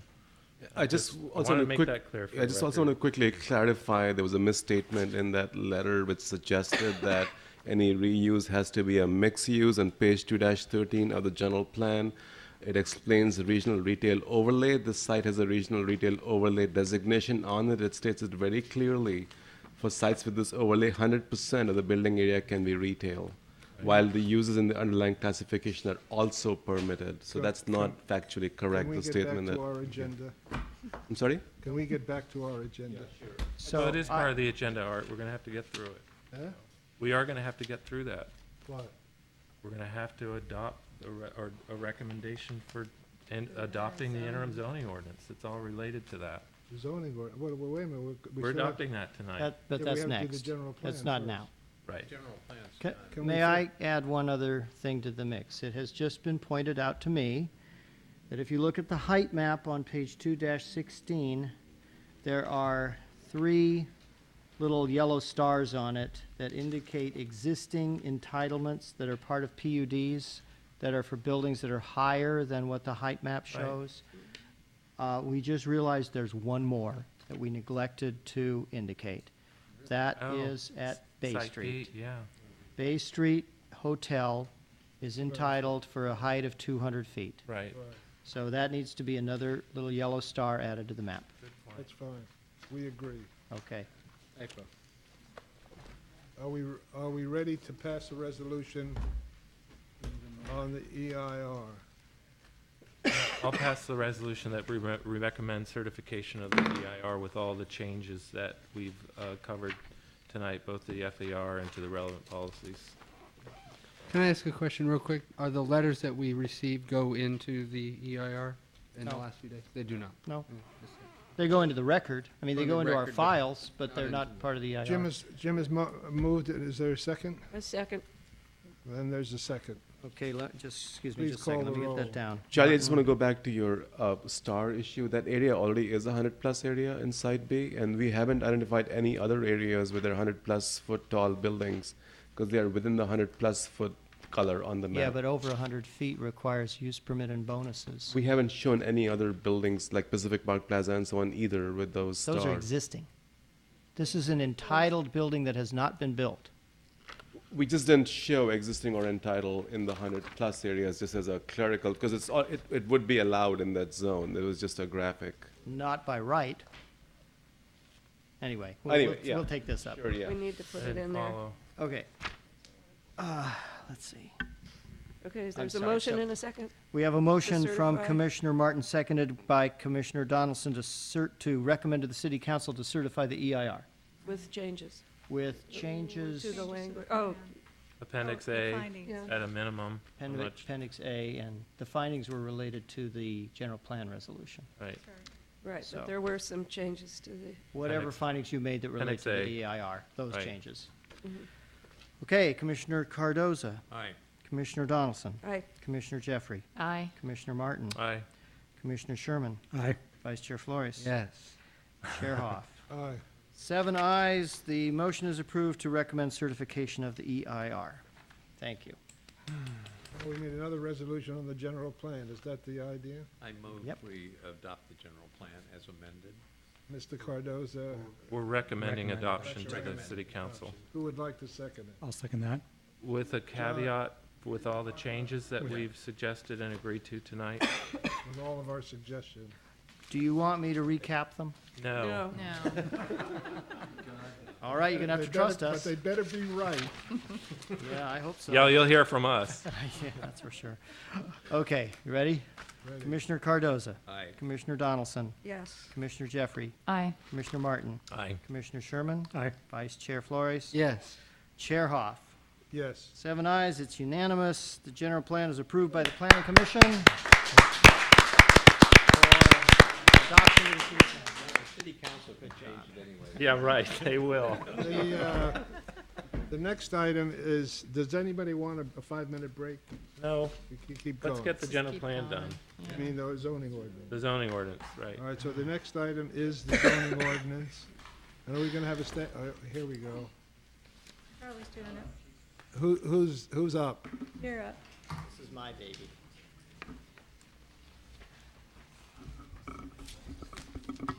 All right, well, now that you've adopted the general plan, or voted to recommend adoption of the general plan, we have to implement it. As you know, our existing zoning ordinance is not entirely consistent with this new general plan. We are working on a new zoning ordinance, but the new zoning ordinance will not be ready for adoption for another year or so. So in the meanwhile, in order to fill this gap, we need to develop some interim zoning regulations. And what our proposal is, what staff has come up with, is that we will, here are the key concepts. We will amend Title IX of the plan, which is called Planning and Zoning, of the Emeryville Municipal Code to implement the new general plan. Title IX is where the existing zoning ordinance resides. It is in Chapter 4 of Title IX. And we will use the existing zoning ordinance as the basis for these new interim regulations. We will add a new Chapter 6 to Title IX entitled Interim Zoning Regulations, and certain provisions of Chapter 6 will supersede the provisions of Chapter 4. This is the existing zoning ordinance. However, anything in Chapter 4 that is not superseded by the interim zoning regulations will continue to remain in effect. And I'll explain that in more detail in a second. So what the interim regulations in Chapter 6 would include are 5 basic things. First, new zoning districts based on the general plan land use diagram. Some of the existing zones would remain, and I'll explain that in a second. Secondly, regulations for the new zoning districts based on general plan policies. Thirdly, regulations related to residential density, FAR, and height based on general plan maps and policies. Fourth, required findings, new findings, additional special findings for conditional use permits based on general plan policies. And finally, definitions of terms and concepts that are used in the interim zoning regulations that either are not already defined in the zoning ordinance or that are a little bit different than what's defined in the zoning ordinance. Now, the provisions of the existing zoning ordinance in Chapter 4 that would remain are, first of all, the definitions of all the terms, except for floor area, which is modified a little bit. The existing use classification system, this is key. This is how we decide what's what, how we classify various activities under the code and what can go where. We use the use classification system. All of the development regulations and standards of the zoning ordinance would remain, such as yards, landscaping, parking, signs, etc. And finally, all of the procedures that are in the existing zoning ordinance would remain. How you get a use permit, how you get a variance, how you get a PUD, how we process general plan amendments, how we do appeals, our notification requirements, all those things would remain. So, as far as the 5 things that are proposed in the interim zoning regulations, first, with regard to the zoning districts. The zoning districts would be based on the general plan land use map. However, we would retain 4 existing zones from the existing zoning map. One is the shoreline management zone, which was approved by the voters as part of the shoreline protection ordinance in 1987. Only the voters can change that, and there's no reason to change it, so we'll keep the shoreline management zone. Secondly, all of the existing PUDs that are entitled, we would keep those. Those, as you may know, are shown on the zoning map, so we would keep those. And then the 2 overlay districts that we have that implement area plans, the North Hollis and the Park Avenue Overlay District.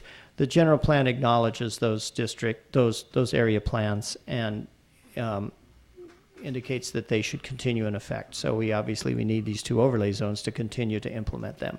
So these 4 districts would remain. Everything else would come from the new general plan land use map. So here's the general plan land use map, and these are all the districts, and basically they would now be the zones. This is the existing zoning map, and I just want to point out the 4 zones that would remain. One is the shoreline management zone, and that is here along the shoreline, which of course the general plan designates all of this for open space, so there's really no issue with retaining the shoreline management district. The 6 existing PUDs that are mapped on the zoning map, and those include Marketplace, Watergate Office Towers, Bay Street, Novartis, Pixar, and Promenade. So those would remain. And then the 2 overlay zones for North Hollis and Park Avenue. So that's this and this. So in order to determine the zoning of a particular parcel, we will for the interim period until we have a new zoning map, we will have to be looking at both of these maps. General plan land use map, but we have to look at this map to make sure it's not in a PUD or to see if it's in one of these overlay zones or if it's in the shoreline management district. So those are the proposed zoning districts. Now, in terms of the zoning district regulations, these would indicate what uses are permitted, conditionally permitted, or prohibited in each district. And that would be done through a matrix, which would show the existing use classifications down the side and the zoning districts, the new zoning districts across the top. And I'll show you that in a second. And as far as what's permitted or conditionally permitted or prohibited where is based on the general plan policies and on the existing regulations. Existing regulations primarily in the areas of stability. Then there will be special regulations for each of the individual zoning districts, and those will be based on general plan policies and some existing regulations that give further details about what would go in each zone. And then finally, regulations and standards in all or several zones. These are, for the most part, these are simply cross-references for convenience to a variety of different provisions of the zoning ordinance or other provisions of the municipal code. So this is what that matrix looks like, and across the top here we have the zoning districts. These are the the land use areas from the general plan, and then we have the shoreline management that we've put over here that simply reflects the existing regulations for that zoning district. And then on the far right we have columns for the 3 overlay zones. I didn't mention this, but you're aware of it on the land use map. We have 2 new overlay zones, regional retail and neighborhood retail. Then we have Park Avenue. We have not included the North Hollis overlay zone on this matrix because there's no land use regulations in the North Hollis plan. But there are some in the Park Avenue plan. So in this matrix there are letters and numbers. A letter in the box would indicate, a P would indicate permitted, a C is conditionally permitted, an X means it's prohibited, and whatever is over here in the overlay zones would supersede what is in the base zone. If it's blank in the overlay zone, then that means that the base zone is not modified. And finally, there are all these little numbers, and those are references to footnotes at the bottom of this table that indicates references to specific provisions, special regulations. Now, I want to point out that this is only a piece of this table. I've just put a part of it up here to illustrate it for you. The actual table goes on for about 5 pages. All the zones are up here, but you don't have all the uses. The use list goes on and on and on. This is just a section of some of the commercial uses. So just to quickly illustrate how this table works, if you look at one of the rows, for example, here we have gasoline sales, which is basically gas stations. As you can see, it's mostly X's, which means they're not permitted in most locations. It would be conditionally permitted in the mixed-use, non-residential, and in the industrial zone. Would also be conditionally permitted in the marina, but you can see there's a footnote there, 12. And if you look below and look up that section, you'll see that what it says is that would be fuel docks for boats only. It would not allow gas stations for cars. Then over here in the overlay zoning districts, we have a C with a footnote for the regional retail overlay, which indicates that gas stations would be allowed in the regional retail overlay with a use permit, even if they're not allowed in the base zone. But there's some limitations on that which are indicated in the footnote. Similarly, or conversely, in the neighborhood retail overlay district, gas stations would be prohibited even if they were allowed in the base zone. And there's also an X over here under Park Avenue district. That's because the existing Park Avenue overlay zone prohibits gas stations. Now, if you go the other way and look at a column, for example, here's the mixed use with residential zoning district, and it indicates what uses are conditionally permitted or prohibited or permitted outright. So, for example, you can see restaurants, convenience and full service are conditionally permitted. Funeral, interment, and gas is prohibited. Lodging services, which are hotels, professional services, and retail sales would be permitted outright. So to find out what is, where a particular use is allowed, you look at a row. And to find out what the regulations are for any particular district, you look at a column. And basically you have all of the regulations about uses in this one table for every zone. And personally, this is how I hope we will structure the new zoning ordinance, because I and my staff agree that this is a much more user-friendly and easier to use system than having to flip pages between all the different zoning districts. I don't know if you've had that experience, but we use it every day, and we find this much easier. That's really more a form than substance, but I just wanted to note that. Okay, concerning special regulations, I'm not going to go through everything that we've listed, but I do want to point out a few key ones. In residential zones, and this comes really from the general plan policies, just with a little bit more specificity. In the high-density residential zone, business, office, and retail uses of up to 15,000 square feet would be conditionally permitted on the ground floor, only on the ground floor. In the medium high-density residential zone, local serving business and retail of up to 10,000 square feet would be conditionally permitted on the ground floor. Smaller and has to be local serving. You may say, what's that? Well, under the definitions, as you'll see in a minute, local serving means with a market area basically of a mile. How we measure that, I'm not sure, but that's the basic concept. And then medium density residential zone, only local serving retail of up to 5,000 square feet would be conditionally permitted on the ground floor. And this is all, as I say, based on the policies or the descriptions of these districts that's in the general plan. In mixed use zones, projects of less than 5 acres may have a single use on them. Projects of more than 5 acres must have a mix of uses. And we have identified a series of use groups that is in the definitions that the mixes would have to come from, that the uses would have to come from. In the mixed use with residential zone, the uses would have to be from 2 or more use groups, one of which must be residential. That's, again, based on a general plan description of that district. And then mixed use with non-residential must have uses from 2 or more use groups, one of which may not be residential. Again, this is only for projects of 5 acres or more. And those projects of 5 acres or more must be processed as a PUD, and during the PUD approval process, the exact mix of the uses would be determined. Where did the 5 acre threshold come from? The general plan says large sites. So the question is, what's a large site? And we just picked 5 acres. Rather than 2 or 3? Right. And how many 5 acre sites do we have left in town? By my assessment, this would apply to the Powell Street Plaza and the East Bay Bridge Shopping Center, and maybe Sherwin-Williams, right. Yes, that's right. Thank you. Sherwin-Williams, Powell Street Plaza, East Bay Bridge. I believe those are the only 3 that would fall under this. So, but your suggestion here is for 5 acre single use could all be office?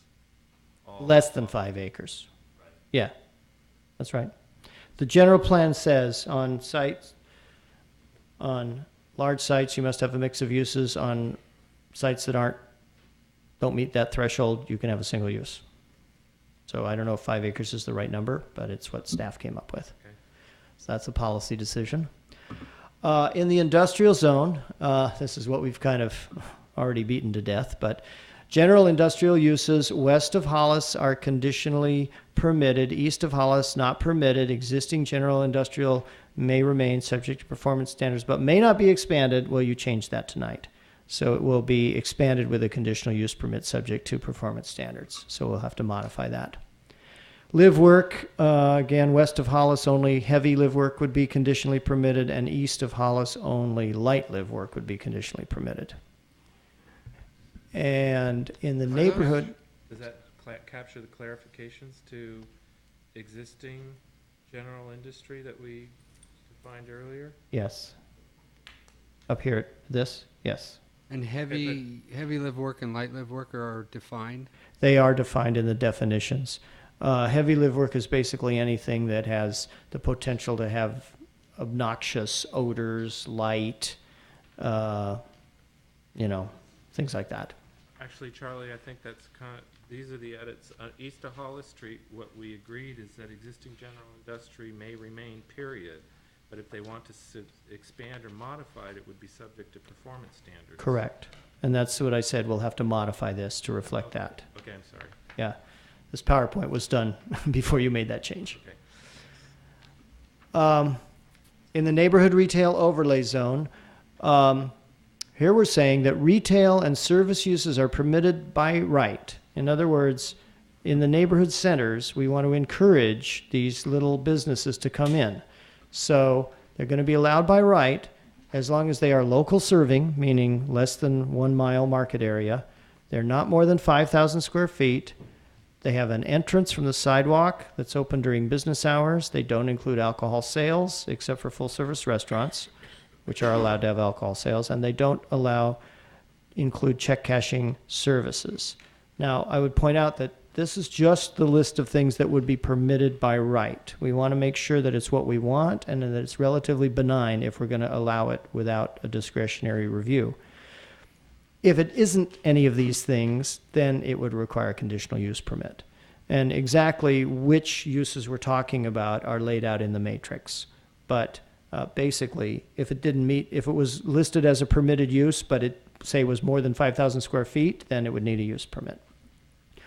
And if it was local serving and no more than 5,000 square feet, regardless of whether it needed a use permit or not, it would be exempt from any parking requirements. So that's to try to encourage local serving, pedestrian-oriented retail uses in the neighborhood centers. And there was a suggestion we go to 10,000 for that, and the reason staff has 5,000 is the idea, I assume, to have a variety of smaller locally. 5,000 is pretty big. Yes, I would agree. We thought 10,000 was a little too And then the big. other. Well, if it's 10,000, you can still do it with a use permit. Right. It doesn't say you can't do it. And then the other question was about whether we need to distinguish ground floor rather than something off ground floor in this particular. Once again, these are uses that would be permitted by right if they were, actually, this doesn't say ground floor, does it? No, so Maybe- there's a suggestion to include that, and I wondered what staff thinks about that. Well, it would be hard to have an entrance from the sidewalk if you weren't on the ground floor. But we could clarify that it needs to be on the ground floor.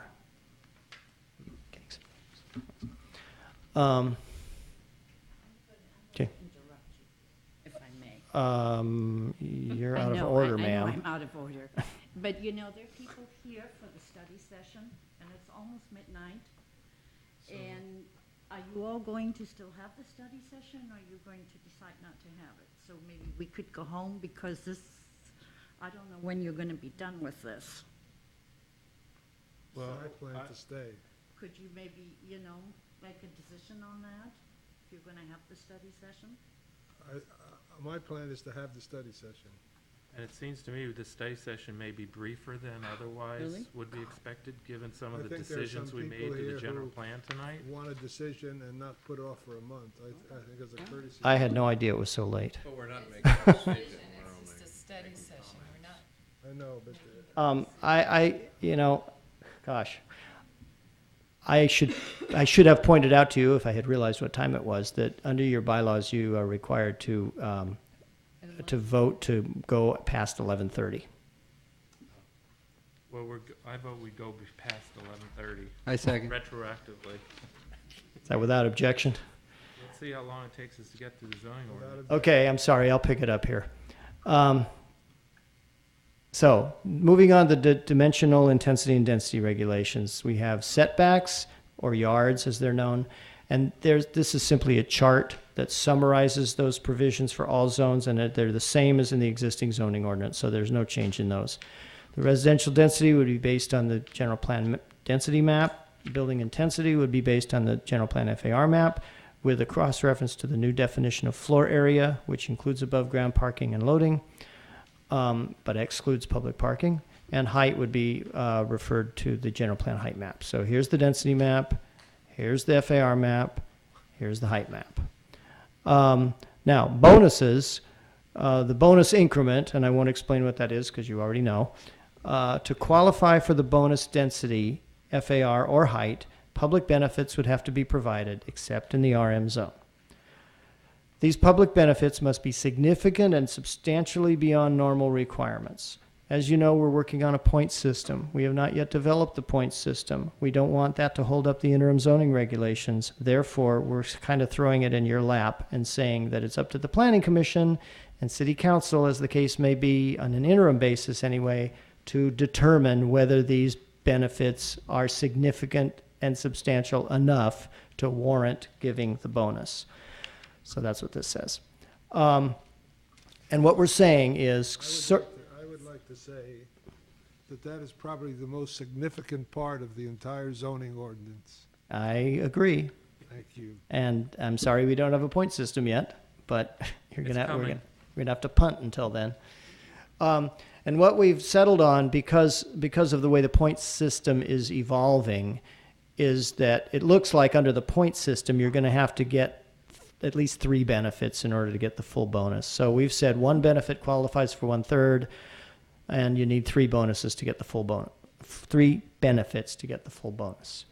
And the bonus categories include, as listed in the general plan, and we've actually added one: public open space, family-friendly development, sustainable design, transportation demand management, public right-of-way improvements, and underground existing utility, overhead utility wires. We added that because we wanted to call that out separately from public right-of-way improvements. We feel that that by itself is significant enough to warrant bonus. And that would be not in front of the project, but in the next block over or across the street.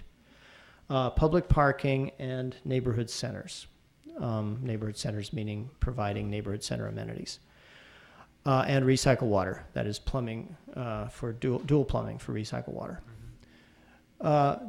Okay, now findings. We have certain findings that we're requiring in the interim zoning regulations, and these are based on the policies in the general plan. I just want to say that in Oakland, where I worked for many years, they have special findings in different parts of town or in different situations. So you always have to make the standard use permit findings. But in an area that has special features or something, you have to make some other findings in addition. So, it's, to make sure that it complies with the intent of the regulations. So we're proposing some special findings to reflect the general plan policies. But as I said, all conditional use permits must make the general findings required in Article 82 of the zoning ordinance, and those include compatibility with the neighborhood, that there's adequate infrastructure to support the project, that it's consistent with the general plan, that is the new general plan, that it provides service or facility that contributes to the community, that it complies with the zoning ordinance, and that the CEQA determination has been made. These are the findings that you make every time you approve a use permit. So you'll still have to make them. But in addition, under the interim zoning regulations, you need to make special findings in certain circumstances. One is where there are special regulations in a zone that is qualitative. It's something that staff can't just measure it and say, yeah, it meets this or no, it doesn't. It's something you have to make a judgment about, and we would couch that as a finding. Secondly, uses in the regional retail and neighborhood retail overlay zones. And thirdly, the density height and FAR bonuses. And I'm just going to quickly go through these findings. I'm not listing all the findings for the special regulations, but I just want to give you a couple of examples. Office uses in the industrial zones, you'd have to make a finding that they didn't interfere with other nearby uses that were permitted or conditionally permitted. That comes out of the general plan policy. Retail and recreation and food in the marina must have a waterfront orientation. Restaurants and retail in the park open space zone must be oriented to park users and limited to no more than 20% of the park area. The 20% we can probably measure, but the oriented to park users is more of a judgment call. So we've included that as a finding. Now, in the regional retail overlay zone for a conditionally permitted use, in addition to the standard findings, you'd have to find that the use will enhance Emeryville's role as a regional retail destination, that the use will provide adequate access by all travel modes, including automobiles, pedestrians, bicycles, and public transit. This is the whole regional retail access route philosophy, and that the use will conform with any applicable area plan. And in the neighborhood retail overlay zone, conversely, you must make a finding that the use will enhance the area's role as a neighborhood center, and that it will provide a pedestrian orientation, including a main entrance facing the sidewalk, open during business hours, and that it would conform with any applicable area plan. As far as the bonuses, in the RM district, How much longer, Charlie, are you going to be? So I have some perspective in my mind. that's fading. about 3 minutes. Did you bring any candy? No, but somebody brought some brownies. I know. Okay, that's good. 3 minutes. I just needed some. I needed to know how much longer to hold my breath. Okay. You might need them later. So as I said, in the RM district, there's no public benefits required, but you would still have to make a finding of excellent design quality, that it's compatible with the neighborhood in terms of scale, form, materials, and street orientation, and that it's designed to minimize the appearance from the street of driveways, parking spaces, and maneuvering aisles, and garage doors, and at least 30% of street frontage is devoted to active non-parking related uses. We kind of took a chance that you might approve that language tonight, so we put it in the regulations. In all other zones, to get the bonuses, there must be a finding of excellent design quality, and you must determine that the project provides significant public benefits substantially beyond the normal requirements. And once again, one benefit would earn a third of the bonus, 2 benefits would earn 2/3, and 3 benefits would earn the full bonus. And finally, in the height district, in the 100+ height district, for heights over 100 feet, you must make a finding of excellent design quality. The project would be required to provide 3 or more public benefits and must minimize impacts on public views, winds, and shadows at the street level, and must be separated by an adequate distance from other buildings over 100 feet tall. Finally, the last section of the interim zoning regulations is definitions. I'm certainly not going to list them all here, although there's really not very many, because most things are already defined in the zoning ordinance. But floor area, this supersedes the definition in the zoning ordinance. It includes all gross floor area above ground, including parking and loading, excluding public parking. Heavy live work, here you go, Frank. This is live work where the work activity may be objectionable due to odor, dust, noise, bright lights, vibration, hazardous materials, or products. Local serving means having a market area generally not more than 1 mile. Conversely, regional serving means having a market area generally more than 1 mile. And finally, we have the use groups. There's 6 of them: residential, retail, office, hotel, recreational, and industrial. And those are groups of uses that are similar in character. Retail, for example, doesn't just mean the use that's called retail sales. It includes several other uses that are retail-like in nature. So, and those use groups are just for use in the mixed-use zoning districts. And that concludes my presentation. I'd be happy to respond to any questions you may have. Are we going to have an opportunity to approve the bonus system and classification? This is that opportunity. I mean, this is only interim. So we're going to see the refined final Because my point zoning is ordinance. that, like, the things that you listed that can provide for getting the bonus, some of them are more valuable to me than others. I understand. We may want to weight them or say that some of them have to be included. Well, you can do that. We didn't want to get into all those nuances in this interim period. No, but this will be with the final. Oh, yeah, absolutely. Oh, okay. The final point system will take all of that into account. Okay, so This is Control until the new zoning ordinance is adopted. I mean, When is we that anticipated? a year, hopefully not more than a year. So does staff see any complication with potential applications where we don't have definition to say the bonus? Or it would come to the commission anyway and you'd provide an explanation? It's there? up to you to decide. It's an off year. Yeah, Yeah. that's true. That's true.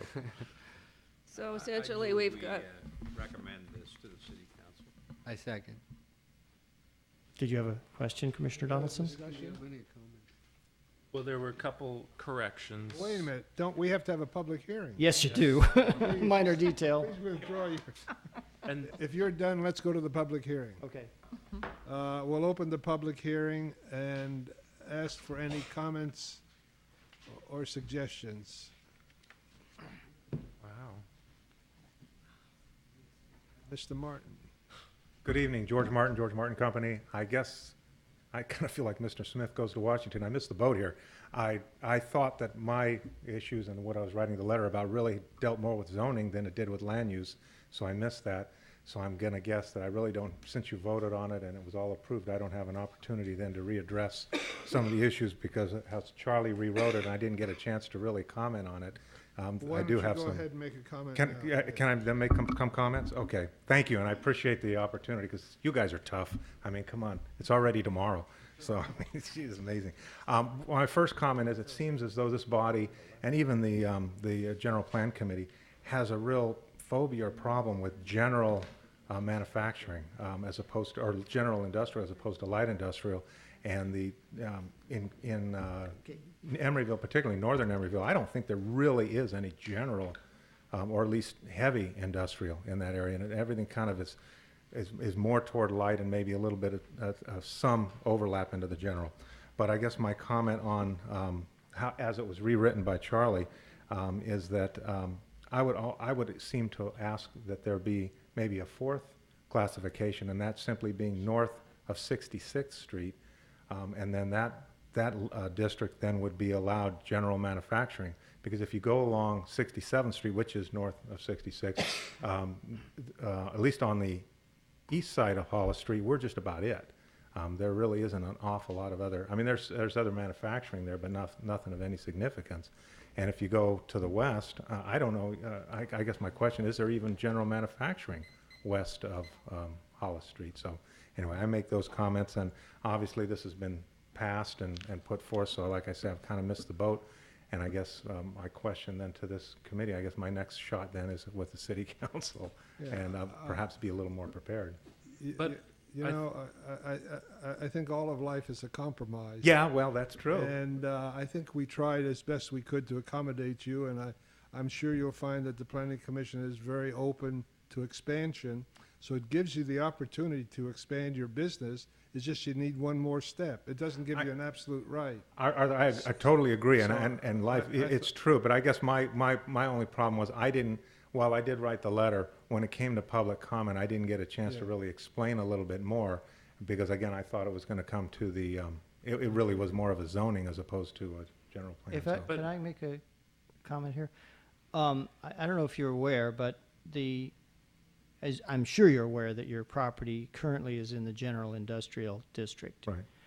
In that district, under the current zoning regulations, general industrial uses require a conditional use permit.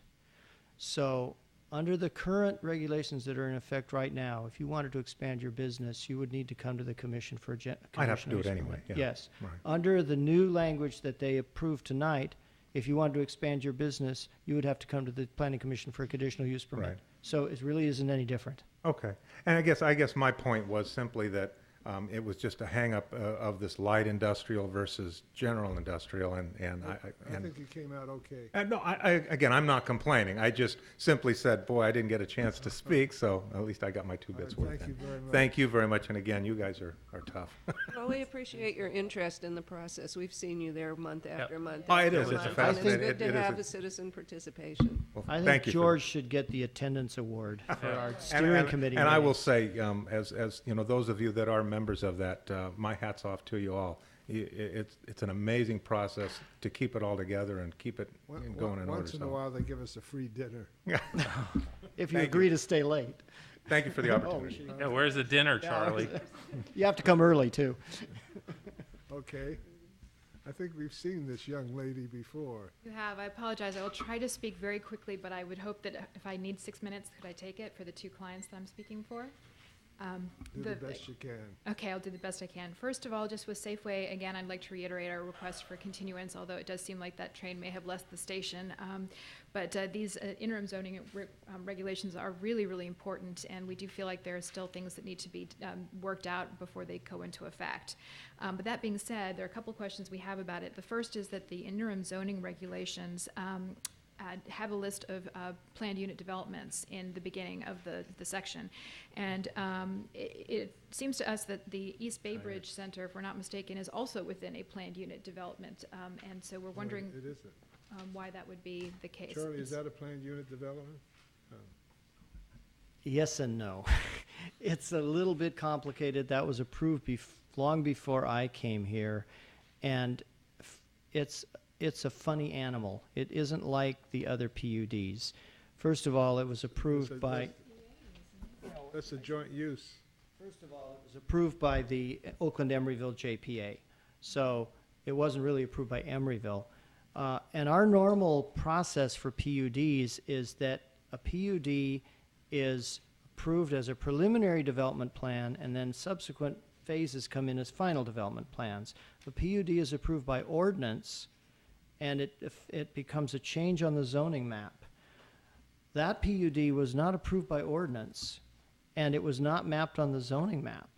And in fact, the JPA had a planning body, which consisted of most of you and some of their planning commission, and an appellate body, which consisted of our city, some of our council members and some of their council members. That project was approved by the planning body, and then it was appealed to the appellate body.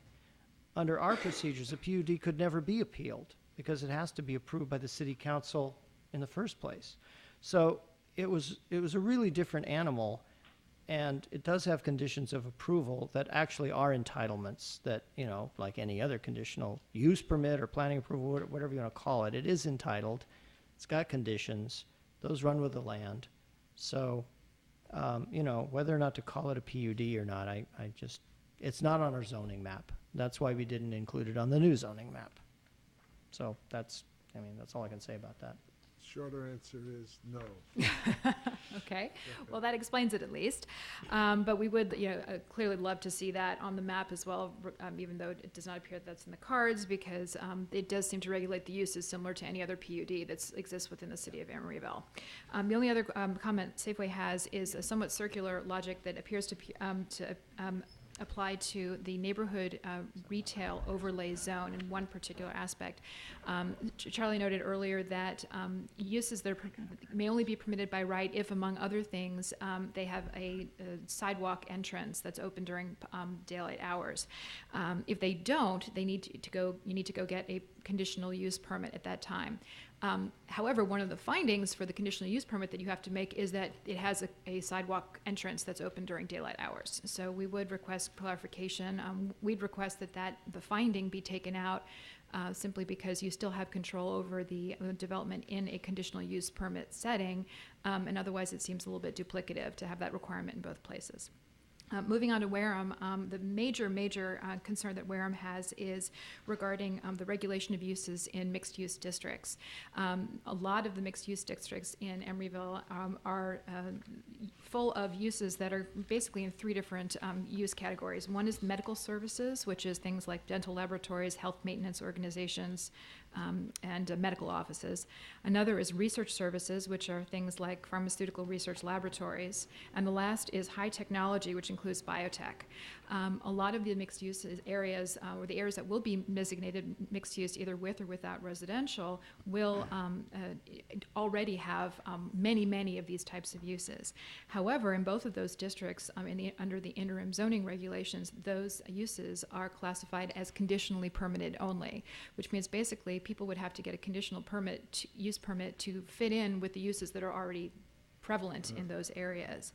So what Wareham is requesting is that these three categories of uses be redesignated as permitted as of right, rather than having to get a conditional use permit for them in those two mixed use areas. The other request that we have respect to that is some sort of regulation of size. Right now, there are a lot of small users that would want to come into the mixed-use areas and take space in various different buildings. It could be as small as 300 or 400 square feet, but they may require conditional use permits, which, as you know, takes a long time. It's not a sure thing at all. It's a lot of effort to go through by a landlord or a tenant for a small space. So our request would be that perhaps with the conditional use permit process, that uses under a certain square footage be exempted from the conditional use permit, and it can be a small size, but something that would allow major uses still control over the major uses, but allow the smaller, more benign uses perhaps to be installed without having to go through this entire process. It also encouraged landlords and tenants to take these spaces rather than being discouraged by having to go through the process. The only other major comment that we have is with respect to various references to developments and lots and projects. For instance, the averaging of FAR over lots, or PUDs being required for sites that are over 5 acres. It's confusing to the reader as to what exactly constitutes a lot or a site. Is it a single legal parcel under subdivision? Is it what Charlie referred to the East Bay Bridge Retail Center, for instance? So is it the entire center? Is it just a portion of it? What if you're just wanting to redevelop one lot within that? So we request that you consider clarifying what that would mean. We have provided a suggested definition in our comment letter. And that is pretty much it. Thanks for the time. And you're welcome. Anybody else wish to speak on this subject? I guess we'll close the public hearing. I move we approve. We already have a motion on the floor to approve. Who seconded it? I seconded it. Does anybody want to comment? So does staff have any concerns with the points that were raised in public comment tonight? Yeah, that I'd like to. wouldn't be addressed as part of the zoning ordinance refinement? I would like to respond to some of those points. I already responded about the East Bay Bridge Shopping Center, but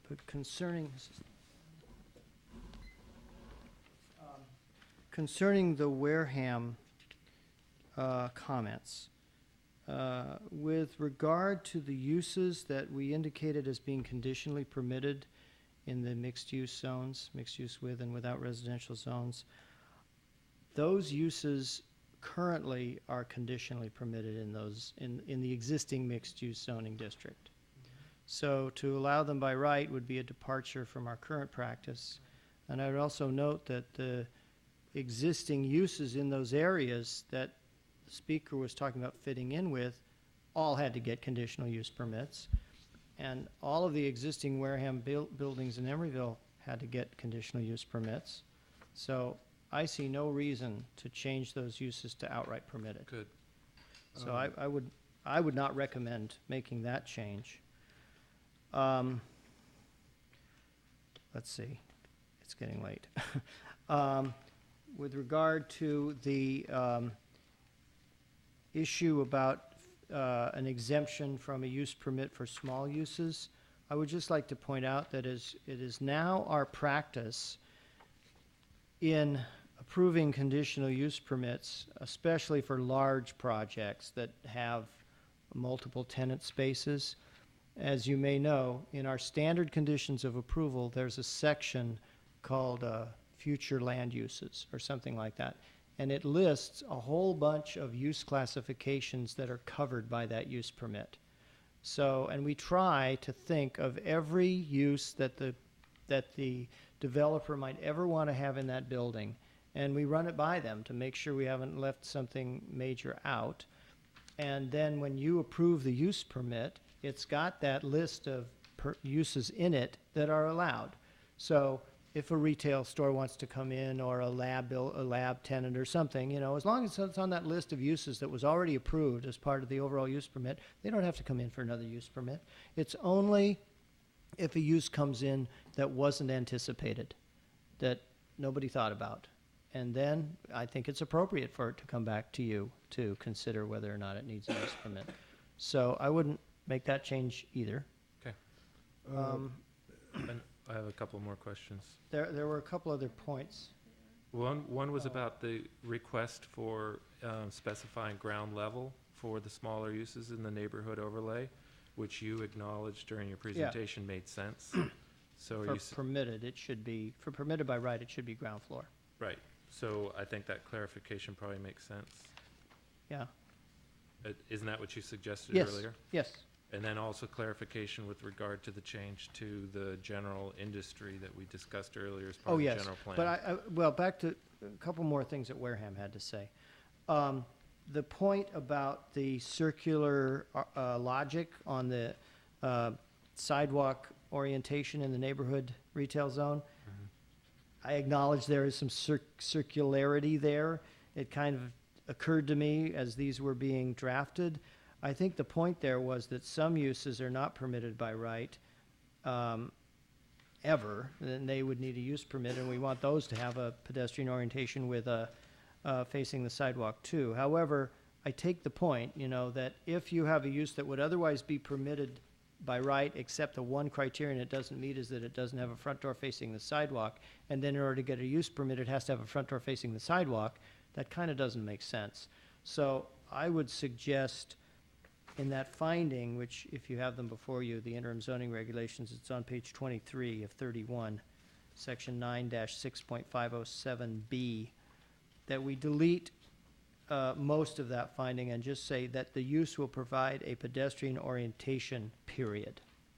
And then you can decide what that means, if you follow me. So then it wouldn't necessarily require a front door facing the sidewalk, but it would have to provide some sort of pedestrian orientation. Well, I'd still like, frankly, I'd like to acknowledge that part of accomplishing that includes a main entrance on the side. Well, the problem is, though, what if you have a use that would be otherwise permitted by right, and the one thing it doesn't meet is this, I mean, basically, you couldn't ever allow a use if it didn't have a door facing the sidewalk, and there may be some circumstance where How about we you might wanna take allow out the that. words "but not limited to" and insert "including consideration Okay. Consideration of a main entrance facing the blah, blah, blah." Okay. That way it's not a requirement, but the issue about trying to activate the sidewalk is still there. Okay.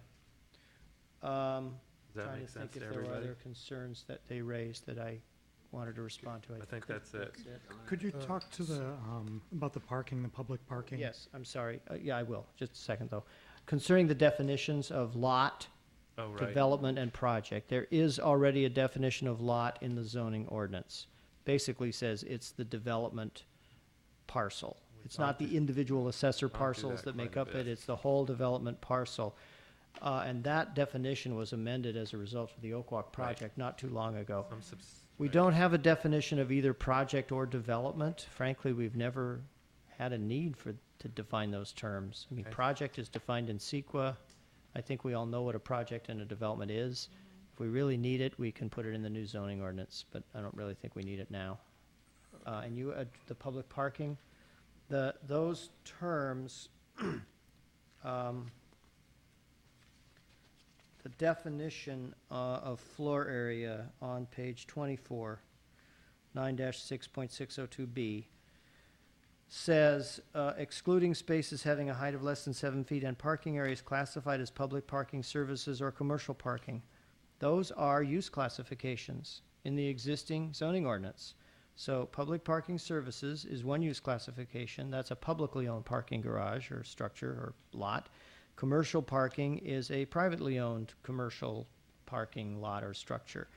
And they are defined as uses in the use classification system. So if we determine that that's what that portion of that project is that use, then that would be excluded from floor area. I guess, if we look at the future and we want to combine parking and shared parking, how does this impact that? What becomes public and what's private? Yeah, well, because we want to encourage. I understand. I would say that is probably an issue that the General Plan and Zoning Update Steering Committee should wrestle with in September, when you talk about parking regulations, and that that's too thorny of an issue to try to resolve in this interim period. And frankly, I doubt if it will become a concern during the interim period. And if it does, we can wrestle with the definition then, but over the next year, I doubt that it's going to come up with a project approval. I don't know, maybe it might come up tonight. I mean, Well- as far as consideration of it, I think the transit center is kind of a perfect example of where we're running into the public and private, and there's no clear delineation between the two. Well, if it's parking that's generally available to the public to park in, that's not meeting the parking requirement of the building, Then it's either public parking services or commercial parking, depending on whether it's owned by the city or owned by a private developer. And in either case, it would be exempt from FAR. So, Up to a certain maximum. So, John, which section are you talking about that you have concern over? That was really a response. definition of floor area on page 24. And really, response to Wareham's question on the public parking. Well, I agree that that's something we need to figure out, but it's just too complicated to try to figure out in the interim zoning regulations, I think. That's all. So how do we handle it? The General Plan and Zoning Update Steering Committee will spend many quality hours together in September discussing these But issues. John, is there something you want to acknowledge in this definition that you hope to have resolved as part of the process? Because I think that's the best way to handle it. If there's something in this definition on page 24 of 31 that you want addressed, put it in text and make sure that there's a focus on having it resolved. Yeah, I don't know how to do that, honestly. Can I staff, see what the issue is, but I don't really know what a solution is. I don't know a text to create a solution. Well, if you're concerned about the transit center, we've done an analysis of the transit center under the new general plan, and we've taken this into account. So I don't think it's going to be an issue for that. isn't it about incentives? That you want to incentivize the floor area so that you have, you're supporting public transit and all of these related uses? That's part of it, but what I'm looking at, I guess, in down the road, what we're trying to do is when we look at like the North Hollis parking study, that has shown that there's a lot of unused parking in private places. And if that becomes available to the public, now is that a public or is that private? And does that count against FAR? And I guess that's my quandary. And Well, if we determined that it met the definition of public parking services or commercial parking, then it would not count against FAR. And they can make an argument around that issue. Yeah. Let them make the argument. And, really, the interim period is a time to test some of these concepts and see if they work or if they don't work. And if they don't work, then we need to modify them in the I permanent suggest we put regulations. this off as part of the update as planning commission. You mean, defer it to the permanent zoning ordinance update? Yeah, and we will Yeah. discuss it at our Right. zoning committee. Right. What are we calling it now? General Plan and Zoning Update Steering Committee. Same So name we it's have a always had. motion and a But second. I didn't get to ask my other question. So, Charlie, you had a 5-acre threshold Right. for the quote larger site. Which section is that referring to? Let's see. Because I have a problem with 5 acres. 5 acres in Emeryville is huge, and I'd like to set that threshold lower. Page 12, 9-6.305. 9.6305. So this is about special regulations in mixed-use zones. So basically what we're saying is that somebody can have a 4.99 acre site and they can do one use on the entire site. For me, that's not what we're trying to encourage in this general plan with mixed use. I think anything over an acre is a huge site in Emeryville. And I'd like the threshold, if they want to do a single use over a whole acre in Emeryville, I think they need to come to the commission to explain why they want to take up an entire site with a single use. 1 acre is big in Emeryville. 5 acres is enormous in Emeryville for a single use. And it's not to say they can't have a single use there, but isn't this the threshold we're going to use for what has to come before the commission? No, what this says is if it's more than whatever the size is that you determine, it must have multiple uses. Which subsection is this? Where B. it says it must? B, B1 and 2. on sites of over blank acres or larger in the mixed-use zones, a mix of uses is required. Okay, but As on A it says on sites of less than 5 acres of mixed use, a single use may be allowed. Right. And for me, that's way too large. I understand. And so But what I'd what like, you're saying is that if you set that limit at 1 acre, and they have a site that's, say, a little over 1 acre, and they want to do a single use, they would have to come to you and explain why and get you to Yeah. approve it. This doesn't allow that. This says that if it's over 1 acre, if you change the 5 to 1, a mix of uses is required, Okay. period, Well, and must be approved as a PUD. yeah, first off, the standard, if we're ending up with uses that are 5 acres with a single, or 4.99 acres with a single use, Okay. you know, we may see those in the next year, a major redevelopment project. That's unacceptable to me. So whether we modify this so that we have a trigger, anything over that comes to us with an explanation for why they want to do a single use, that's fine with me. But anything over an acre, in my mind, is huge in Emeryville, and I'd like the planning commission to see an explanation for why they want to do a single use. It could be, and the solution there is it could be office with a ground level pedestrian restaurant or commercial, some other way to activate that, but. Okay, I have a suggestion. Okay. You could sort of create a 3-tiered approach, where sites of under an acre, you can have a single use. Sites of over an acre but less than 5 acres, a single use would be allowed with a conditional use permit, but otherwise it must have a mix of uses. And on sites of 5 acres or more, then you have to have a mix of uses and it has to be a Good. PUD. Yeah. That's good. Does that work? 1 acre to 5 acre or more, you have what? If it's basically, it would be just as it is here, except that we would introduce a new tier between 1 and 5 acres. If you want a single use, you have to come to the planning commission for a use permit.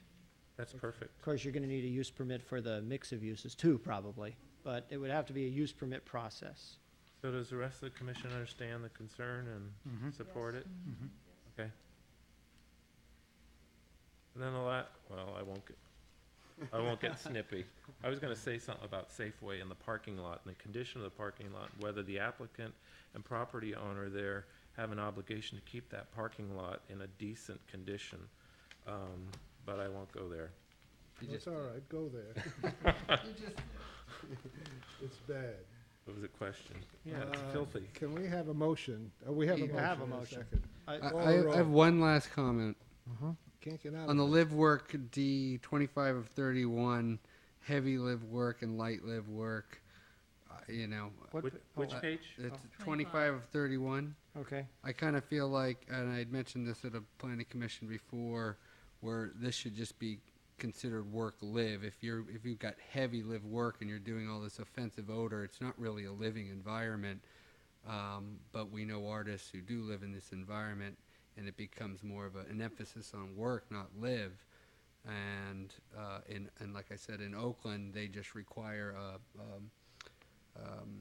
a business license to operate a work-live unit, and I think Emeryville we should start moving towards recognizing work-live units as opposed to heavy live work units. They should be looked at a little bit differently and have different restrictions than just regular old live work. You're just giving it a heavy and a light, but Doesn't if this, it's- doesn't this accomplish the same thing though? By distinguishing the problem uses? well, not with the I mean, adding a business license and that you have to go through. If you're working in Emeryville, you already have to have a. Not in the live work units. Or live Right, work but if units you're do doing not all this have to. nasty stuff, But if you're doing all this nasty stuff and you're just in a live work unit, you still don't have to get a business license, not technically, at least not in this definition. But in a work live unit, if it was defined that way. okay, so these are just the definitions we're looking at. I mean, this So- could be something that could be brought up during the, and I will. I I just think- wanted to make a comment about I it. It think doesn't that's have the to be appropriate changed now. time to do it. Okay. Yeah, okay. So, Buzz made a motion, I second it. It was. And we had a couple of changes which we have noted. Oh, and amended by John and Jim. Yeah, what was your amendment, John? What was my amendment? I don't know. You didn't have, I don't think you had an amendment, you had I a don't think I question. did. No, he had There a was- concern I just had about, comments on he had a public concern about questions. You didn't- fluoride. yeah, Oh, or just a concern. definition. So we're gonna add The amendment regarding the industrial use, there was the amendments regarding the floor area ratios that have been changed in the general plan. And the ground, recognition of ground Ground use floor for- and the changing the wording of that finding for neighborhood retail center. And the threshold, the three-tier threshold. And the 3 tiers for the mixed-use zones. And then the edit to 9.9-6.507 on 23 of 31. What was that? Oh, yes, that's the finding E. on the neighborhood retail overlay zone. Right. Right. Okay, are you ready? Yes. Commissioner Cardoza. Aye. Commissioner Donaldson. Aye. Commissioner Jeffrey. Aye. Commissioner Martin. Aye. Commissioner Sherman. Aye. Vice Chair Flores. Yes. And Chair Hoff. Aye. 7 ayes, the motion is approved. The resolution is adopted to recommend City Council adoption of the interim zoning regulations. Thank you very much. Before we move on, I have a comment for Wareham's benefit. I think this commission, in my experience, is very judicious and very concerned about its use of conditional use permits. I think we're very conscientious about it. I think we work well with developers. And I don't think there's anybody in this city that has, Wareham has the least concern to express concern about it. Nobody in this city, I feel, has been treated better than he has. And for him to want to give up all of our control, I think is not reasonable. And I wish you'd pass that on to him, that we're not going to give him blank checks. And I don't think he needs it. He has been treated so well in this city that I think he should be happy the way things run. Thank you. Now, Are we taking a break, or what are we doing, Art? What are we doing, Chair? At 12:40. no break, we're just going forward. Okay. You want a break? No. I think we're starting a break here. I see some people breaking. In fact, I see several people breaking.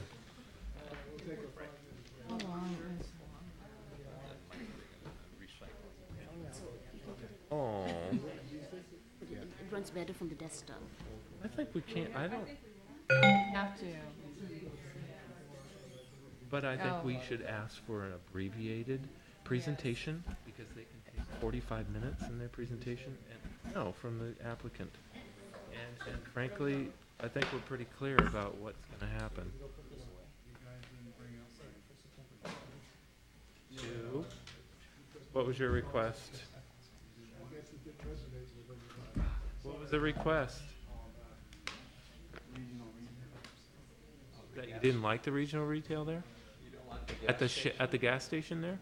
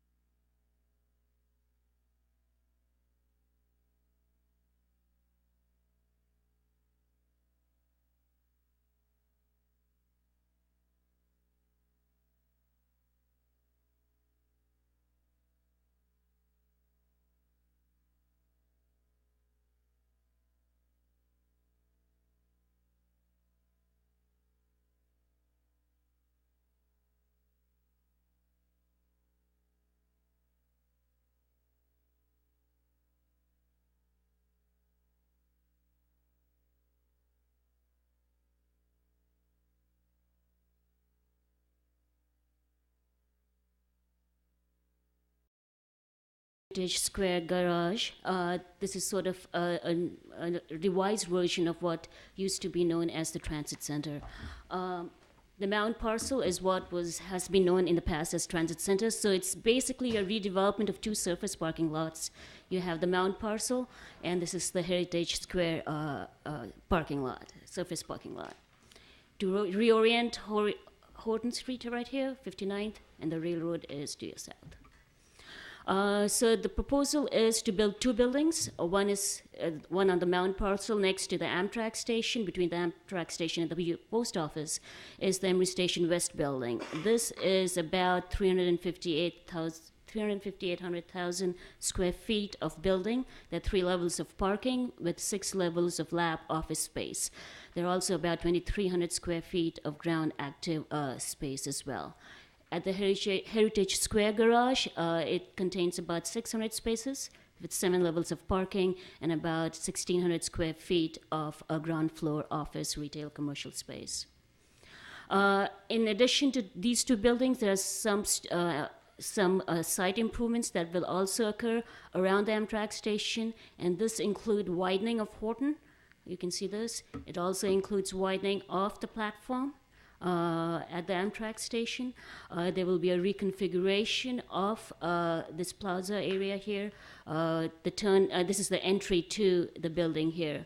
Right here is also accommodation of pickup and drop-off of cars, and here you have the taxi queuing. This is the Emery Station West ground floor plan. These are the active space. This could be used for various transit functions or retail or commercial uses. It contains, like it mentioned, 300 parking spaces on 3 levels. Out of this, about 125 are replacement of the existing public parking spaces, and there will be 100 new public parking spaces, and there will be 90 replacement of private spaces. So from the ground floor to the 3rd floor, it's all parking. From the 4th floor onwards, you have the lab space, and the key distinguishing feature here is the landscape terrace that you have on the 4th floor plan. This would be around roughly about 30 feet that this would occur. So between the 5th and the 10th floor, the floor plan is more or less the same. Each floor contains roughly between 35,000 square feet of lab space, totaling about 219,000 square feet of lab/office space. And at the 11th level, or the penthouse levels, this accommodates the mechanical equipment. There'll be no lab space here. This is kind of the cross section. The G stands for garage, O/L stands for office, and office/lab. And this is where the terrace is. Like I said, it's about 30 feet. Top of the roof is 135 feet. The extra 30 feet accommodates the mechanical penthouse. These are some of the elevations, and this is the rendering. Now going to the Heritage Square garden, ground level, the entrance is into the garage from Horton, and the exit is on 63rd Street. 600 spaces, out of which 170 would be the replacement spaces that already exist at this surface parking lot. So the net increase would be 430 new spaces. There's some little active space fronting Horton. Here are the sections. It's a 7-level with the height reaching at 64 feet. These are some of the more elevations that you'll see a little bit more of. In terms of what is existing, the existing zoning today, the land uses are allowed with conditional use permit. The height, the Emery Station West height of 135 feet would require rezoning under current zoning ordinance. The FAR of Emery Station West would also need a general plan amendment. We anticipate this project coming for entitlements after the new general plan is adopted. And in terms of land uses, they would still need a conditional use permit. And in terms of height, now this has changed given what occurred today. So in terms of height and floor area ratio, Emery Station West would not comply with what the commission is going to be recommending to the council. In terms of the Heritage Square complex, nothing was changed from what was presented in the draft general plan, and this site will need a bonus for the FAR. Charlie went through the bonus. Its height conforms. The height of this is within the height limit. The Heritage Square? Yeah, it needs a bonus for height. It needs. Without a conditional use. It's a bonus for It's a height. bonus. Yeah. No conditional use. Bonus conditional use. No. Yeah. Right. It's above by The right. Heritage It Square is, garage needs a bonus for both height and FAR. Okay. that is correct. Right. So Charlie talked about bonus points, and the key thing is that the point system has not yet been developed, so there is a certain amount of a discretionary basis that would be needed to be applied. But typical categories of bonus that would apply for a project, a non-residential project, is public open space, sustainable design, TDM measures, public parking, and things like dual plumbing for recycled water use. In terms of parking, if the office parking requirement is used, which is 3 per 1,000 spaces, then in addition to the replacement parking, what would be required is 527 new spaces for the proposed lab/office building. In the past, in the recent past, for example, the Emery Station East building where lab was used, the commission has used a lower parking figure of 1.5 per 1,000 spaces. And if that is used, then the proposal would require 430 new parking spaces.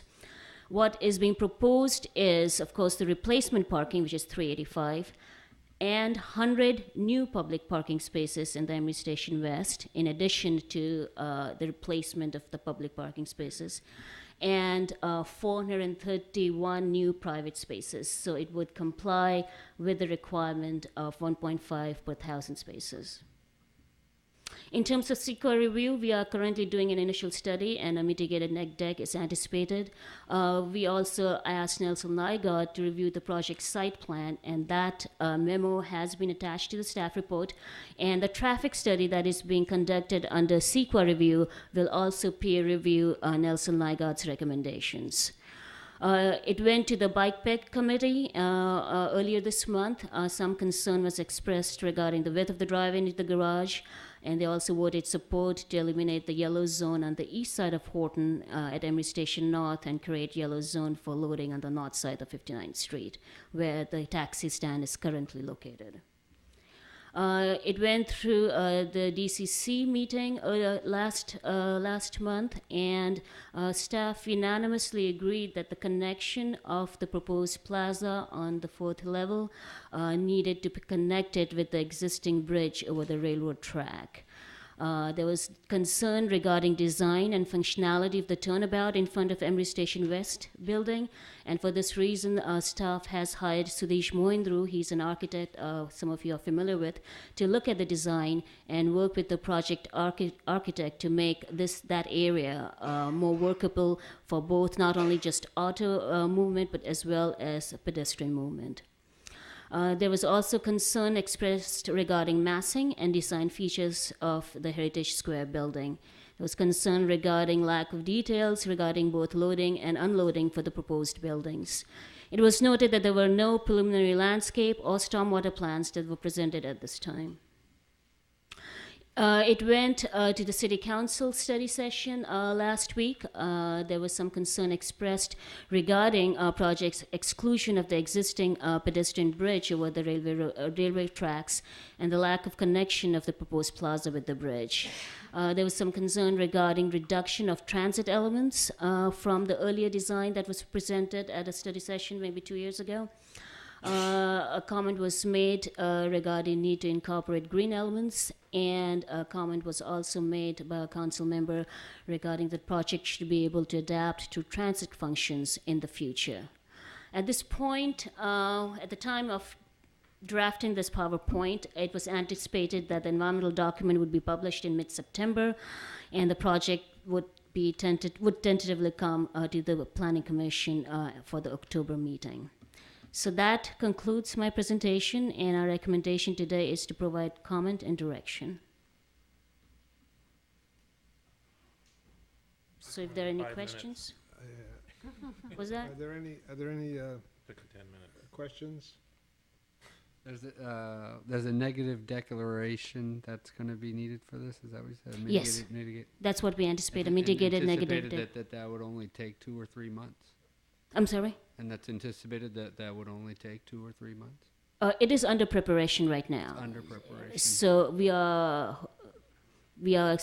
tentatively scheduled to publish it next month. Is that the what? The neg deck, the mitigated neg. Let's see, you say they're planning to be, I guess my comment on that is, how can we assess the environmental impacts when we don't even know what the bonus system is?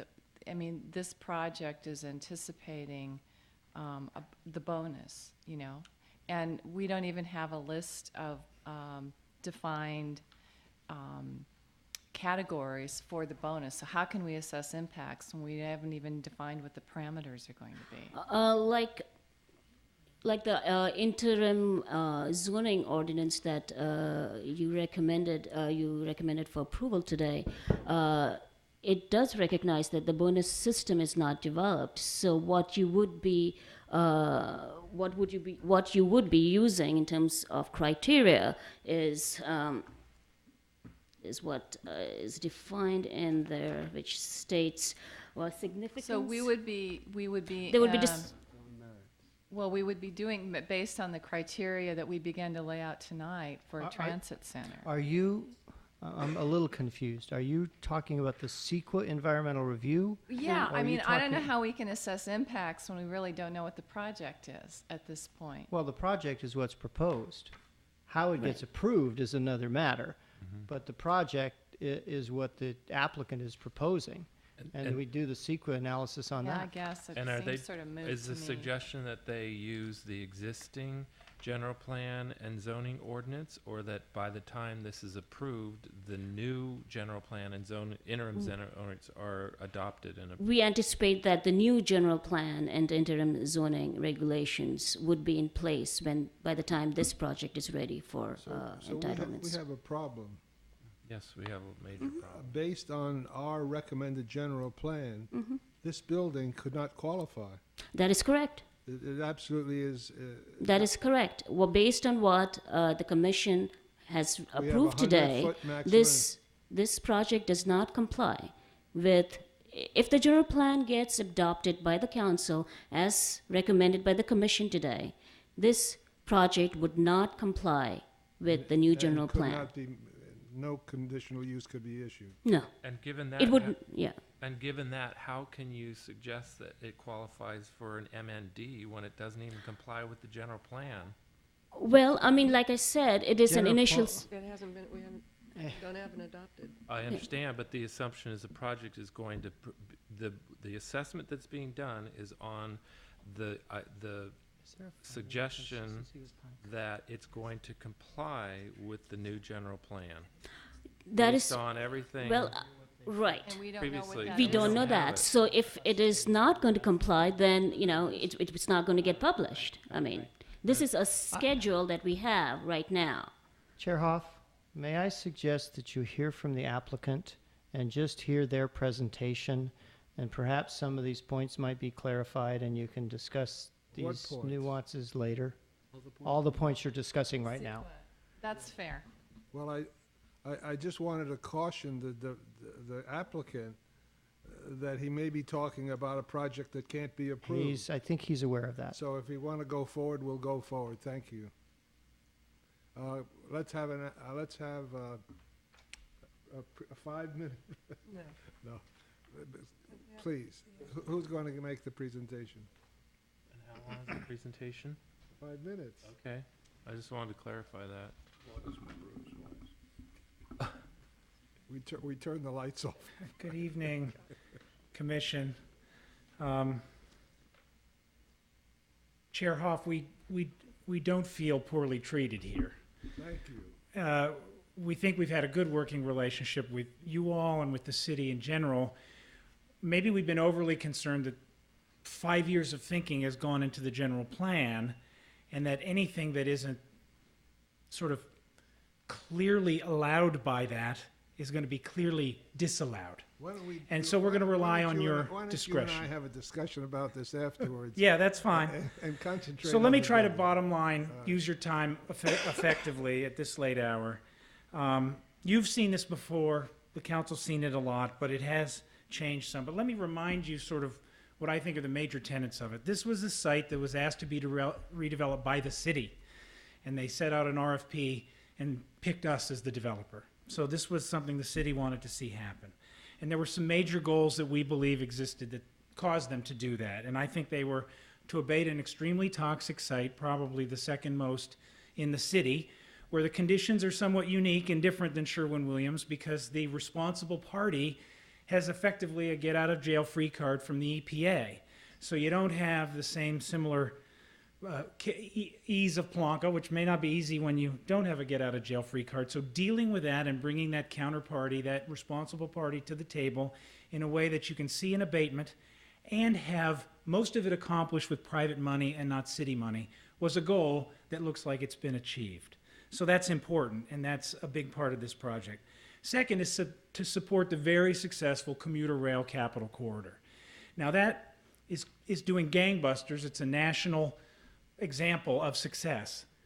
They believe their continued success depends on some more public parking.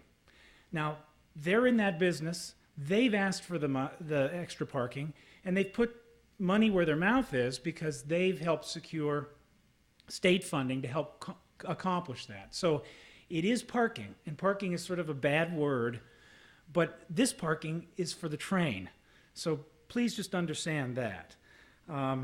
We are making a lot of other transit improvements. We'll discuss them tonight. You've said we want to emphasize that more than you think we have. So we've heard a lot of those comments over time. We heard a lot last week, and our architects are going to show you and describe in more detail a lot of that. Now, regarding what you've discussed, the bus bays, one of the issues that caused us to take them out of the building was there aren't that many buses that want to use the place now. And in fact, an increase in frequency in the trains doesn't mean more buses at the same time. It means the buses leave and others come because there will be more frequency of train, but it's not like the trains will be 4 times as long. So there was a challenge of the extra bus capacity isn't needed today. And we had a plan that has ways of expanding the bus capacity in front of the station over time that you've seen. But we hear that you'd like to see that capacity for the future increased inside the building. And that's not so hard, actually. I mean, we've thought about it because we heard that a week ago. And probably we can accomplish it by lifting the ground floor deck 5-6 feet. And whether that happens now or in the future may be less important as long as the opportunity's there, because now the public parking is wanted. And it's the lower levels are the public parking. In fact, this whole podium's almost all public. We've moved all the private and separate those things, which is, we think, a big improvement. So it could be parking today and the buses in the future when more people are in the trains and in the buses and not in their cars. So it would allow for that evolution. Maybe you want that evolution sooner. I mean, I'm not running the trains. I'm not running the buses. I'm not sure you are, but we can make that happen with our existing design and a few more feet. Regarding the pedestrian bridge, there's been a discussion of that. We know it's a challenge, and we aren't averse to exploring connecting our project to it in a way that works, which would have to be seismically separate. We're not going to be able to hang on to it. And we would certainly commit to doing everything we can to try to accomplish that, but we wouldn't want our project premised on it only because it involves the railroads, and it took 5 years of planning, which we were a big part of, to get that bridge built in the first place. And we don't control the ability to connect to it. You don't. But we're working together, we think there's a good chance for that. And there's a lot of benefits there because we have a grand stair you'll see and you have seen, and our podium's lower and a big green space, and that could be a really nice thing. So we're committed to try to do that subject to the fact that we can't unilaterally deliver it. So the transit stuff, it has a lot of the things you've talked about tonight, and we'll explore that more. I mean, today we operate a car share pod on that site today. And we also have 2 rental car agencies right there, which is just a different, it's the old school car sharing. It means a small group of cars shared by the maximum number of people. So that's happening today. We imagine a transit, what we call a transit resource center, which would be a place where you could go for information. The Emeryville information would be there, and a next bus readout, a rideshare 511 discussion, hopefully ticket purchasing abilities. You know, the transit agencies are working on sort of a universal ticket. So we devoted a space for that. It would also include sort of bike valet, and we're looking at the Fruitvale bike valet operation as a model and trying to explore that. So we imagine that already there, and you'll hear more about it. Again, getting back to the park, people say, oh my gosh, we heard this is a lot of parking. And so I just wanted to say, we got about 900, I'm going to round, but 900 spaces. Almost 400 are replacing what's there now. So you can't say we're adding that. That's there. Some of it's public too. But so 400 are already there. 100 are going to be new public. So really, what are we adding that's sort of the bad kind of parking, which is 400 spaces, round numbers. And for our building, that's a ratio of 2 per 1,000, which is less than your current code. So we think the project is actually doing what you want, which is discouraging cars, discouraging parking. The world isn't to the point where you can have none. But this project is suggesting it's pushing the things the way you want it. So then the other thing is it's one project, but we've put it on 2 sites. And we did that because when you saw this before, we had a huge parking podium that was, we didn't like it. It was sort of oppressive. And we had this landscape plaza on top, and the comments were made, you can be publicly accessible, but no one will go up there because it's too hard to know it's there and so forth. So by splitting the parking, one, we pretty much put public parking separate from private.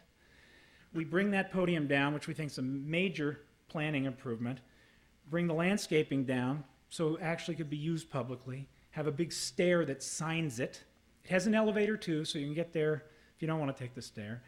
And at that lower level does provide the opportunity to connect to the bridge. So these are all things, we're out listening. We've been to the community before. It's been a while. We're going back in the next couple weeks. We're seeing you again, and we're very interested in your input. We've seen the council last week. Nelson Nygaard, we got that report in the last week. So we've incorporated a lot of things that you haven't seen, and I'll turn it over to our architects to try to walk you through some of that. I have one quick question for you.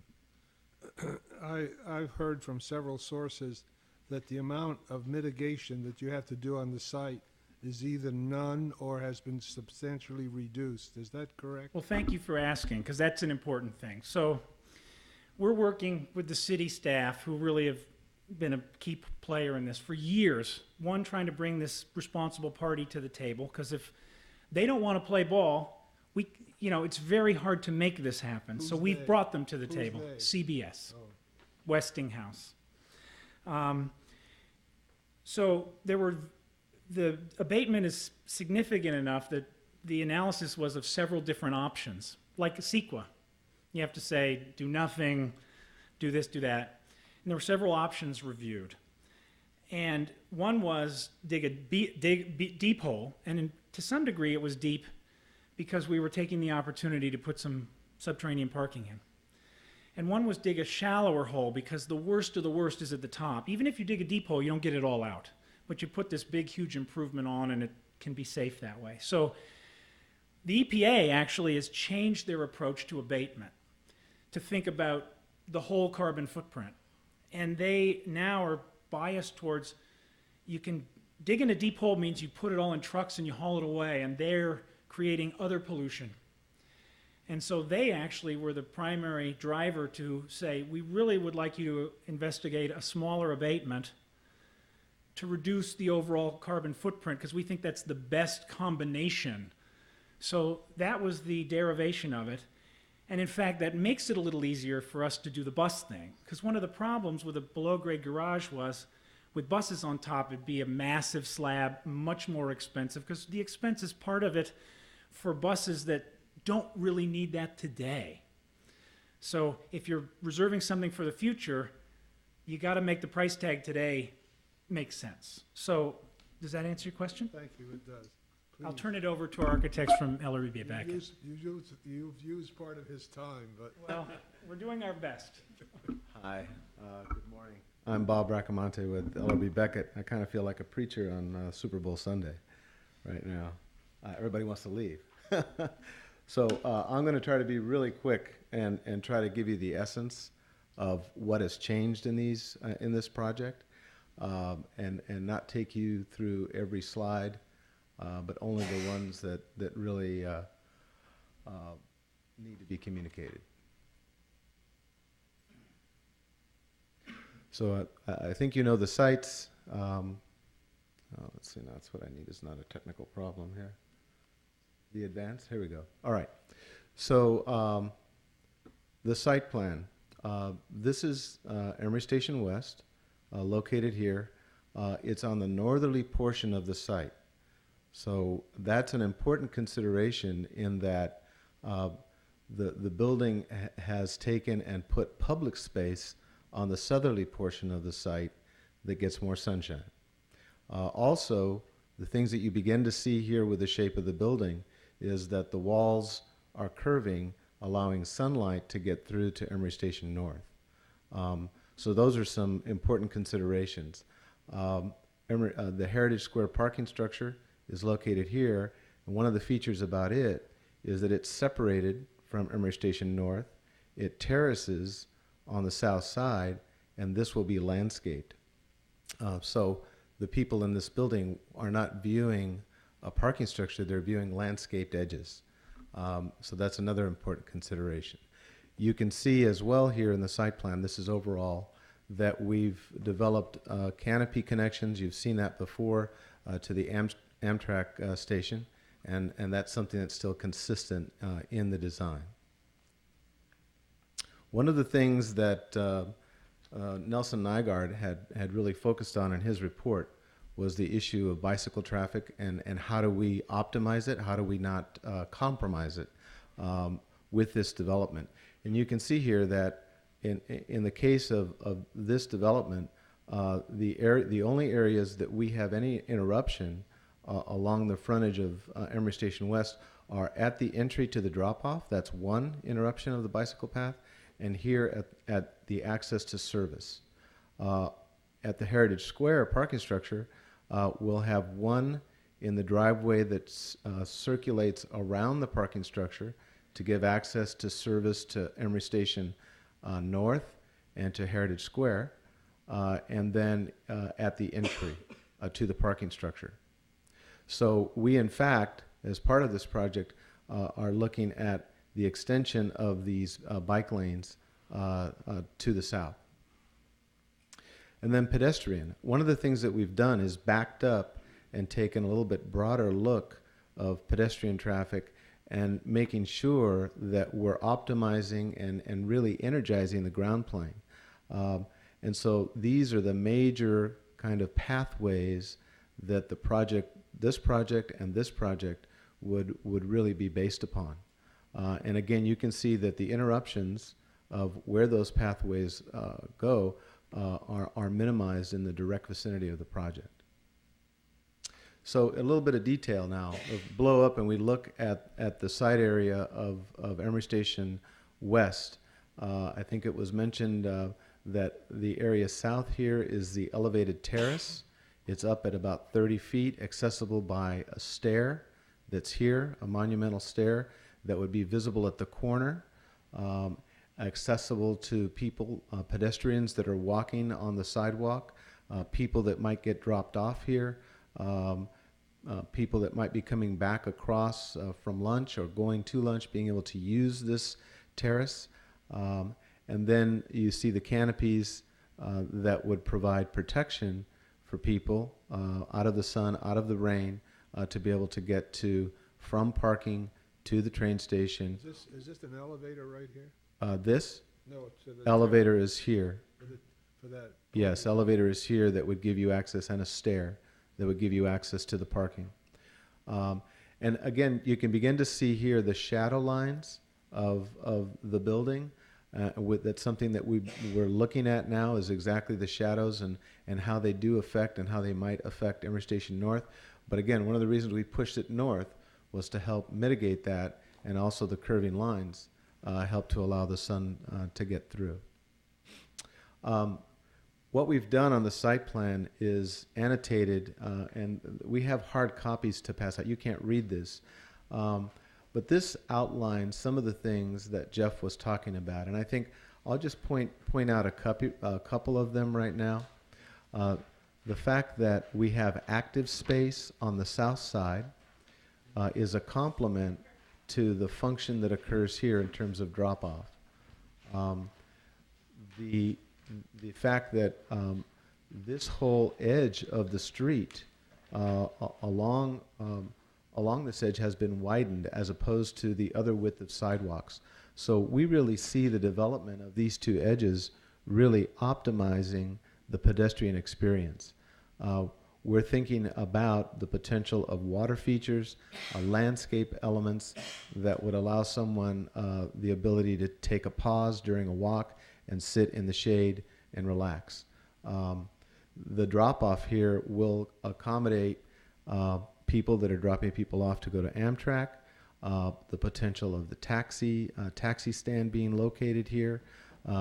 You can see that we are still providing for the buses, and we know that there's a couple of different ways that buses can be accommodated here.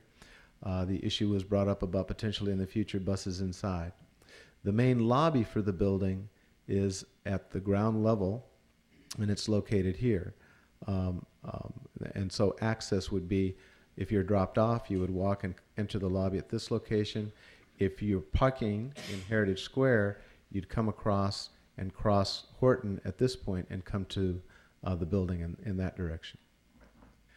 The Heritage Square parking structure is located here. You can see that what we've done, I explained about the drive around the south and the east, and the fact that we would have our entry off of Horton. It's right turn in, and then the exit would be onto 62nd, right turn out only. And we expect to affect a landscaped edge all along Horton and on 62nd, and then to the extent that we can continue that on the borders of this drive is intended. And so this is a perspective view now, aerial perspective view of conceptual development of that entry plaza. So we see paving materials that would help us slow traffic down. We studying permeable pavement that would surround the plaza to the extent that we can implement it with the soil conditions. And then this shows the extent of the canopy structures that provide shade and weather protection. The active spaces obviously would be along here and access directly from the pedestrian way. Here's the stair that takes you up to the terrace, and then this is the elevator element and stair that provides a vertical circulation. That's it. Okay, so these are just a little quick in terms of circulation. I think we've kind of covered this. I think one of the key differences of this scheme is that the vehicle circulation in and out of the parking structure is via this plaza. The bus circulation remains unchanged. I mentioned the bike traffic. We expect, of course, to have bike facilities within this area, and that's being defined as to what, but obviously we're taking Mr. Nygaard's recommendation seriously. Service access. I think there was some concern about service. Service is accessed off of Horton, but completely off of Horton to a service area here, so that the trucks are not parked along Horton, but they're pulled off, and they can hammerhead in and then take off. And then the pedestrian circulation, obviously something that I mentioned already. The access points to the building. This is the elevator and stair core. Access points to the lobby. if you're coming to the building and you are a guest or a guest, you would enter the parking structure and then enter the lobby from the parking structure. A little bit about the architecture. You can see here we're standing at the corner of Horton and 59th, and we're looking at the building. So some of the inspiration for the form of this building was really about movement. And so we were trying to give the building a real personification of a transit center in terms of the railroad, the locomotive, the movement of a train. You know, if you see pictures of that, one of the things that you'll see is curving lines. You'll see curving lines if you see sailboats that you can see from the bay. And so those were some of the reasons that we kind of began to look at curving the taller element and then bringing those curves down to the ground plane. We're looking at materials that would be primarily metal panels and glass for the taller portion of the building, and then warmer, more, I guess, human-type materials for the podium that would be precast concrete. Okay, thank you. That's enough? I think that's fine. Okay. I think most of us know the project quite well. Very well. This is not a public hearing, but is there any citizens that wish to speak on this subject?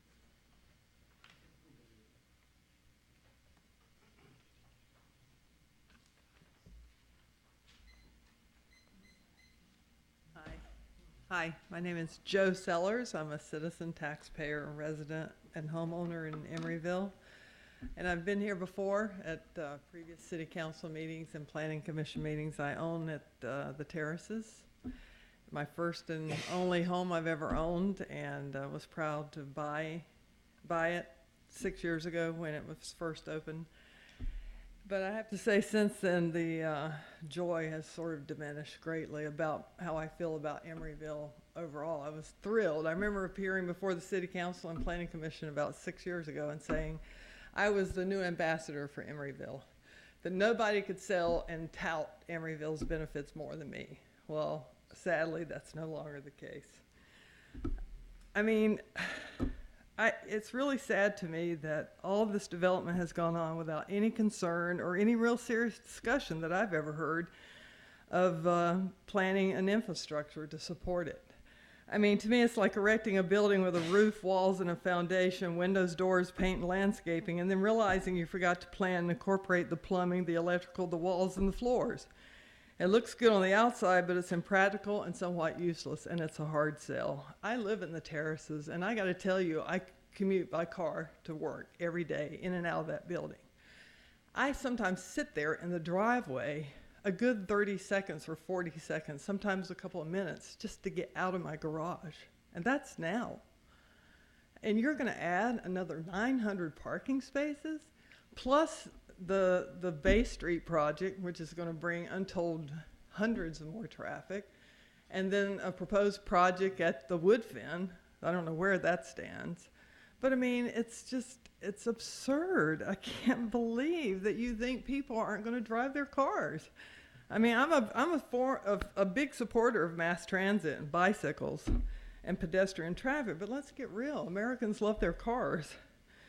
I mean, I'm really thrilled with the development in Emeryville in one respect, but I feel, and at first when I moved here, I was very excited about it, but I think it's just gotten out of control. It's like a monster that's feeding on itself, and you know, I've sat here tonight and used 6 hours of my very precious and very limited resource, which is time. I work a lot and I don't have much of it. And I'm very disappointed. You know, build it and they will come. They have, they do, and they will, and in large numbers. And, you know, it's amazing to me, all this talk and discussion and posturing about building heights and quality of life and benefits for citizens of Emeryville, but I've never, in all the meetings I've ever attended, heard any real discussion about the infrastructure to support it. You know, I've sat here for 6 hours. I'm going to take a couple more minutes. I'm sorry.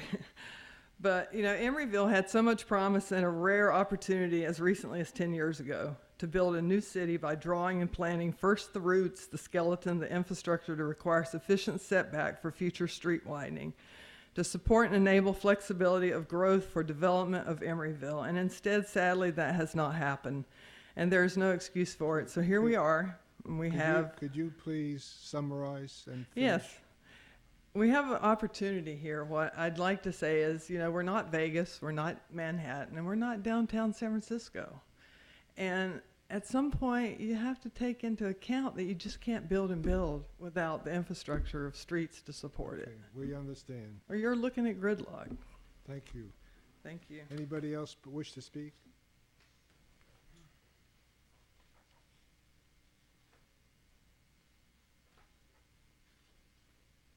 Okay, first I just got a call from Virgin America.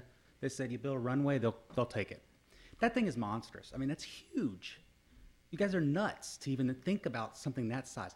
I have no problem with building something there, but let's be reasonable with what we're going to build. That one entryway with the 4 points of traffic right there, what do you think that's going to do but back up? As she said, just in the garage where we're at alone, it backs up. And you add those directions like that, and you're going off of that direction, what's going to happen but back up? It's insane. And then I really want to know, we have 101 units in our building, and we have 6 parking spaces that are on that lot that are our guest parking spaces. Where are those going to go? They're already inconvenient enough. Where are they going to go now? I really would like to know that answer. Because like I said, we live on the other side of Amtrak, and they're already over here. Where are they going to go? So, I mean, I want to know that answer, and I really just don't understand how this can even be taken seriously. I mean, like I said, I don't have any problem with building there. I really do not. That's fine. I think it would be fine.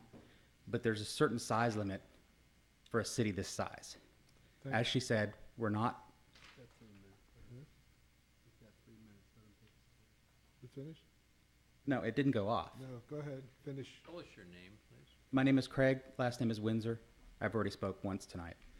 But like she said, we're not Las Vegas. We're not downtown San Francisco. Let's keep in mind what size we really are, and let's build that way. I know we can build for the future too, but we don't have to go overboard. And I think that's overkill. I mean, it's a really pretty building, but I think it belongs elsewhere. Were you here when we voted to limit the building to 100 feet? I wasn't here that night. Oh, no, just but I've been tonight. Yeah. When you didn't you limit it, but they're gonna, if they have any added thing, they can go bonus 100 plus. No. Yeah. No, it's a maximum of 100. Wait a minute. No. That's not true. Oh yeah. Okay, I'm sorry. So, I would be okay with under 100 feet. I was kind of tickled pink when Patricia started talking that direction. But then when the added bonus part got put into there in 100 plus, then I got worried again. Because that's overboard. That's overkill, big time. So just please think about where you live and think about what this city needs and not what you're trying to be, if that's what the case is. Thanks. Thank you. Anybody else?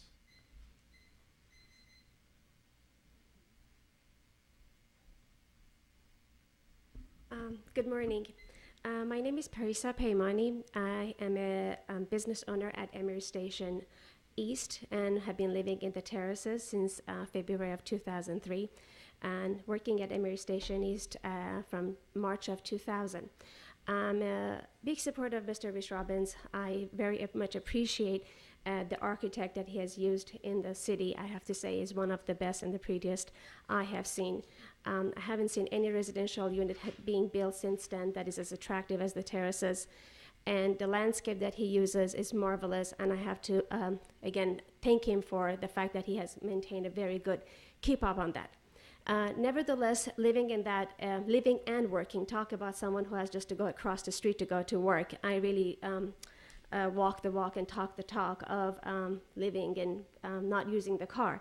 Nevertheless, being in that corridor almost all day and having 900 cars extra, Mr.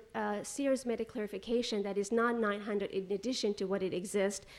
Nevertheless, I cannot imagine with the traffic as it is, and sometimes if for Joe takes 30, 40 seconds or up to a few minutes get out of the traffic, getting out of the parking lot, it takes me sometimes a few minutes just to cross the street and not get hit.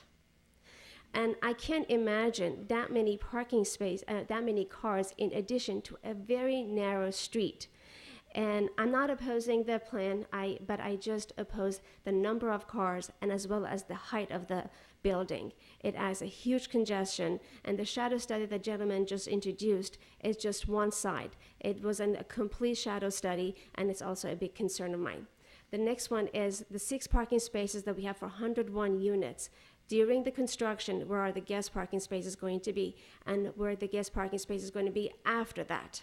It is as hard as it is to the guests to give directions. That's where you need to park. How about after? And sometimes, the blight building that exists in Watergate community that has a little 2-story building with a small grocery store. Why can a building of that magnitude go in that area and revamp that community? Because it's desperately, desperately needed. Perhaps you want to ease up on the terraces a little bit with the marketplace that is going to have another 1,000 cars in that corner, and then you have the the mall that has on the side B that has going to have probably got another 1,000 cars. Pretty soon the terraces will be consumed and cars will be running all over our place. So please help us and do everything you can to minimize the congestion of car in our neighborhood. Thank you. And anybody else? No? So that's it for public comments. Now, what is the commission's pleasure? Should we start at the other end of the table this time? Oh. John, you want to go first? Sure. And we've already hit on some of the major points for me. Bringing the bus bays inside the building is very important. And one of the things that does is frees up the space in front of the existing train station for future transit, which could be a streetcar at some point, or right now could be the Emeryville round. One of the problems that we have that we need to fix is right now the Emeryville round stops at the corner right across from the train station, and it stops in the bike lane and cars back up behind it. So it really creates an unsafe situation for the bikes. So if we can route the Emeryville round for now into where the buses are shown in the plan in front of the station, I think that would be something that would fix things. Overall, we have to look at how we can get the service vehicles off of Horton, and I think you've done some things to help that. Certainly, adding a loading zone under the Powell Street Bridge is going to help that. Connecting to the pedestrian bridge is another big thing for me. One of the things that when I look at Emeryville around noon, I look at that bridge and say what we're doing is working. We're getting pedestrian traffic. We're really getting a flow of people here. But that bridge as it is right now is really dysfunctional. It's a nightmare for pedestrians, the way it circulates down there. It's a collision course, it's blind corners, it's a creepy feeling. I think that this is the opportunity to fix that. And it's also, if we could extend the bridge over to the new building and provide some sort of access. It doesn't necessarily need to go through the green space. If it could go adjacent so people could enjoy it. I understand that there are security concerns that have to be dealt with, the ability to close it off at night perhaps. But some way if we could route the pedestrians over the bridge to the building, and what that does is opens up a vista when you're walking across the bridge itself. Right now it's a dead end, visually a dead end. What I'd like to see is that the pedestrian is drawn to go towards the greenway. So there's a clear visual path that says there's something out there. There's a way to connect. You connecting the bridge to the building, I think, would allow you to do some gradual ramping down towards Horton, and that's one of the things that's really not so pleasant as a pedestrian right now. It's like 52 stairs that you have to climb all at one time. If we could break up that ramping and make it less painful, I think that would be helpful. I think I hit on the keeping the space in front of the building open for future transit options. One of the things that Jeff talked about at the city council was making the Heritage Square garage a non-building. And that really resonated with me. I think maybe there's some opportunity to do something really creative with that. Parking garages are in general terms pretty ugly. I think Scott Donahue made a comment about the Novartis garage, and I think that is pretty exceptional. But perhaps this is a chance to do something sculptural and make it non-building like. And one of the things that I've seen in Mission Bay recently is using perforated metal to do some sort of sculptural thing. If there is going to be green planting on it, I haven't really seen that work very well on a parking structure like this. And what I would ask is that it look good without the green. And if the green fills in, that's all the better. But in the time that the plants are growing, make it look decent. One of the things that we can do to I think help the standalone garage would, in terms of green, would be to provide solar on the top of the roof of that. I think that is a way to make the whole thing green.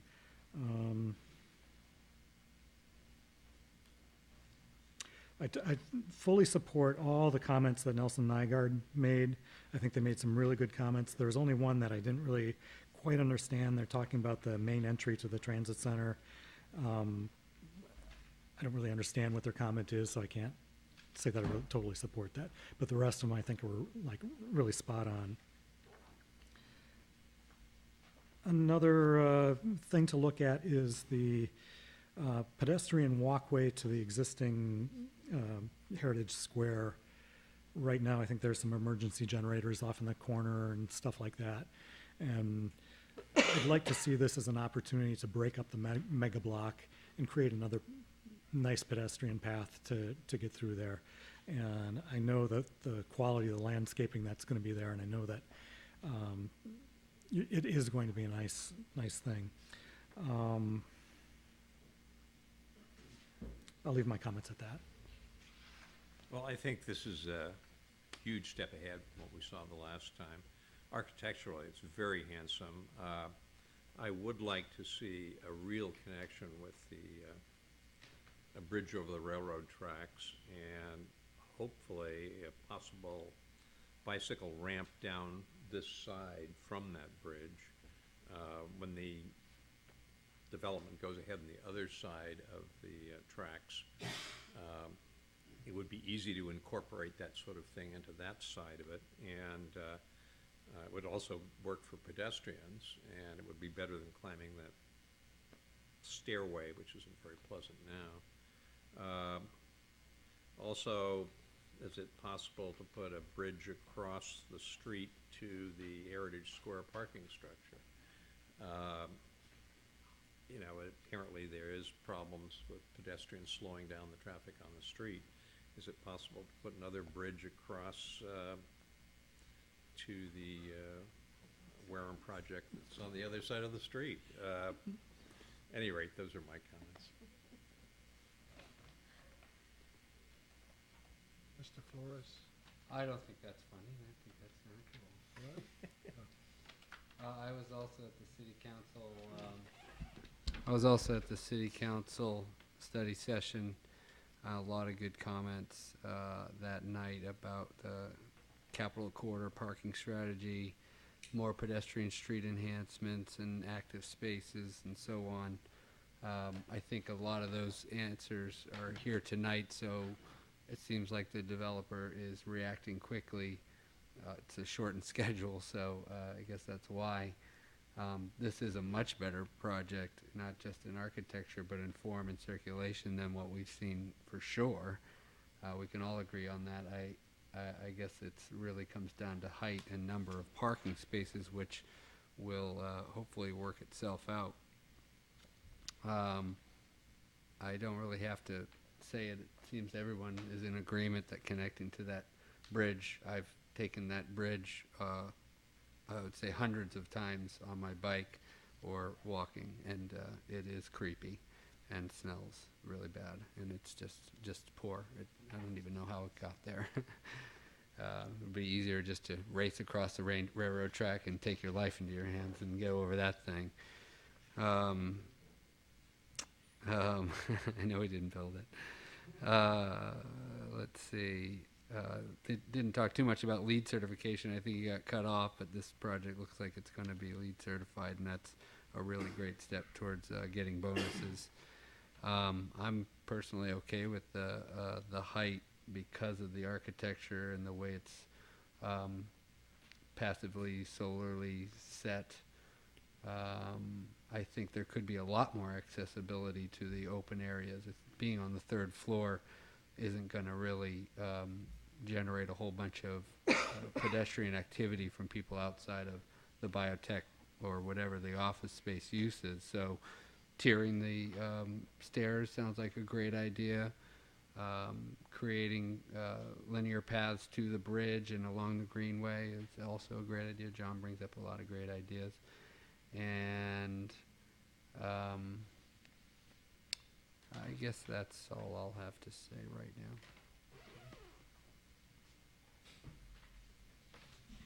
Ms. Donaldson? Okay, I don't see the 30-foot in the air plaza as being a really viable public space. I think it's a nice amenity for the people in the building, and it would be used by the people in the building and looked down on as a piece of decoration, but I can't see people coming from street level and going up there. It just doesn't. There are those kinds of plazas on the second floor in San Francisco and in Emeryville, and they just are really, really underused. So unless they're programmed pretty seriously and have things going on that people will be attracted to go to, they really end up being desolate space or just being decoration, and I don't think that's useful to the community. The pedestrian plaza at street level, I'm having a hard time seeing where the plaza is other than as an auto entry. It really looks like looks like a garage entry with some circulation around it. I also do have a hard time envisioning Horton Street. I really would like to see more of traffic information on this with an extra 400 or 500 cars coming through there. Horton is not even a through street at this point. It's circuitous, routing traffic in ways that I think could really be problematic. And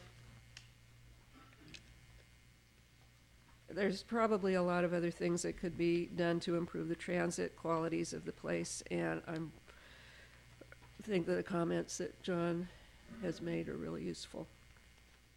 And I'm tired, so I'm going to quit now. Yeah, we're all tired. So I'm going to back up here. I don't think that I can support this on any level based on the earlier discussion for the general plan. I feel like this was I'm sure it wasn't, but it feels like a bait and switch, where for years we've been presented with two basic criteria for why we need to make an exception to this site. And one is the extreme cost of remediation, which is no longer going to happen. And the other is all the improvements associated with transit. They're both, in my opinion, they're both gone from this. And yet we're still talking about something that's 165 feet and with tweaking and sticking like some bikes here and something over there. I don't buy it. I think the height has to go all the way back down. I think we need an explanation for what happened with the cost and the remediation and how that translates into what we're looking here and the additional entitlement in terms of the height. And I'd like to see how this is going to be retrofitted for some major transit hub, because I don't see it being accomplished in the future. I don't think it's going to be retrofitted in the future. I don't see that as viable with suggestions of ramps and turnarounds. It needs to be planned for now, or it doesn't meet that simple criteria we talked about earlier tonight.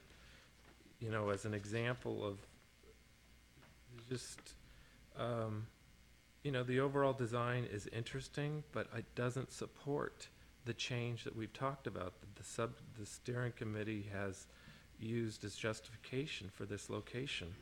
And it just, it really bothers me that we're even looking at this point and not being clear with the applicant about the disappointment here. You know, the important connection here heading west on 59th is that pedestrian link in the bridge over the railroad tracks. And they put the trash in the center of that physical connection. That entire area around the turnaround, if that ends up staying there, should be completely redesigned.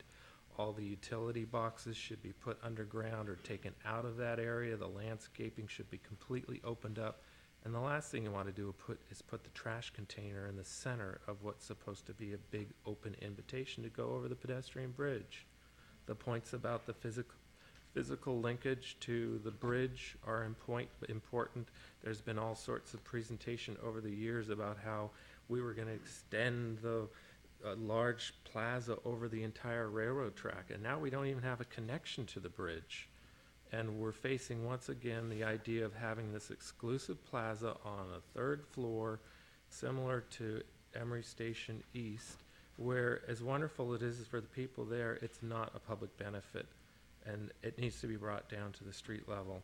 Having, quote, active uses that are 14 feet wide on the entire building for the transit center building, and then a 15-foot frontage on part of Horton Street for a parking structure that's going to be 65 feet and have nothing on the roof but parking. So you're getting rid of a surface parking and saying, see all these wonderful things we're doing, and yet we still end up with surface parking on the roof. Something else has to happen here in terms of alternative design. The parking structure is hideous, let alone the issue about how many stalls are going to be installed in that location. I don't know who came up with it, but it is god-awful, ugly. Whether the use has to be extended up to the second floor so there's something vibrant on there, it has to wrap around to 61st Street and complement what you already have in the old building there with all those smaller active spaces.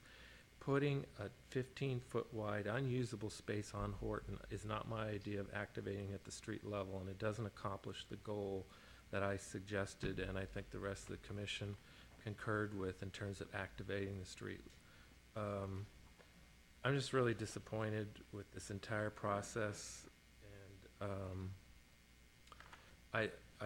I can't support the idea of going 165 feet, even if the top 30 feet are to a, quote, penthouse. It doesn't work. It doesn't provide the important ground level activation that's essential. It doesn't demonstrate that whether it's going to be part of an initial or a future retrofit, they're going to be able to accomplish those essential transit services. And it doesn't provide the pedestrian linkage over the railroad track. All these things that we've heard about, the wonderful things that this project was going to bring to this part of town, are missing from this design. And I'm bothered that the process is already moving forward, that we've already got an environmental assessment and MND going forward on this thing. I'm tired and I'm bothered. We've seen this so many times, and for me, it's just a big disappointment. Thanks, Jim. I'll keep my comments very brief. Well, I just want to say that my understanding of a transit center is that you arrive and depart via transit. I would want to see a significant reduction in the amount of parking, and a transit center to me means you design it as a transit center from the get-go. You don't retrofit it at some undetermined future date. Everyone else has had a lot of good comments about improving circulation and access, so I don't want to go there, but I do want to say I don't want to see another 2 to 3 story podium that the folks that live in Emeryville and perhaps don't work in this project don't really feel that they have access to. That's a long stairway. I would prefer that podium be cut in half at least, and at least half of that space be at ground level, and you move your entrance to the plaza area. And that you also put in, and that whole circulation area needs to be reworked, and Nelson Nygaard has some good ideas, and I think they would be a good team member to have as you modify your site plan. And I'd also like to see something in this plaza to activate it, and maybe you have a small building that's glass, it's open, you have a cafe, there's some public restrooms there. You could have a kiosk that provides information on transit and smart cars, you know, the shared use of cars, something there with some tables and chairs on the outside to really activate that space. And then you can pull back and have a podium open space level farther back to the tracks that links to the bridge. I don't want to see another podium like we've been seeing. It's not a public amenity in my opinion. And this isn't a transit center in my opinion. I can't support it as it's currently proposed. Thank you. One of the problems of being the chairman is everybody says what I want to say. But you're going to have to bear with me because I want to reinforce some of the comments of the other commissioners. It says in our general plan ordinance that if you want a bonus allowance to build a building, I want to quote, provide significant public benefits substantially beyond normal requirements. I think it's there's an obligation on the part of the developer to prove that point. I don't think there's anything in this presentation which even comes up to normal expectation, let alone beyond normal. Number one, there's no transit component to this. I agree with the commissioners that say the buses must be under the building. Number two, the pedestrian bus-car conflict is atrocious. You talk about a plaza at ground. That's not a plaza. It's a turnaround for cars. And pedestrians are going to have to maneuver in there to get to the garage or to the transit station. Very bad design, in my opinion. The podium, I couldn't agree with Patty more. We have to stop having gardens in the sky. Tell me for what reason someone would want to walk up the stairs. There's nothing up there. There's no activity. There's no business. There's no playground. Why would anybody walk up the stairs? Why would anybody care? That park is for the benefit of the people in the building. You don't even have entrances from your building onto the podium. You have to go around the corner to get into to your own building. Last but not least, the building is too bulky, too big. And because of that, you've had to put the podium in the sky. If the building was half the size, we would have two immediate benefits. You would have a ground level park, and we could get rid of the heritage building, which to me has no redeeming social value. I've never seen a building so ugly and such a waste of effort. And with those mild comments, I will ask if any commissioners have any additional things they want to say. I just have one follow-up, and I'll try and end it on a positive note, that I didn't say I got involved in all the things that I was concerned about, but I absolutely love the look of the building. I don't have a problem with the height. I really like the fact that the parking level has been dropped down. I think it's a stunning building. If we can just make it function as a transit center and resolve some of these other things. And have a usable park. But the building itself, I think you did a great job on the structure. As far as the parking is concerned, Art, 2/3 of it is for people using the train station. know, So it is serving You them. know, many years, many, They can arrive by trans. many months Well, ago. unless you don't say you can't ride the train if you come by car. No, but that's I'm fine. saying if you don't have a lot of parking, people are gonna have to look to alternative modes. That's the whole point. Well, if you want to encourage more people to ride the train, then you have to provide parking for it. What I don't want You to. don't want to provide the I train, then know, don't I know, provide the or convenient access to. You know, what I don't want to build is a parking lot for the East Bay. I asked Exactly. many months ago if we could do an origin destination study. I suspect that people come to that parking lot from all over the East Bay, park in Emeryville, take the train and go to some other city. So we're not benefiting from the parking. We're creating a place for non-Emeryville residents to take the train. Why don't we shut the train station down and let them go to Oakland? I'm not saying that, but I think it's important, I think it's important for us to know who's using the station. Take a taxi.